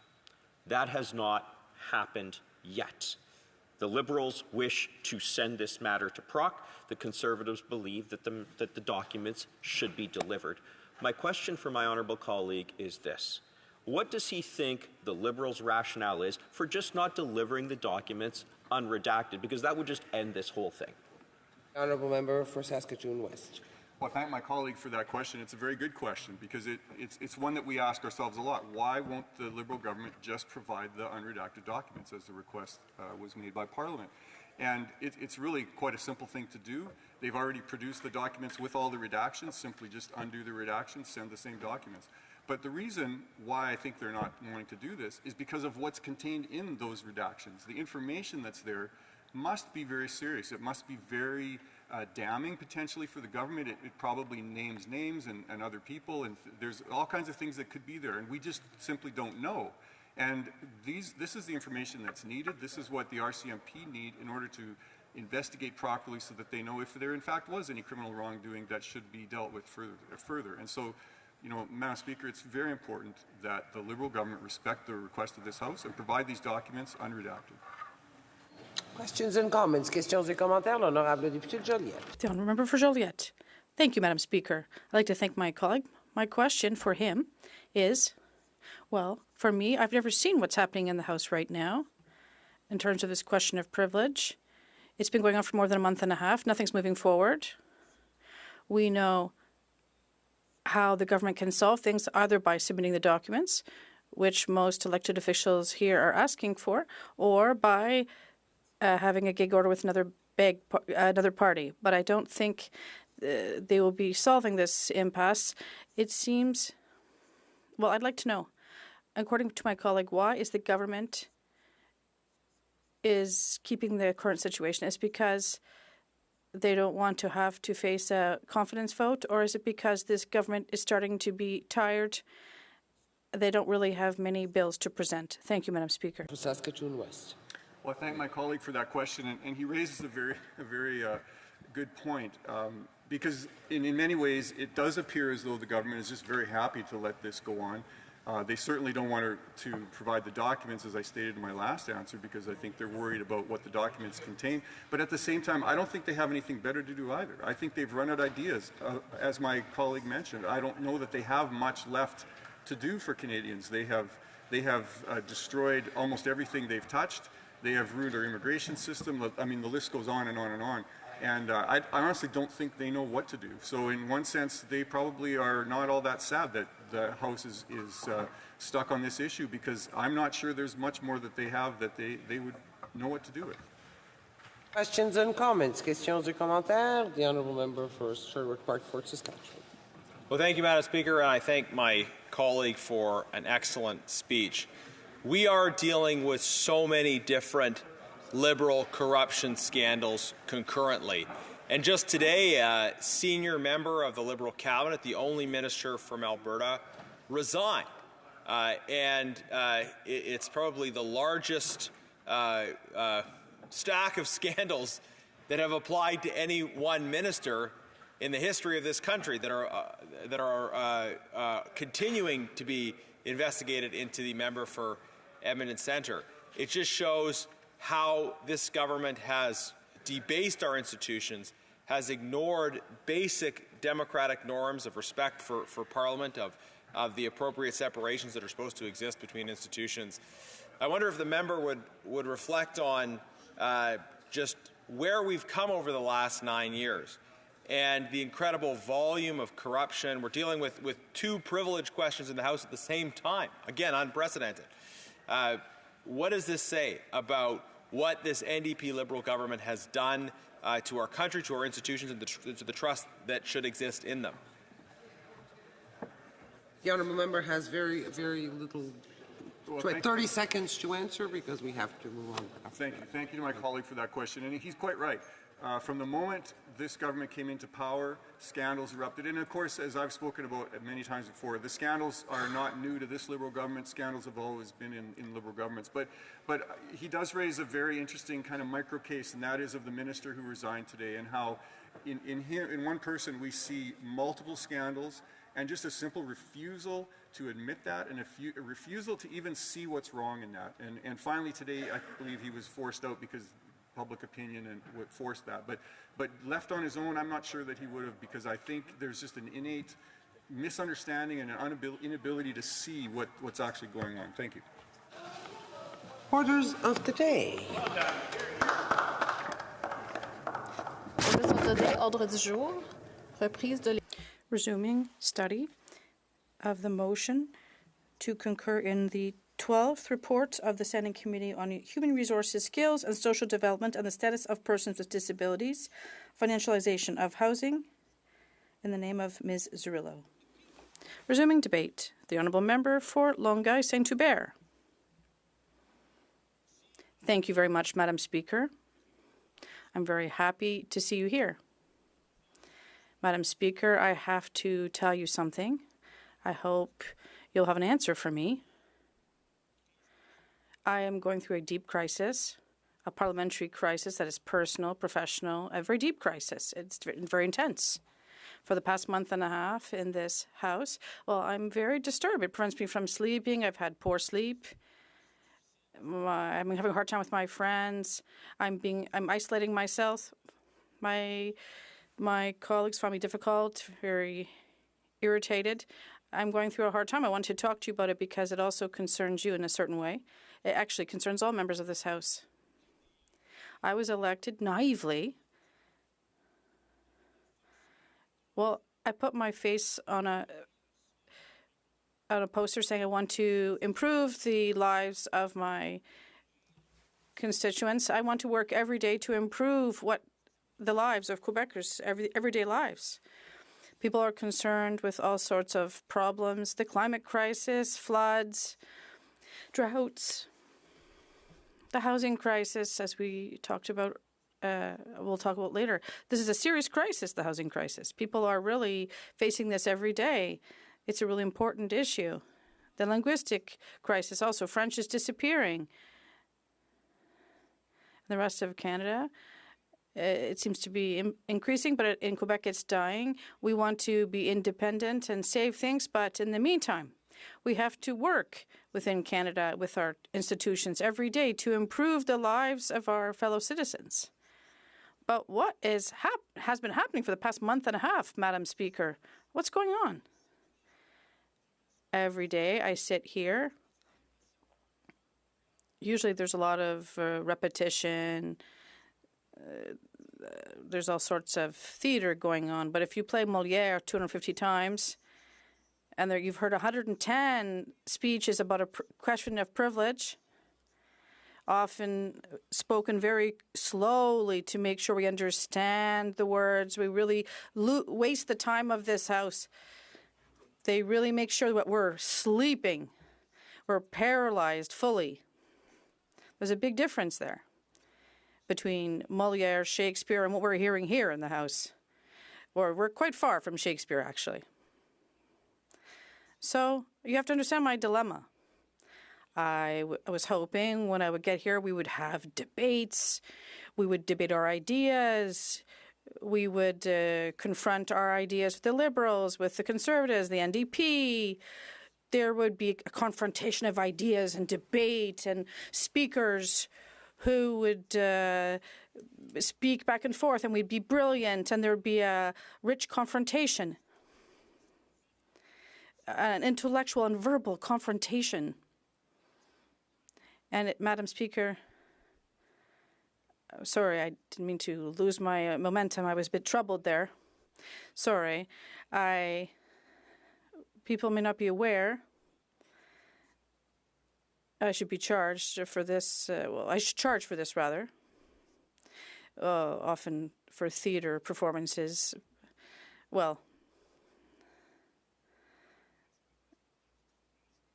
there's less and less respect for people who are disrupting theater performances. But anyway, I was expecting this confrontation of ideas on bills, luminaries, incandescent speeches, which would serve our many constituents. That's what democracy is. That's what this democracy should be in this House. I have respect for this institution. But for the past month, I have experienced this approach. I'm not able to work for my constituents in my riding and for all Quebecers. So earlier I was seated here. I woke up because it was my turn to speak. My turn to speak on an important issue. On an important issue, a report on the financialization of housing. Finally, I was saying. And then I thought, they're asking me to work as a parliamentarian. They're asking me to use my skills. We asked the Quebec research team to work on this. We worked on this HUMA report. We did our research. So I want to talk about this because the financialization of housing is a very important issue because of a great housing crisis. It's one of the major obstacles in this housing crisis because, I have to say, Madam Speaker, we have to build 1 million housing units in Quebec alone in the next 8 years. 1 million units. And we've built roughly 60 million at best. So that means, Madam Speaker, to get to our target of the CMHC to just balance out the market, and we need 1 million units for Quebec at 3.5 for the rest of Canada. We need to build 3 times more. And we never planned to build this. So imagine how urgent the situation is. We're far from the mark. We have to employ all our resources to face this crisis. 3 times more than we've ever built, we have to build year by year, between now and 2032. If we don't do this, what will happen? And I'll talk about that. Homelessness. Homelessness, we talk about this every day in the press, not only in Quebec. Well, over the past 5 years, there has been 3 times more deaths in the streets of Quebec. People who are dying in the street. Either they're dying of an overdose or they're dying from the cold, and everyone's completely indifferent. People are intense on sidewalks.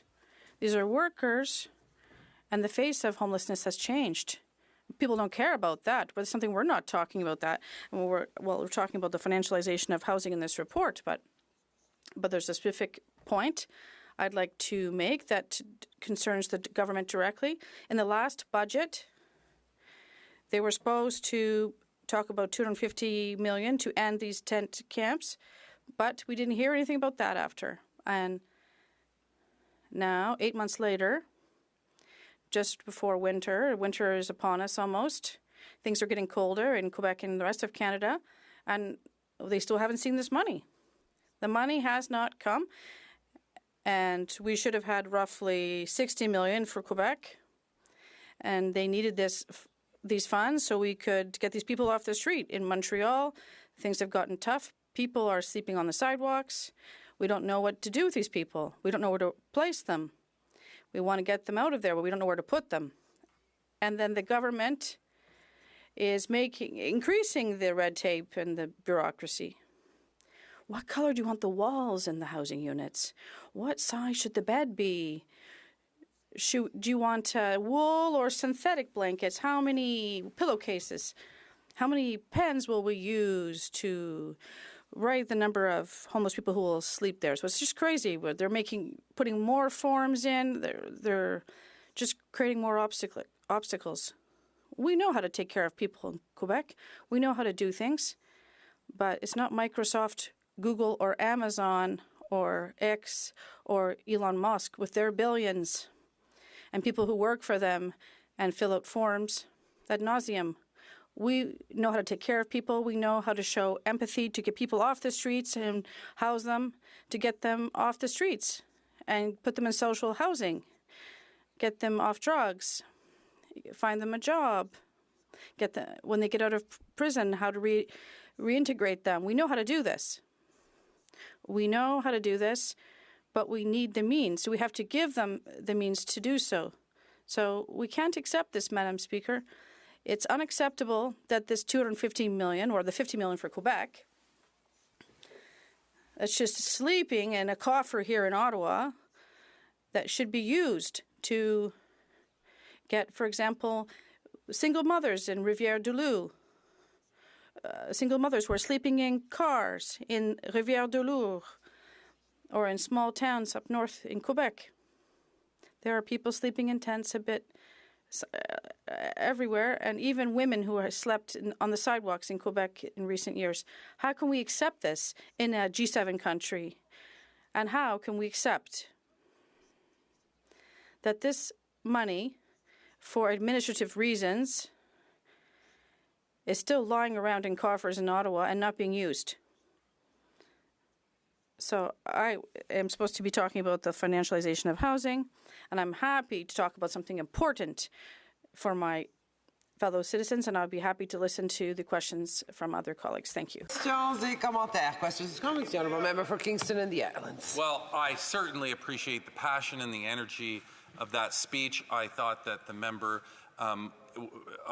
was very effective at communicating some of the struggles that we're dealing with in the chamber right now. He himself talked about how he came here to be able to represent his constituents and work as a parliamentarian. But we can't, because we seem to be at a logjam in terms of our ability to get past one single issue. The good news is, Madam Speaker, and there is good news in this, which is that the Bloc can actually help the government get past this impasse that we're at right now by working with the government to deal with this question of privilege, that he's right.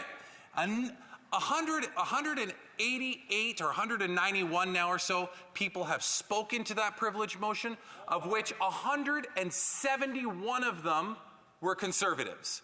Conservatives are filibustering this place. They're preventing us from doing the work that he speaks so passionately about. Will he work with the government to allow us to get past this so we can get to that really important work that he was talking about? The Honourable Member for Longueuil Saint-Hubert. Madam Speaker, that's such bad faith. Such bad faith. We would be willing to stop this debate, but it's been very clear for a month here in this place. I was speaking of seniors on the streets, talking about increasing the OAS for those 65 to 74, but seniors are being prevented. We saw a woman this week, and it was pathetic, the housing that she was living in. Pathetic. It's incredible. And the government has an opportunity to help seniors. And maybe if the government was willing to help them, we'd be willing to talk. Thank you very much, Madam Speaker. And I think that the Honourable Member from Longueuil Saint-Hubert was onto something when talking about the Conservative tactics, because I would put to this chamber that the previous speaker before him, the member from Saskatoon West, has never been accused of being a riveting speaker. In fact, that was evidenced by the energy here in this House. So it is refreshing, Madam Speaker, for me as a new Democrat trying to learn French in this House. I have to give first some comments of the incredible work of our translators, Madam Speaker, who not only do the translation, but also translate the passion that this honourable member has. Now, this honourable member from the Bloc, from Longueuil Saint-Hubert, as I know him to be a theatre person, someone from the National Theatre of Canada, in fact, I just have one question for him, and it might be the question of the night. Which Shakespearean character does he channel when he rises in this House to deliver his monologues or sometimes soliloquies? Thank you. The Honourable Member for Longueuil Saint-Hubert. Well, thanks for the question. That's an interesting one. But first of all, I'd like to thank the interpreters who work with me. I know it's a bit of a challenge. I thank them. I've said this before. It must not be easy. Thank you so much for conveying to my unilingual Anglophone colleagues thank you so much. I can't thank you enough. Okay. Now, I started with Hamlet. The profound questions of should I or should to be or not to be an MP. So I would say Hamlet. But I think I verged onto Prospero, maybe more the comedies, Shakespeare's comedies, the Fool. So Hamlet is one of the characters that I really like the best. Park for Saskatchewan. Well, thank you, Madam Speaker. Speaking of Hamlet, something is rotten in the state of Canada. Rent has doubled, housing costs are way up, young people can't afford to buy a home, and it's all because of the failing policies of this Prime Minister. We saw one cabinet minister resign today. Does the member agree that what we really need to do is replace this Prime Minister with a common-sense Conservative alternative? The honourable member for Longueuil-Saint-Hubert. Well, we're a bit excited over here. I'm not sure I quite caught the question, but when there was a Mr. Galliano who was appointed ambassador to Denmark, so talking about corruption and Denmark and so on, maybe there's a connection there. Resuming debate. Resuming debate, the honourable member for Kingston and the Islands. Well, thank you, Madam Speaker, and I will admit from the outset it will be hard to follow that act. That certainly was a very impassioned speech. I always enjoy hearing from my colleague in the bloc when he has thoughts to offer in this place. But he's absolutely right on a number of issues. I agreed completely with him. For starters, with the fact that we have not been able to continue to work on the important legislation that Canadians expect us to work on. I mean, let's be honest. For the preceding 2.5 years before September came along of this year, we were able to be an effective government through an agreement with the NDP. We had the opportunity to work with the NDP on common issues, on some issues that were more important to them, on some issues that were more important to us. We had the ability to work together. And we got a lot done. We got a lot done for Canadians during that time. I think it's hard to argue when we look back at pharmacare, dental care, and a lot of initiatives that, yes, I'll give credit to the NDP. The NDP did a very good job at negotiating those and bringing those to the government's attention. Issues that many Liberals had also been fighting for within our caucus for quite a long time, at least as long, if not longer, than I've been around for. But the point is we were able to get work done. We were able to actually do something in here and actually deliver meaningful things for Canadians. You know, like I already mentioned pharmacare, and I mentioned dental care. The National School Food Program is another one. A $10 a day child care, and making sure that the framework legislation behind that was well established. You know, this is what Canadians have asked us and told us to do by electing us, to come and work on their behalf. And so the member from the bloc is absolutely right when I feel his sense of a defeatist sense of not being able to do anything, of coming here and sitting here and then suddenly realizing it's his time to speak after listening to over 170 Conservatives filibuster over the last 25 sitting days or 28 sitting days of this House. And what are they filibustering? They're filibustering a motion that they introduced into this House. They're filibustering a motion which asks to send a very important issue, and I'm not going to say it's not, a very important issue to committee. But then as soon as they introduce the motion, they say, we have no intention of actually letting this pass. But then why even introduce the motion in the first place? Is this the hill that they're ready to die on? Well, it's easy, because the Conservatives want to give the impression to Canadians that it is impossible to do anything in Ottawa. Things have come to such a standstill that the only option left is to have an election. And they've been betting on this for weeks now. I regret the fact that we ended up in this position, unfortunately, and I understand the political motives behind it, but because the NDP decided they didn't want to be part of that working relationship anymore. After 2.5 years of seeing successful things happen. I understand the politics behind it, and I understand decisions had to be made for whatever reasons they were. And we can debate whether or not that was right or wrong, but the one thing we cannot debate, because there is no room for discussion in this, is whether or not we were effective for 2.5 years and are not effective now. At least during the regular sitting time of this House. I will say that it is really good that a lot of legislation was passed in the spring, legislation that the Senate is still dealing with and has been able to deal with during this time.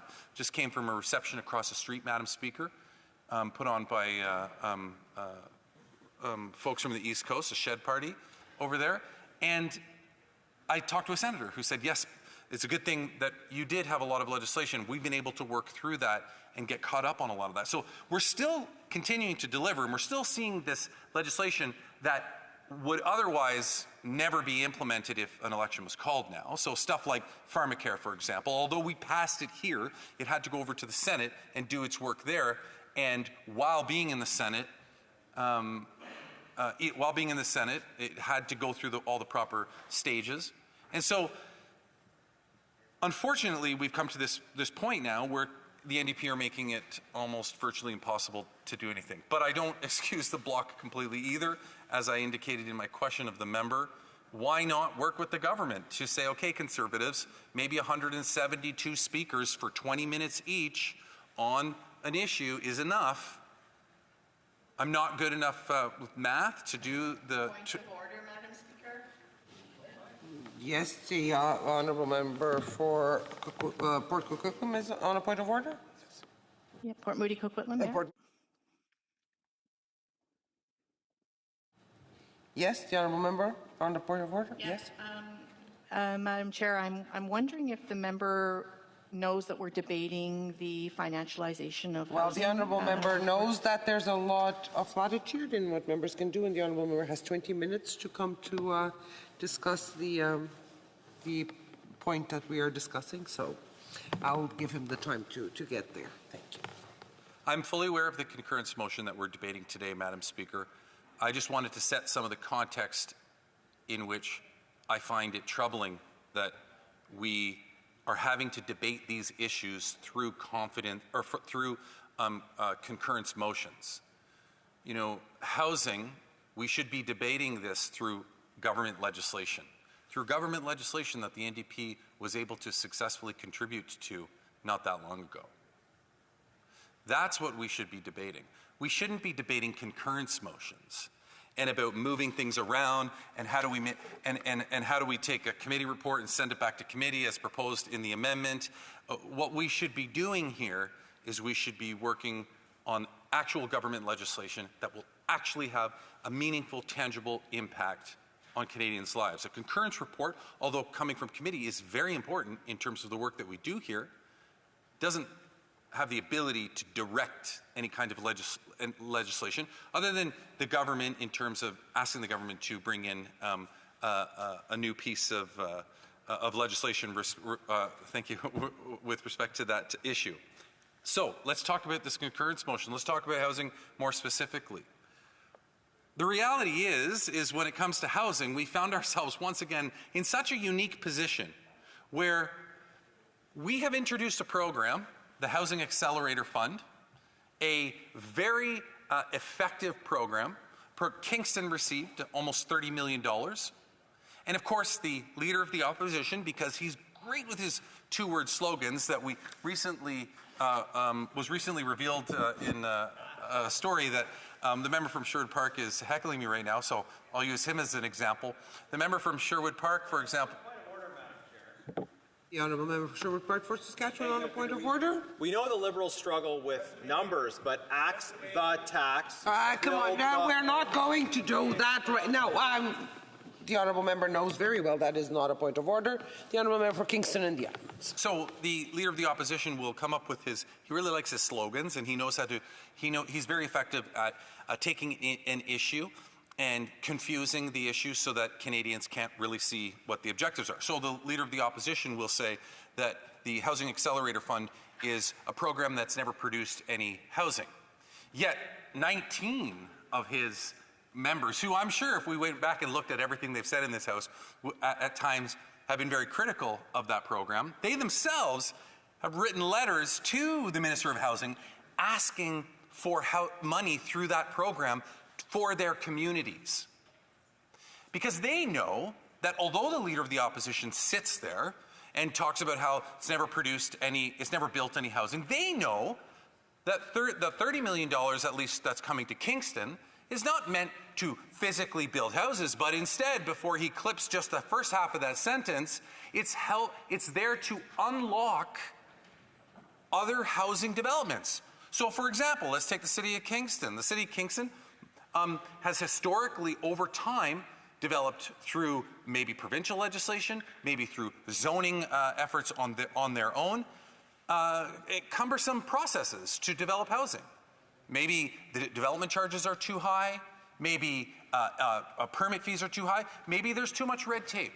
So the federal government says, okay, City of Kingston, we're going to give you this $30 million, but it only has to be aimed at how you remove your red tape, how you figure out ways to encourage more housing built faster in your city. And the funniest part about this is, Madam Speaker, it's something that the Leader of the Opposition himself was talking about before. He was talking about this a couple of years ago. Actually, at the same time that we had introduced the program, before it had been voted on in the budget, he was actually saying, well, you took my idea. And that's what he was saying. But the Leader of the Opposition suddenly decided, no, I'm going to confuse the issue for Canadians so they don't know what's really going on here. I'm just going to say, well, the money that's going to the cities isn't building housing. The money that's going to the cities is intended to encourage them and for them to find ways to reduce red tape and to build faster so that we can get more housing built. The federal government fully knows that there's no way we as society, as the government, can build the amount of housing that is required, and nor do we want to. The government's job is not to build housing, except for in certain circumstances where we're working with organizations to build affordable housing, for example. So I find it really, really rich when I hear Conservatives get up and they talk about the failure of the government and the failure of the Housing Accelerator Fund, when behind the Leader of the Opposition's back, all of these members, or 19 of them, have been secretly writing letters to the Minister of Housing saying, by the way, my mayor or my council really needs some of this Housing Accelerator Fund because they know that it's going to help them build faster. They know that the program is going to work and that we need the money too. So you got an idea that he says, the Leader of the Opposition says, was his idea. He then starts slamming it as being completely ineffective once we also agree and bring forward our very similar idea. And then you have Conservatives, while he's doing that and while they're getting up in this House talking down the Housing Accelerator Fund and saying it's an absolute failure, sending secret letters to the Minister of Housing saying, can we please get some of that money because we know it's effective? And then he finds out that these letters have been sent, and what does he do? What does the Leader of the Opposition do? Tells his MPs, you're no longer allowed to send letters to the government, asking for help for your communities. Just think about that for a moment, Madam Speaker. The member from Sherwood Park for Saskatchewan is no longer allowed to write to the government and say, can you please help my community? Those are the people that elected him to come here. Those are the people that gave him the mandate to represent them here. And the leader of his party is barring him from the ability to be able to advocate on their behalf. Once he found out that many of them, Conservative MPs, were doing it behind his back. Just think about that for a second. Every day, once a week, you have to go into this room and listen to this leader tell you, this is what we're going to do. This is my 3-word slogan for the week. All of you have to start saying it. This is what we're going to. But then behind his back, they even say, hold on a second, maybe this guy's got it wrong. This is a good program. I'm going to write a letter to the Minister of Housing, a great program. It is doing it right. And that's where we end up right now. Yeah, that's right. I'm with you. So one can only ask themselves, Madam Speaker, and it's always nice to have a live audience. It's always nice to ask, it's so important to ask the question, Madam Speaker, who are Conservative MPs representing in this House? Do they represent their communities, or do they represent the Leader of the Opposition? Because I'll tell you what, Madam Speaker, and I think this is pretty evident from everything that's gone on in the news and the stories you've heard about the Liberal Party and what we talk about in caucus, and how you can get away with saying a lot. You can say a lot, Madam Speaker. You can vote your conscience. You can get away with a lot. But that's not the case with the Conservative Party. Not when there are leaks that are coming out saying that they're concerned about the fact that the whole entire operation of the Conservative Party is just whatever the Leader of the Opposition happens to think of that day. What slogan he came up with in the shower that morning. He will all of a sudden say, guys, this is the new three-word slogan, and my team is going to be monitoring to see how many of you have been saying it at what time, and you'll get gold stars for every time that you say it. Whoever gets the most gold stars, I don't know, gets a prize or something. But that's effectively what's happening over there. So there's no representation of community or of their communities. And so I'm just extremely perplexed by where we've come to, is specifically as we talk about the housing file. And I think that it's really important, Madam Speaker, that we ensure that when we're here, we represent the views of our constituents. Because I've stood up in this House from time to time and said, you know what? I agree with what the NDP just said. I know it's not the position of my government. I'll give you an example. I don't support, and I didn't support buying a pipeline. I don't think the federal government should order a pipeline. Guess what? Thank you to my one NDP colleague who's clapping. Guess what? I'm still going to be in the Liberal caucus tomorrow for saying that, Madam Speaker. I can do that. Conservatives can't do that. I encourage one of them to stand up and say one thing that they disagree with their party on. They can't, because they know the wrath that'll come from the Leader of the Opposition if they do. That's what this ultimately comes down to. It's about representing your constituents and holding strong to the values that you believe your constituents elected you to represent in this place. So with that, Madam Speaker, I have an amendment to move, and I move, seconded by the member from Fredericton, that the amendment be amended by adding after the word role the words and impacts.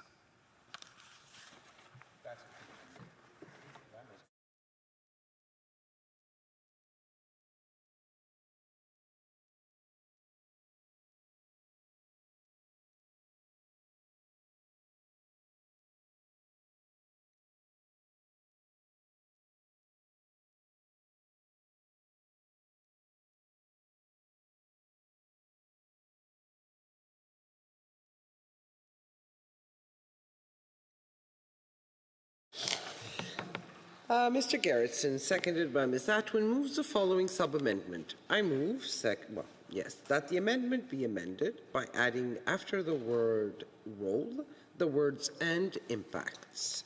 The sub-amendment is in order. Questions and comments? The Honourable Member for Sherwood Park, Fort Saskatchewan. Thank you, Madam Speaker. The member opposite, the Parliamentary Secretary, claimed that members of the opposition, members of the Conservative caucus, are no longer able to write letters to the government. That is in fact false. And in order to demonstrate the point, I actually wrote a letter to the government while he was speaking. The letter says as follows: Dear government, please help my community by calling a carbon tax election now. And if one of the pages could come over and bring that over to the parliamentary secretary, I would greatly appreciate it.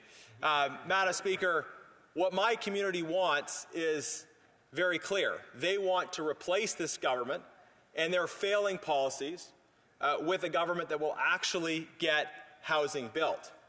Now, the Parliament Secretary talked about a program the government has that is building bureaucracies. And he actually admitted this in his speech. He said, the program doesn't actually build homes, it just gives money to municipalities in hopes that they will clean up problems with their permitting process. And the Conservatives have a much better solution. First of all, we're going to make housing more affordable for Canadians by removing the GST off new homes. And then we're also going to say to municipalities that they have to meet certain housing targets in order to receive the same level of federal funding. If they exceed those targets, they're going to get a bonus. And if they don't meet those targets, then they're going to face a clawback. So we're actually paying for results instead of just giving them money and feeding bureaucracies in hopes it's going to change things. Our plan will actually get homes built. And I'll send that letter now.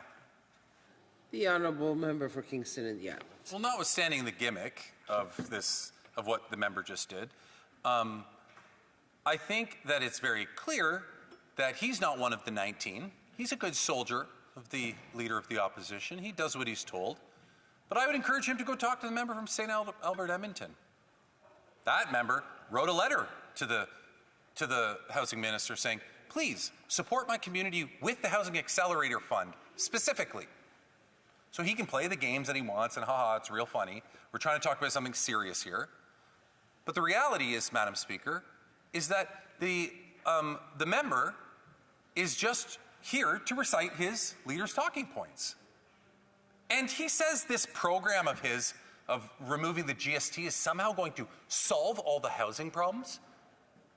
Well, I guess, yeah, it'll solve problems for first-time home buyers, if I got that correctly. Removing the GST from new houses. Well, you only pay GST on a brand new home. So this is only going to be applied to people who are buying a brand new home.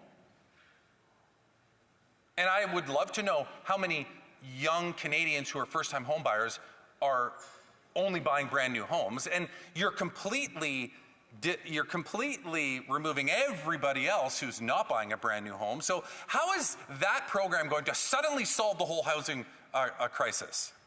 The honourable member for Hamilton Centre. Thank you very much, Madam Speaker. And I do appreciate the opportunity to rise and speak on what is a very important issue for the residents of Hamilton Centre, and that is the financialization of housing. And I do want to give the honourable member the opportunity to respond, because he did say or suggest that in this current context, it's not the government's role to build housing. But if he would know the Kingston Workers History Project in his own riding, he'd be able to visit that site and see what the history of the CMHC was. Because it wasn't always the case that CMHC was simply an insurance company for big developers. In fact, it started out of the Wartime Homes Project, which in Kingston built 250 homes in his community after World War II. So I want to ask and invite the honourable member to rise, and he doesn't have to cite his party's policy, but perhaps he could envision a bigger, bolder role for the definancialization of housing, one in which the federal government meets the scale and scope of the crisis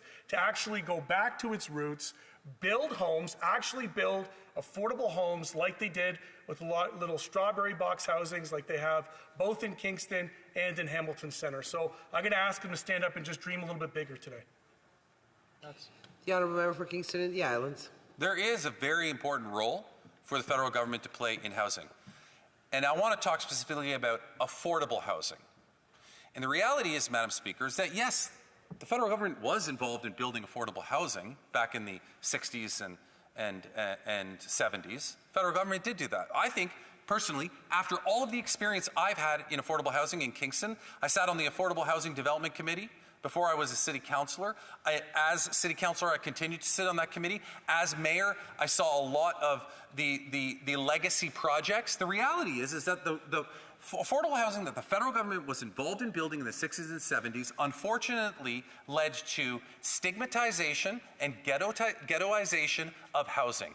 The proper way, if he wants me to dream bigger, and I will do that with him right now, the proper way to build affordable housing is to build it in a way that integrates it into a community. You shouldn't have 100 affordable units all together. What you should have are 10 affordable units in 10 different areas of the city, of the community, because that actually allows the affordable units to be integrated throughout the community. You decrease the stigmatization not only on the affordable housing that's being offered, in particular the style that was being offered, affordable housing back in the 60s and 70s, but you also decrease the stigmatization of those who live in the housing and the way that they interact with folks that aren't living in affordable housing. I think there is an incredible amount of work that can be done here, and I think that there is a role for the government to play in this, and I've always supported what I've said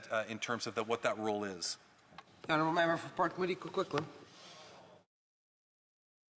Thank you so much, Madam Speaker. And I was a little concerned to hear the member say that this debate wasn't meaningful. And I wanted the member to know that the community members and the witnesses that came to the study find this work very meaningful, and the government has a lot of opportunity to take those recommendations. And I just want to do a shout out here. Today was the wrap up of the 2024 Housing Central Conference in Vancouver, and hosted by the Aboriginal Housing Management Association, the BC Not-for-Profit Housing Association, and also the cooperative, BC Cooperative Housing Federation. All of them are very interested in this debate, and they'd like to know what the government is going to do in regards to the recommendations in that report. The Honourable Member for Kingston and the Islands. I never once said that this debate wasn't important and was meaningless. I started my speech by talking about the manner in which the Conservatives are using the House in a meaningless way, because they are doing that through their filibuster on the other issue. And then, rightfully so, after pointed out by the same member that just asked me the question, she rose on a point of order to try to bring me to relevance. I then started talking about the importance of housing and the federal government's role in it. So I seriously reject the notion that I would suggest that this is not a very important topic. It's actually one of the very few important topics that I've had the opportunity to stand up and speak to since we came back in September. So I appreciate that opportunity, and I appreciate being able to have the opportunity to contribute to a debate on such an important matter. Honourable Member for Hamilton Centre. Thank you very much. As a supplementary, a follow-up to my previous question, I think the Honourable Member was confused. What I said was 250 houses built in Kingston, because the Wartime Project was about prefabricated family units. Now, I was also a city councillor, and I do know what happened to 30 years of deferred federal investments in social housing, which is very different than what Liberals like to call affordable housing. Social housing, non-market housing, he suggested had a stigma. I would put back to him that the people who are seeking, refuge in tents right now, people who are facing these winter months coming up as the snow begins to fall, would absolutely love to be in social housing. Social housing does not have to be built in the 1960s and 70s ghettoized style that it was in the past. We have lots of models, Madam Speaker, all across Scandinavia and Europe that shows that medium density, appropriate density in urban settings could be applied with a social context, which I think gets back to the heart of this debate, which is definancializing housing. How does this honourable member intend to take the power, the corporate capture of the real estate market away so we can go back to providing not just affordable homes, but social homes, Madam Speaker, for those who do not have the income to match the astronomical rise in the cost of living? The Honourable Member for Kingston and the Islands. I did not ignore his question, Madam Speaker. On the contrary, I actually acknowledged at the beginning of answering the question the first time that I know what he's talking about. I know where the housing that he's referring to is built in Kingston, but but that I thought it was more important to talk about affordable housing, and a housing that is supplemented by the government, housing that where the government helps to build it, and also housing that, for example, the government gets involved in rent geared to income. But just on the last point, Madam Speaker, I wanted to say, I am fully aware of housing that this government has built in my riding. This government has contributed to over 230 homes in Kingston since 2015. Resuming debate, the Honourable Member for Moose Jaw, Lake Centre, Lennox. Thank you, Madam Speaker, and I'm very proud to be here tonight on behalf of the constituents and to be able to speak freely on behalf of the people of Moose Jaw, Lake Centre, Lanigan. And I'd like to share my time with my colleague from Sherwood Park, Fort Saskatchewan. Madam Speaker, I'm just going to ask you for a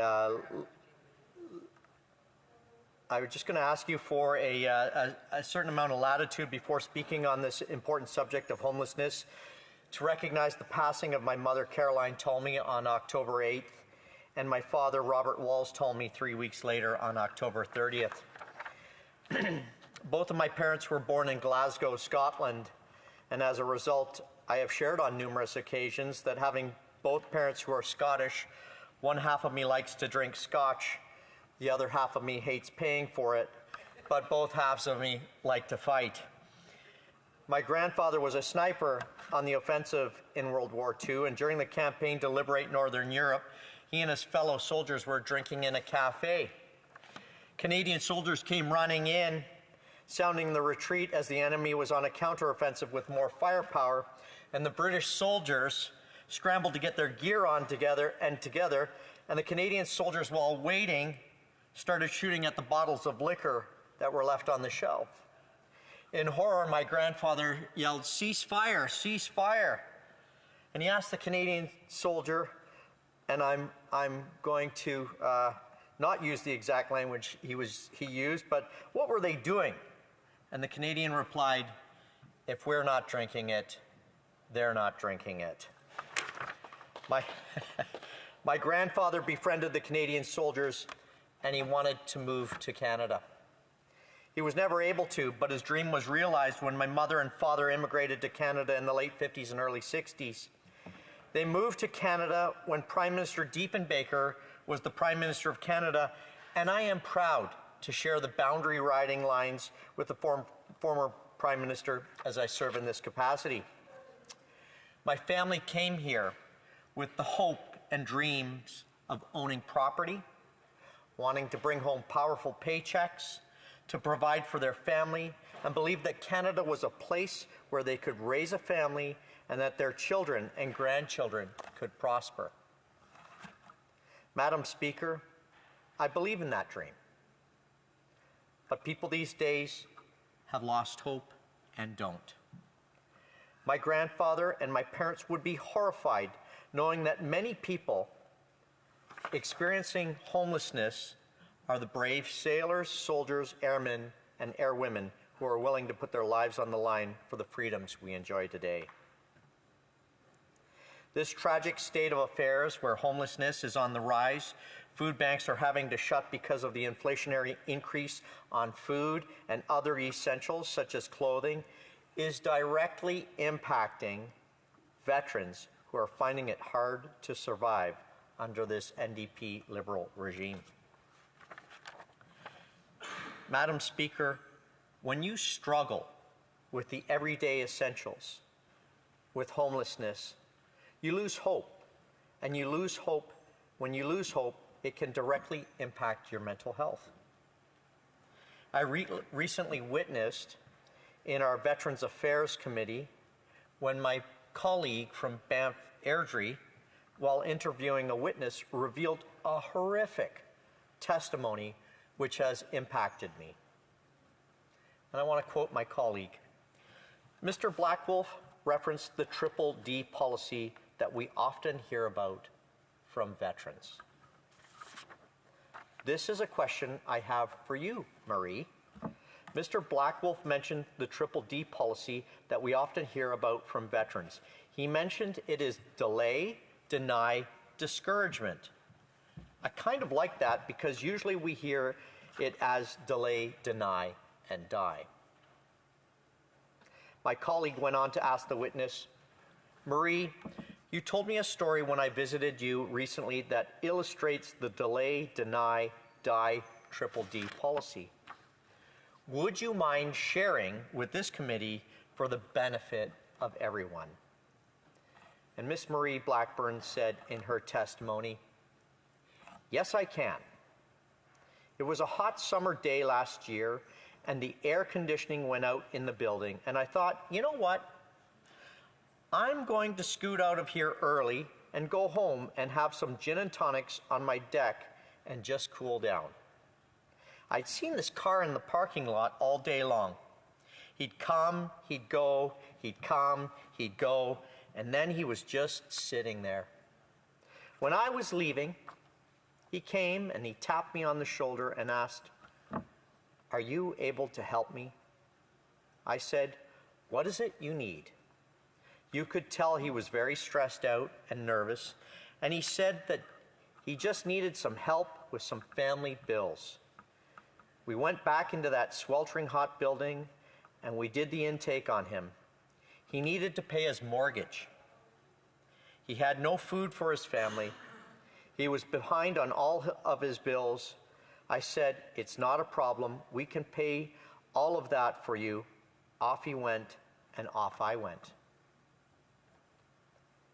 Then he called me about 2 months later, and he thanked me because his family unit was back together.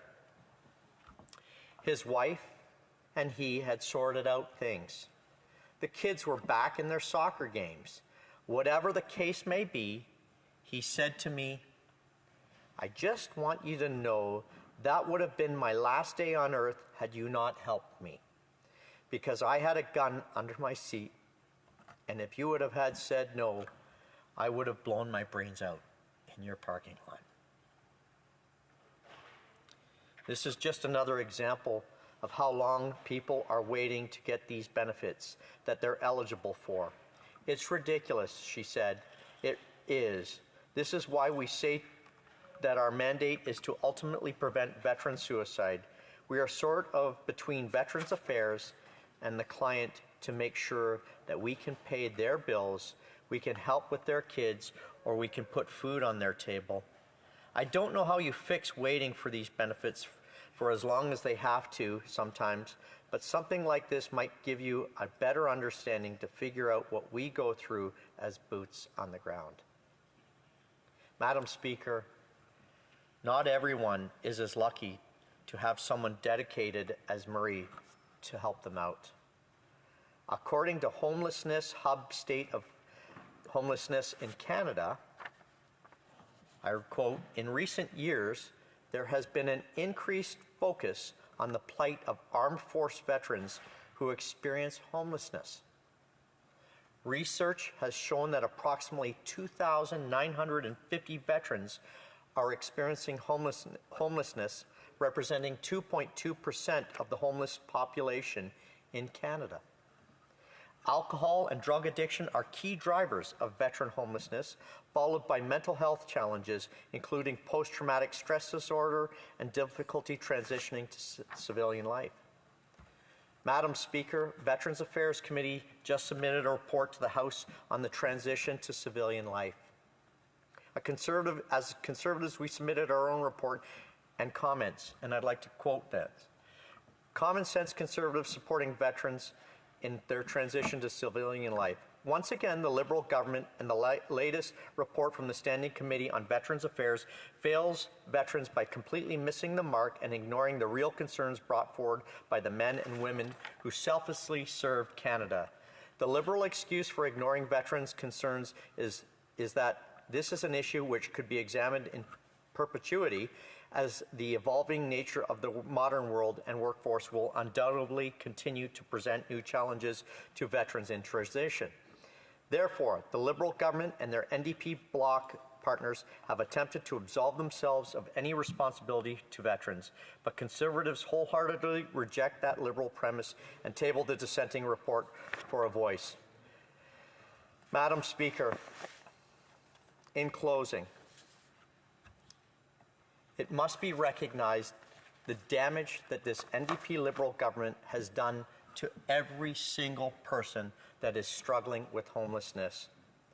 My family came here with a dream to own property, and they struggled. They struggled under a previous Liberal government in the 70s when another Prime Minister with the same last name was in charge.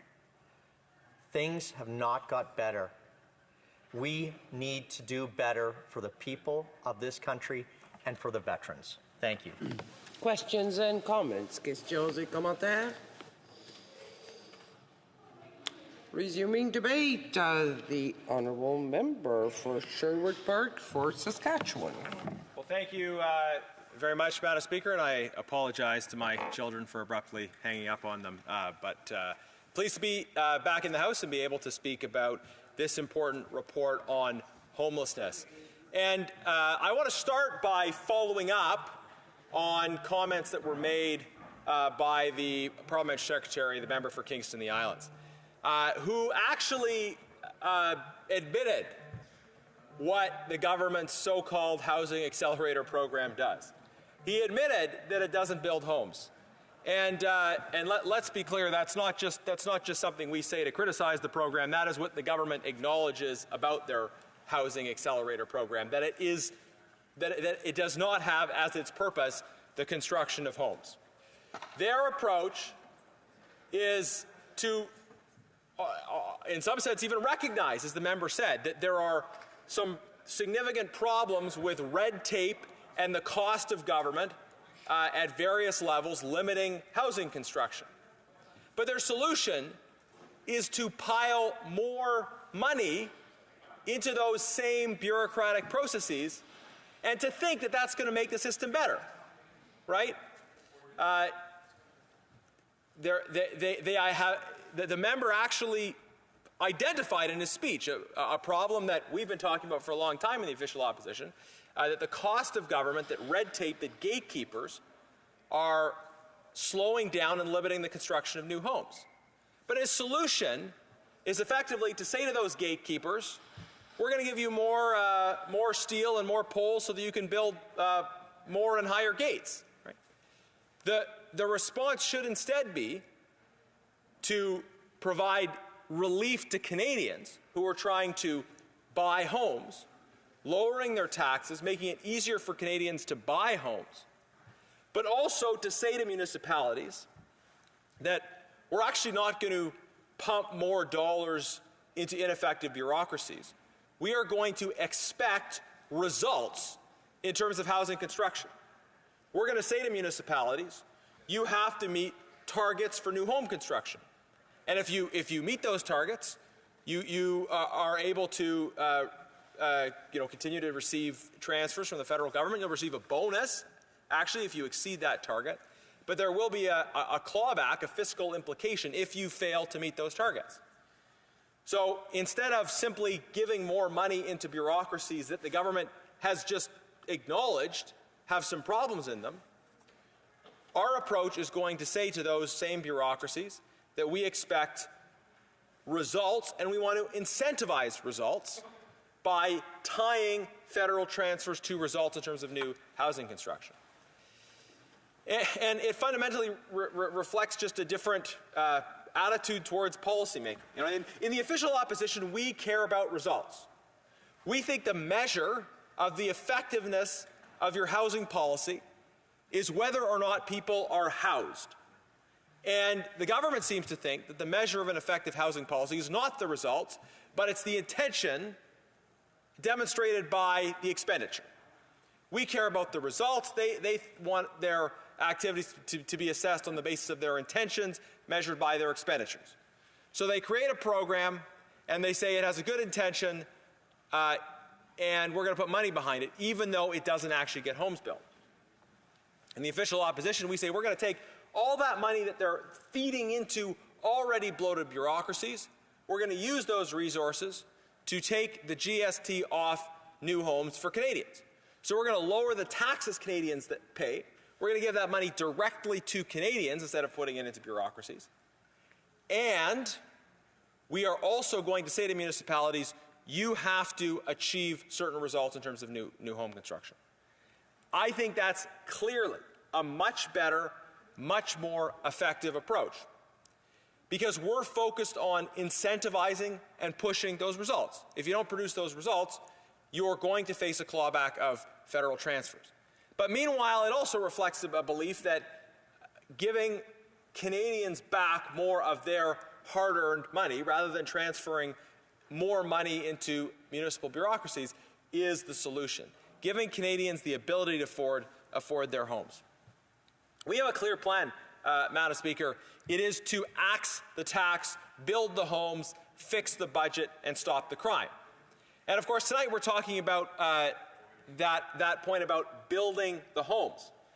And the Liberals always act triggered, and the member for Mississauga seems to be triggered by these lines: axe the tax, build the homes, fix the budget, and stop the crime.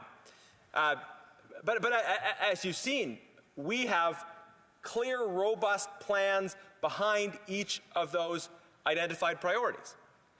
And they reflect a commitment to Canadians to actually deliver results. Not just to talk about things or to have good intentions backed up by taxpayer-funded expenditures. But our proposals are to achieve concrete results. We will axe the tax. We will build the homes. We will fix the budget. We will stop the crime. We will ask Canadians to measure our government, not by good intention and by expenditure, but by the actual results that are achieved. And I invite the contrast that the member has proposed. We are confident that giving money to Canadians and incentivizing real results from bureaucracies is the way to achieve results, not to pile more money into bureaucracies and expect somehow that the results are going to change simply by increasing the volume of expenditure on exactly the same things. Because if you look at the results of the last 9 years, we're clearly much worse off. Clearly much worse off. Canadians are paying twice as much for their housing. They're paying twice as much for rent. There's been a dramatic increase in violent crime. The Prime Minister has gravely mismanaged our immigration system. The Prime Minister, with the current Housing Minister, who's the former Immigration Minister, gravely mismanaged the immigration system. And then the minister who broke immigration was transferred over to housing because the government thought he could be a communicator for them on that file. But he has failed to deliver results in housing, just as he failed to deliver results when it came to immigration. So the Prime Secretary as well, he talked about how, for the last 2 years we were getting things done. He said we were effective in the sense that we were putting forward ideas and passing them. Well, I don't think Canadians would say the government was effective. They were effectively moving the country in the wrong direction. They were effectively making housing costs higher, rent higher, increasing the crime rate. This was the result of the NDP Liberal coalition. And then we had a photo op from the NDP leader saying he was tearing up the coalition agreement, and then he taped it back together and has supported the government at every turn. Now, it will be Canadians that judge the plans that are put in front of them. I am looking forward to the chance we have to make our case to Canadians, to make the case in favor of our plan to axe the tax, build the homes, as we're particularly talking about tonight, build the homes, as well as fix the budget and stop the crime. But the NDP have continued to prop up the Liberals for a variety of reasons. But I would challenge them to have the courage of their convictions, if they are their convictions. And if they really think that piling more dollars into existing bureaucracies is the way to build homes, it hasn't worked for the last 9 years, but if they really think that, they should bring that case to Canadian people and see what Canadians decide. We'll be coming forward with our plan to incentivize real results from bureaucracies and to deliver real tax relief for Canadians. We'll be bringing our plan to Canadians, they'll be bringing theirs. And that will happen when the carbon tax election eventually comes. And the Liberals should have the courage of their convictions. They should see the demand from Canadians for change, and they should put their proposal before the Canadian people. They're unwilling to do that, though. They talk a good game about how they're apparently confident about what they're doing, but they are unwilling to bring their proposal to the Canadian people. So let's have a carbon tax election, Madam Speaker. Let's have that election now. Let's see what Canadians think about what this government is doing, and I'm proud to stack our plan to build the homes against their 9 years of failures any day. Questions and comments. The Honourable Deputy House Leader. Thank you, Madam Speaker. Madam Speaker, I'd like to read a quote. Here's a quote. Here, we should be encouraging our municipalities to build housing more rapidly. I will ensure that the funding for municipal infrastructure corresponds with the number of houses that the municipality manages to build. I will require every big city to increase building permits by 15% per year, or they will lose infrastructure funding. You know who said that, Madam Speaker? The Leader of the Opposition. That is exactly what the Housing Accelerator Fund is. It is a program that ties the funding to municipalities to their ability to create more housing. So it's not just money that's being given to bloat bureaucracy, as this member suggests. It's actual money that is tied, and the municipalities have to prove that they've been able to increase the housing. And it's not just our idea. The quote that I just read supporting that exact concept was from June 7th of 2023 from the Leader of the Opposition. So for him to be critical of the Housing Accelerator Fund is to be critical of the proposal that was made by his own leader. Honourable Member for Sherwood Park for Saskatchewan. Madam Speaker, the member is wrong, and let me again explain the difference. Conservatives will tie existing funding to results, and we will use this money to put it back into the pockets of Canadians in the form of a significant tax cut. We will provide tax relief to Canadians, and we will use existing funds to incentivize the construction of new homes.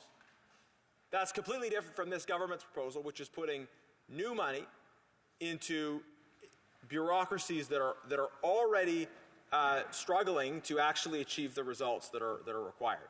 So our approach is fiscally responsible. It recognizes the value of a dollar in the hands of Canadians as opposed to government, and it also insists on incentivizing the results.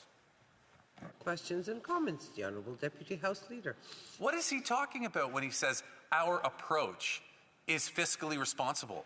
The only thing he's been able to offer was to say that the GST would be removed off purchasing homes. Well, that's great for somebody who's purchasing a brand new home. I guess that will benefit them. But what about everybody else who's not building a new home? So how is he able to stand in this House and say our plan will produce results when the only plan that he's been able to offer is to take the GST off a brand new home? The Honourable Member for Sherwood Park for Saskatchewan.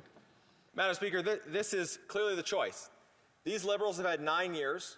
They have failed to build homes. Objectively, we're not building homes at nearly the rate we need to. That housing costs are dramatically up for all Canadians.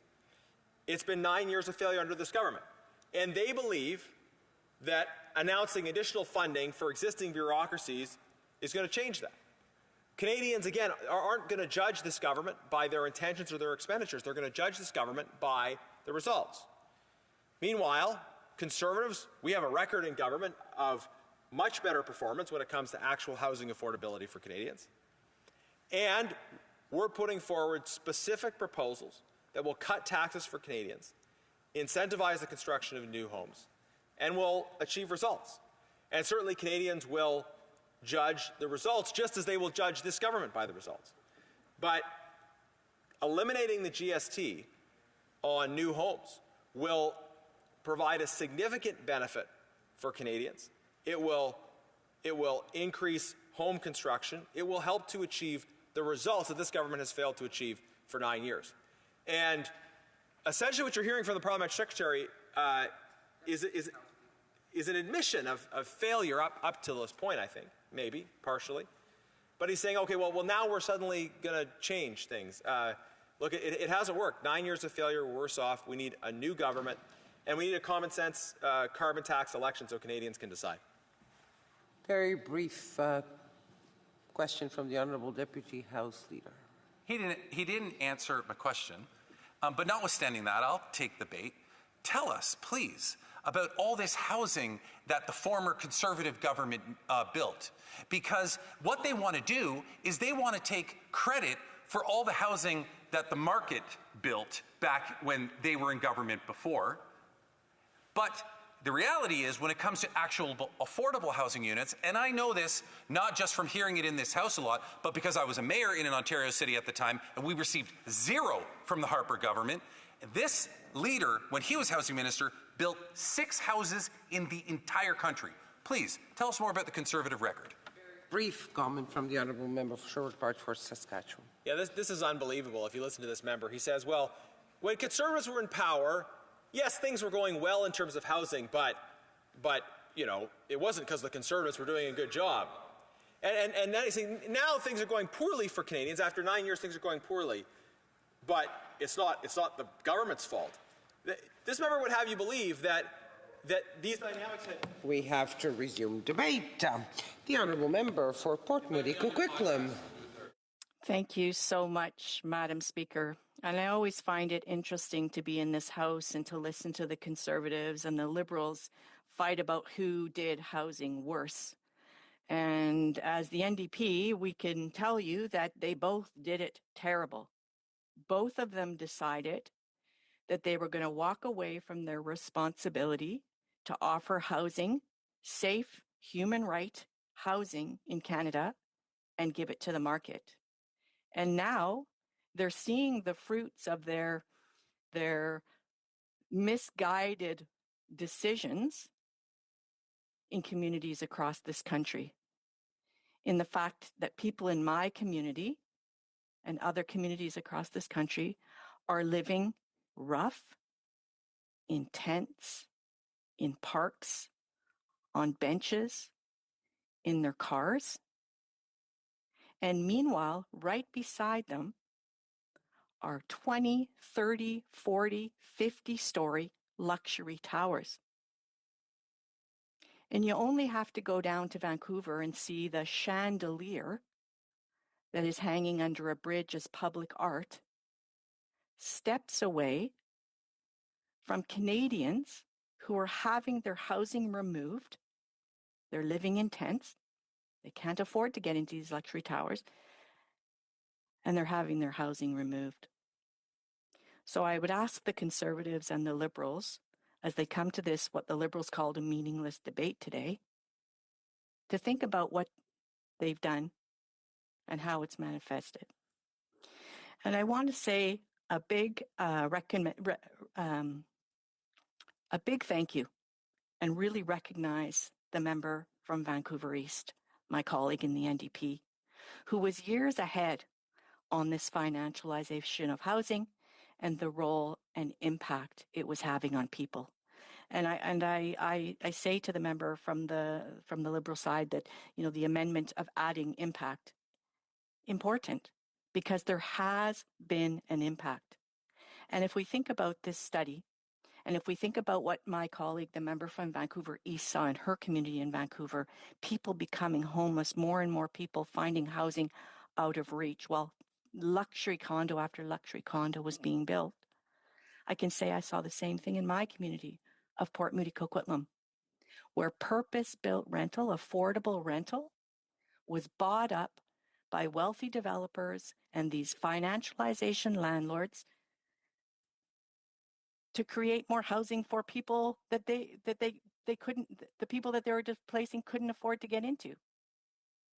So I think about one of the very first, back in 2014, 2015, when one of the very first luxury condo projects got approved in my riding of Port Moody Coquitlam, and the developer came and said, we're going to do a rental we're going to do a rental housing beside it. We're going to do 2 towers and we're going to do a rental housing.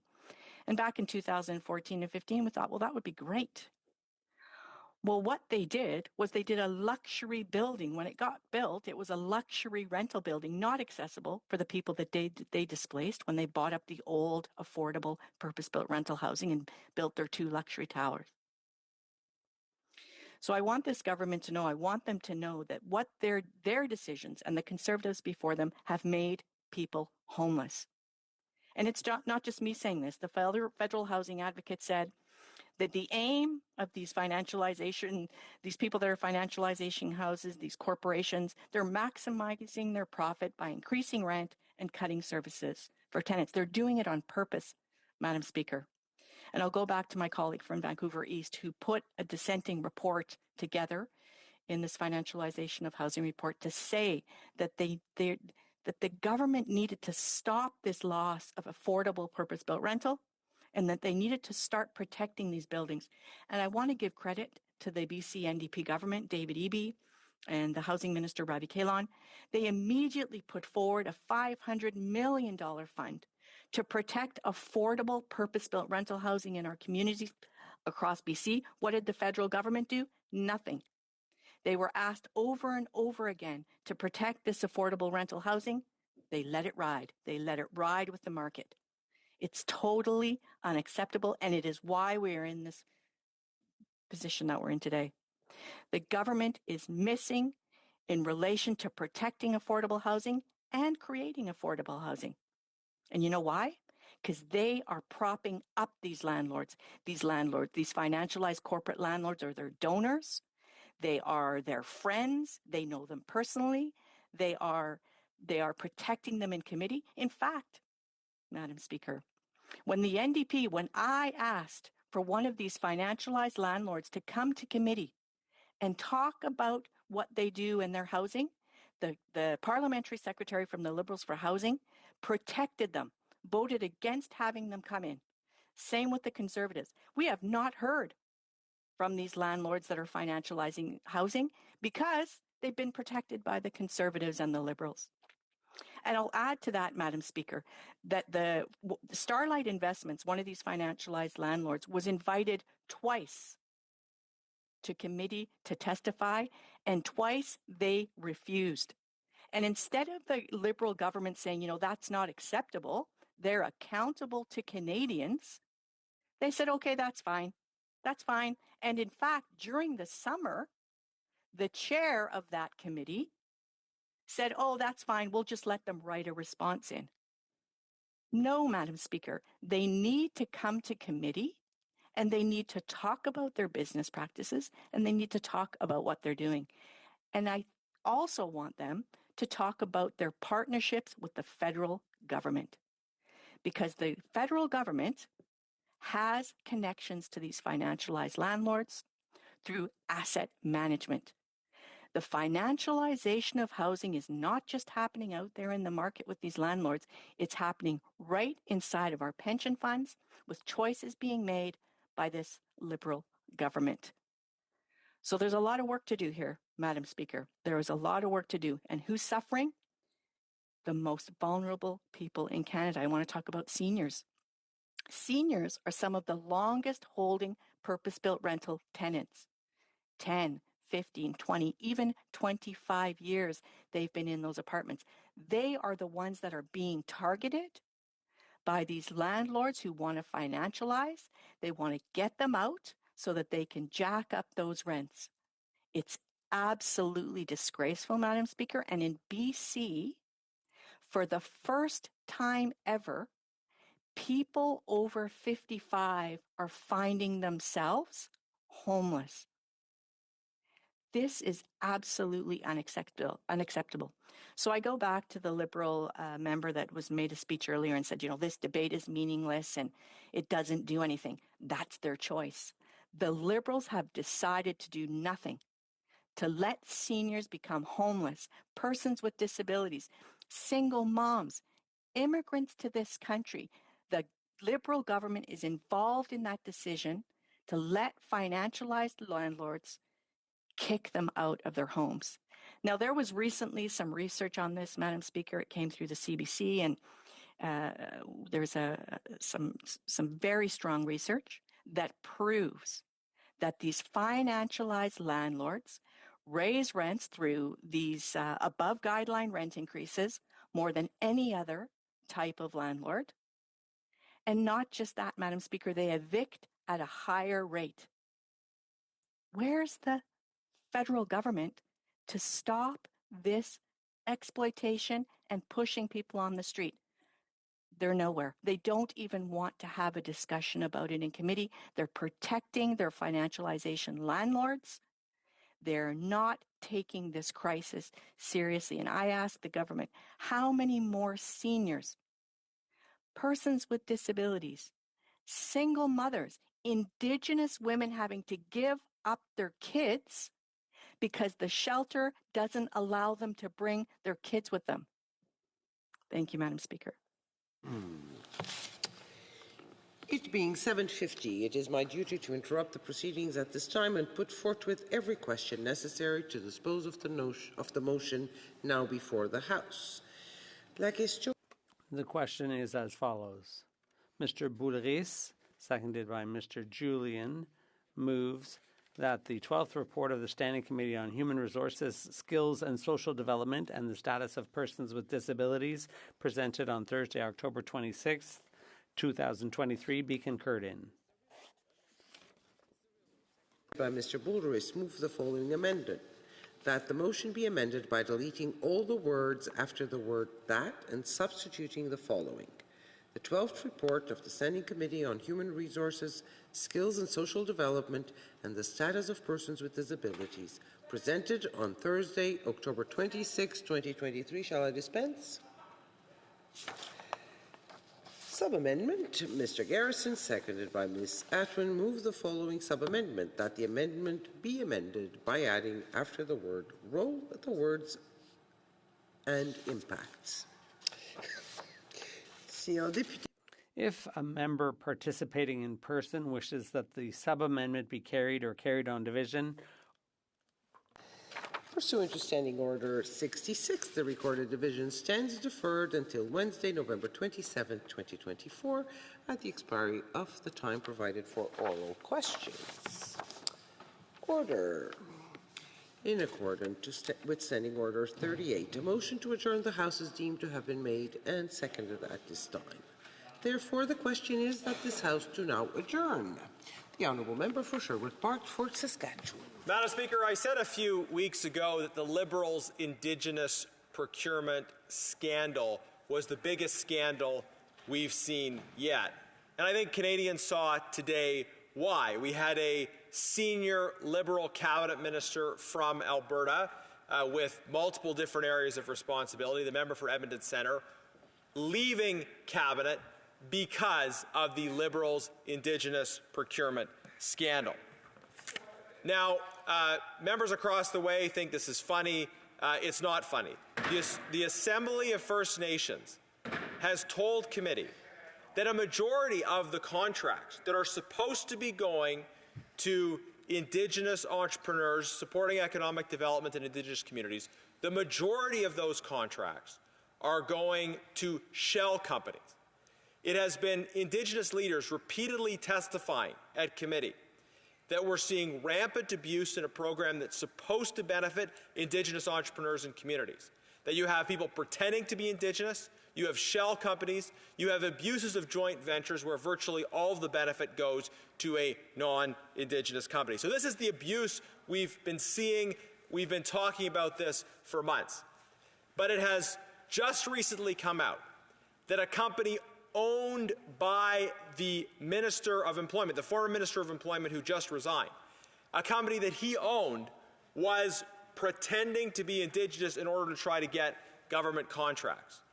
So not only are we seeing rampant abuse of this program, people who are not Indigenous pretending to be Indigenous or trying to take advantage of the program in other ways, but we have a member of the Liberal caucus, a former Minister of the Crown himself, owning a company that pretended to be Indigenous owned when it was owned by a Minister of the Crown who is not Indigenous. This minister repeatedly misrepresented himself, The Liberal Party in its public statements identified him as Indigenous, said he was part of the Liberals' Indigenous Caucus. Every other member of that caucus, they still identify as Indigenous, but he acknowledges that he's not, even though he was a member of the Liberal Indigenous Caucus. And we can see repeatedly in various situations how he falsely represented himself as being Indigenous, and that this was part of a political story he wanted to tell, but this also was the basis on which the company he owned pretended to be an Indigenous-owned company and tried to get contracts on that basis. Now, his company is not the only instance of abuse. Again, we have the AFN saying a majority of those getting these contracts. We have companies like Dalian Enterprise, a Canadian healthcare agency, that got over $100 million each, where there, I think, very clearly are abuses of joint ventures. And these are companies that were taken off the Indigenous business list, but nonetheless profited significantly while they were on it. Madam Speaker, this is disgusting. This is absolutely disgusting. Indigenous peoples in this country are experiencing unacceptable levels of poverty. And we had a government that came in with high words about reconciliation. And here we are. Here we are today. After 9 years, they came in promising reconciliation, and 9 years later, you have a minister of this government leaving cabinet because he pretended to be Indigenous, and he used that pretense to try to advance the commercial interests of his own private company getting contracts from the government. And this government defended him for far too long. He remains a member of the government caucus, and his company remains eligible for government contracts. So will the Liberals show some contrition tonight and recognize how badly they failed on reconciliation? The Honourable Parliamentary Secretary to the Minister of Indigenous Services. Thank you, Madam Speaker. I'd like to acknowledge that we are on the unceded territory of the Algonquin and Anishinaabe people.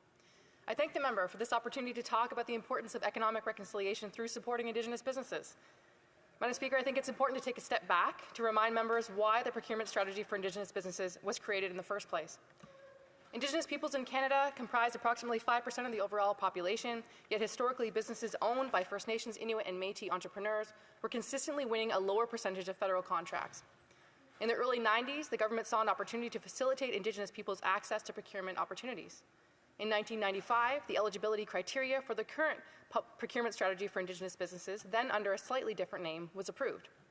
Based on engagements with Indigenous organizations and business leaders, in 2021, Public Service and Procurement Canada, in collaboration with the Treasury Board of Canada Secretariat and Indigenous Services Canada, created more opportunities by implementing the mandatory minimum 5% Indigenous procurement target. Today, the procurement strategy for Indigenous businesses and the mandatory 5% target continue to be two important ways that the Government of Canada supports Indigenous businesses, including Indigenous entrepreneurs across the country. And we have heard many times from Indigenous partners how important this PSIB is for advancing economic reconciliation and supporting Indigenous businesses and entrepreneurs. Since we announced the 5% target, we have seen a surge in Indigenous entrepreneurs' interest and investment in the program. In contrast, the proportion of contracts going to Indigenous businesses in the Harper years never went above 1%. And now they're trying to undermine this critical program by focusing on the extremely rare instances of bad actors that do not represent the overall merit of the procurement strategy. Investing in Indigenous communities and building up Indigenous businesses and entrepreneurs benefits all Canadians. According to the 2022 National Indigenous Economic Strategy for Canada, the continued exclusion of Indigenous peoples costs the Canadian economy $27.7 billion every year.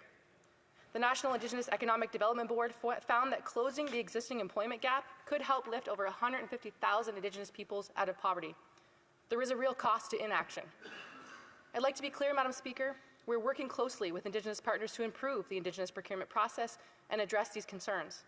Together with Indigenous partners, we're gathering information and building the foundation for a co-developed, transformative Indigenous procurement strategy which supports economic reconciliation. One of the components of this co-developed strategy is the transfer of the Indigenous Business Directory to Indigenous partners. We know that First Nations, Inuit, and Métis are best positioned to define and verify Indigenous businesses. We will continue to work with Indigenous partners to co-develop a path forward that strengthens economic relationships with Indigenous entrepreneurs and businesses. These increased economic opportunities for First Nations, Inuit, and Métis peoples are vital to ensuring continued growth and prosperity for all of Canada. will continue to improve and support the program, as it's vital for supporting Indigenous businesses and communities, and I hope that our Conservative colleagues will support us in doing that. Member for Sherwood Park, Saskatchewan. Madam Speaker, it's really unbelievable that the government persists in their arrogant pretense that everything is totally fine. The member didn't at all mention the fact that today a Minister of the Crown left Cabinet because his company was trying to abuse this program. She said extremely rare instances of bad actors. That's completely the opposite of what we were told by the Assembly of First Nations, by many other Indigenous leaders. So the government isn't listening because Indigenous leaders are telling us that abuses are rampant in this program, that there are companies that have gotten hundreds of millions of dollars through abuses who are not Indigenous benefiting from this. You have a member of the Liberal caucus who is a bad actor in this whole process. Again, will the government show some humility and stop pretending everything's fine, listen to Indigenous leaders, and actually recognize that there's a big problem? The Honourable Parliamentary Secretary. Madam Speaker, I'll be happy to go into more detail about what happens in those rare occurrences where concerns with supplier integrity is suspected. If a department or agency has concerns about supplier integrity or misconduct at any point in a procurement process, they can refer the matter to Public Services and Procurement Canada's Office of Supplier Integrity and Compliance. The office administers the strengthened ineligibility and suspension policy, which came into effect earlier this year. This policy sets out the circumstances and processes that enable the Registrar of Ineligibility and Suspension to suspend and debar suppliers. This includes suppliers who have been charged with or convicted of a specific offence or have been found to lack business integrity or business honesty in a manner that directly affects their present responsibility. On this side of the House, Madam Speaker, we will continue to improve and support the Indigenous procurement process in true partnership. Thank you, Madam Speaker. The Honourable Member for Spadina Fort York. Madam Speaker, we're back this evening to debate a question that I had asked the Prime Minister. A question that arose from the countless media coverage, as well as a Parliamentary Intelligence Committee report that had provided insight on the infamous 11 parliamentarians who were in the pocket of the Chinese Communist Party. I further asked the Prime Minister if he has trouble sitting at the cabinet table when he must wittingly know that at least one of his ministers may not be working in the service of Canada. Madam Speaker, the Prime Minister knew he couldn't defend the indefensible. So instead of answering the question, he attacked my question by theatrically stating that I was displaying, quote, irreverence and unseriousness in a place that deserves a serious contemplation of issues of national security, end quote. Madam Speaker, what is disgraceful, very serious, and irresponsible is a continuous refusal of the Prime Minister to name those individuals and provide information that he sat on for several months to the appropriate authorities so that a badly needed investigation can be launched and that charges be made so that our courts can determine the guilt or innocence of those who remain kept in seclusion. Madam Speaker, it's obvious that the Prime Minister is in denial or completely unaware that he is not above the law. Moreover, he's equally clued out in understanding that nowhere is it written that a Prime Minister has the power to obstruct justice and override the Criminal Code of Canada. Madam Speaker, it is unconscionable that the Prime Minister has ignored all efforts for these 11 individuals to be identified and for the laws of Canada to be applied. The Criminal Code is clear on the issue of treason. And unlike the Prime Minister, most Canadians believe that the Criminal Code is the law of the land and that these laws are there to protect Canadians, not to protect Liberals or anyone else who sells out their country for political or financial gain. Madam Speaker, the Code is not some plaything of a Prime Minister. Also, it's incumbent on a Prime Minister to act to protect Canadians and our democracy from those who are out to subvert our institutions. That is the duty of the Prime Minister. Madam Speaker, I find it passing strange that the Prime Minister is so concerned about the opposition leader's security clearance when the Prime Minister is shielding the investigation and prosecution of those who are in league with agents of foreign interference, including at least one cabinet minister. Madam Speaker, as long as those 11 traitors remained unnamed and uninvestigated, the Prime Minister is in fact abetting foreign interference and protecting those in the pocket of Beijing. Why? There is no defending the indefensible. No matter what is in the Parliamentary Secretary's talking points, for the leader of the Liberal Party to cover for 11 traitors who are in the pocket of the Chinese Communist Party and escaping justice. It is an affront to this Parliament and to all Canadians that those 11 individuals remain in the protected custody of the Prime Minister, who by his own actions are in contempt of our laws and of the administration of justice. What is the Prime Minister so afraid of? Is the Prime Minister afraid to release the 11 names because of who they are? The roles they hold either in the government, his own caucus, or in the Liberal Party? So I will ask, once again, a very simple question of this government. Will they release the names? Yes or no? Thank you, Madam Speaker. The Honourable Parliamentary Secretary. Thank you, Madam Speaker, and it's my pleasure to rise today to speak to the paramount issue of combating foreign interference in our democratic institutions. I certainly take this matter very seriously, and I have respect for this House, and I wish the member would demonstrate the same. The allegations referenced here are misleading and defamatory, and this is simply peddling misinformation. Madam Speaker, on this side of the House, the Prime Minister and Ministers of the Crown have security clearances and have been vetted by national security. That's more than I can say for the Leader of the Opposition, who the member opposite is sitting closer and closer to. That's why I would like to turn my attention to what matters, what the government is doing on foreign interference. In September 2023, Madam Speaker, the government announced the establishment of the Public Inquiry into Foreign Interference in federal processes and democratic processes, following extensive consultations with all recognized parties in the House of Commons. All parties agreed to the terms of reference in the appointment of the Commissioner, Justice Mary-Josée Hogue, as Judge of the Quebec Court of Appeal. The Commissioner is mandated to examine and assess interference by China, Russia, and other foreign states or non-state actors, including any potential impacts, to confirm the integrity of and any impacts on the 2019 and 2021 federal general elections at the national and electoral district levels. Madam Speaker, as members of this House will know, the Commissioner's interim report was delivered on May 3, 2024. Some of the key findings from this initial report were that foreign interference did not affect the overall outcomes of the 2021 and 2019 elections, and the administration of these elections was sound. Foreign interference did not undermine the integrity of Canada's electoral system. The Commission's initial report did not make any recommendations for the government or other stakeholders. These will be included in the Commission's final report. The government looks forward to reviewing the final report and any recommendations the Commissioner may have for better protecting federal democratic processes from foreign interference. Excuse me. These will help inform future measures. In the meantime, the government continues its work to counter the evolving threat of foreign interference in Canada's democratic institutions. Since the Commissioner was appointed, the government has taken a number of following steps. In September 2023, the Prime Minister made a statement in the House of Commons that there were credible allegations of a potential link between agents of the Government of India and the killing of a Canadian citizen in British Columbia. In October 2023, the government issued a second public statement on a probable Chinese government spamouflage disinformation campaign targeting dozens of Canadian parliamentarians and issued letters to those parliamentarians targeted. In December 2023, Canada joined the United Kingdom's attribution of malicious cyber activity in Russia that targeted UK politics and democratic processes.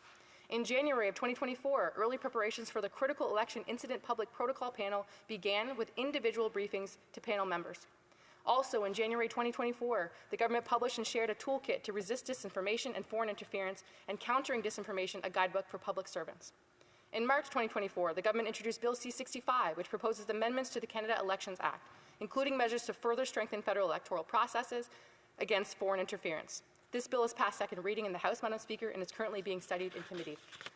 In June 2024, unclassified briefings on foreign interference were provided to members of Parliament. On June 20, 2024, Bill C-70, the Countering Foreign Interference Act, received royal assent. And Madam Speaker, the Government of Canada has taken a range of measures to address the evolving threat of foreign interference in Canada's democratic processes. We look forward to reviewing any recommendations that Commissioner Hogue may have in her final report.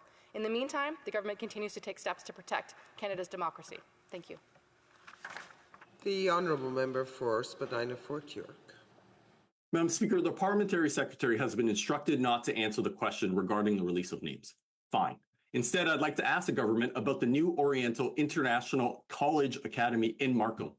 If she followed the Hogue inquiry, she'll be familiar with the school, as the inquiry was told that this private high school bussed in students from Markham to vote for the member for Don Valley North in his nomination campaign. Madam Speaker, this school is endorsed by the Chinese consulate, and last year, this high-powered school's CEO partied up with the Prime Minister on Parliament Hill. Not only that, this same Chinese consulate-approved school students were offered a summer leadership program to work in the Prime Minister's office. Madam Speaker, this must be investigated. If this was the United States, a special prosecutor would have already been appointed. No matter what party or who the person of interest is, no one is above the law, not even the Prime Minister. Will the government appoint a special justice to look into the Prime Minister's actions for working with a school flagged by CSIS? Thank you, Madam Speaker. The Honourable Parliamentary Secretary. Thank you, Madam Speaker. And the government is committed to protecting and strengthening Canada's democracy, and I'll reiterate that time and time again. I can tell the member is very passionate about this, and it's important that all members of this House take this very seriously. We look forward to the ongoing work of the public inquiry into foreign interference in federal electoral processes and democratic institutions, as I mentioned, including the Commissioner's final report in December. The government will review the report in due course, including any recommendations the Commissioner may have. In the meantime, Madam Speaker, the government has taken many steps to counter the threat of foreign interference in our democratic institutions since the Commission began its work. Democracies around the world are grappling with the threat posed by foreign interference, and Canadians can have confidence that robust safeguards are in place to protect our democracy. The Government of Canada continuously adjusts these measures to meet this long-standing and evolving threat, Madam Speaker. Thank you. The motion to adjourn the House is now deemed to have been adopted. Accordingly, this House stands adjourned until tomorrow at 10 a.m. pursuant to Standing Order 24-1.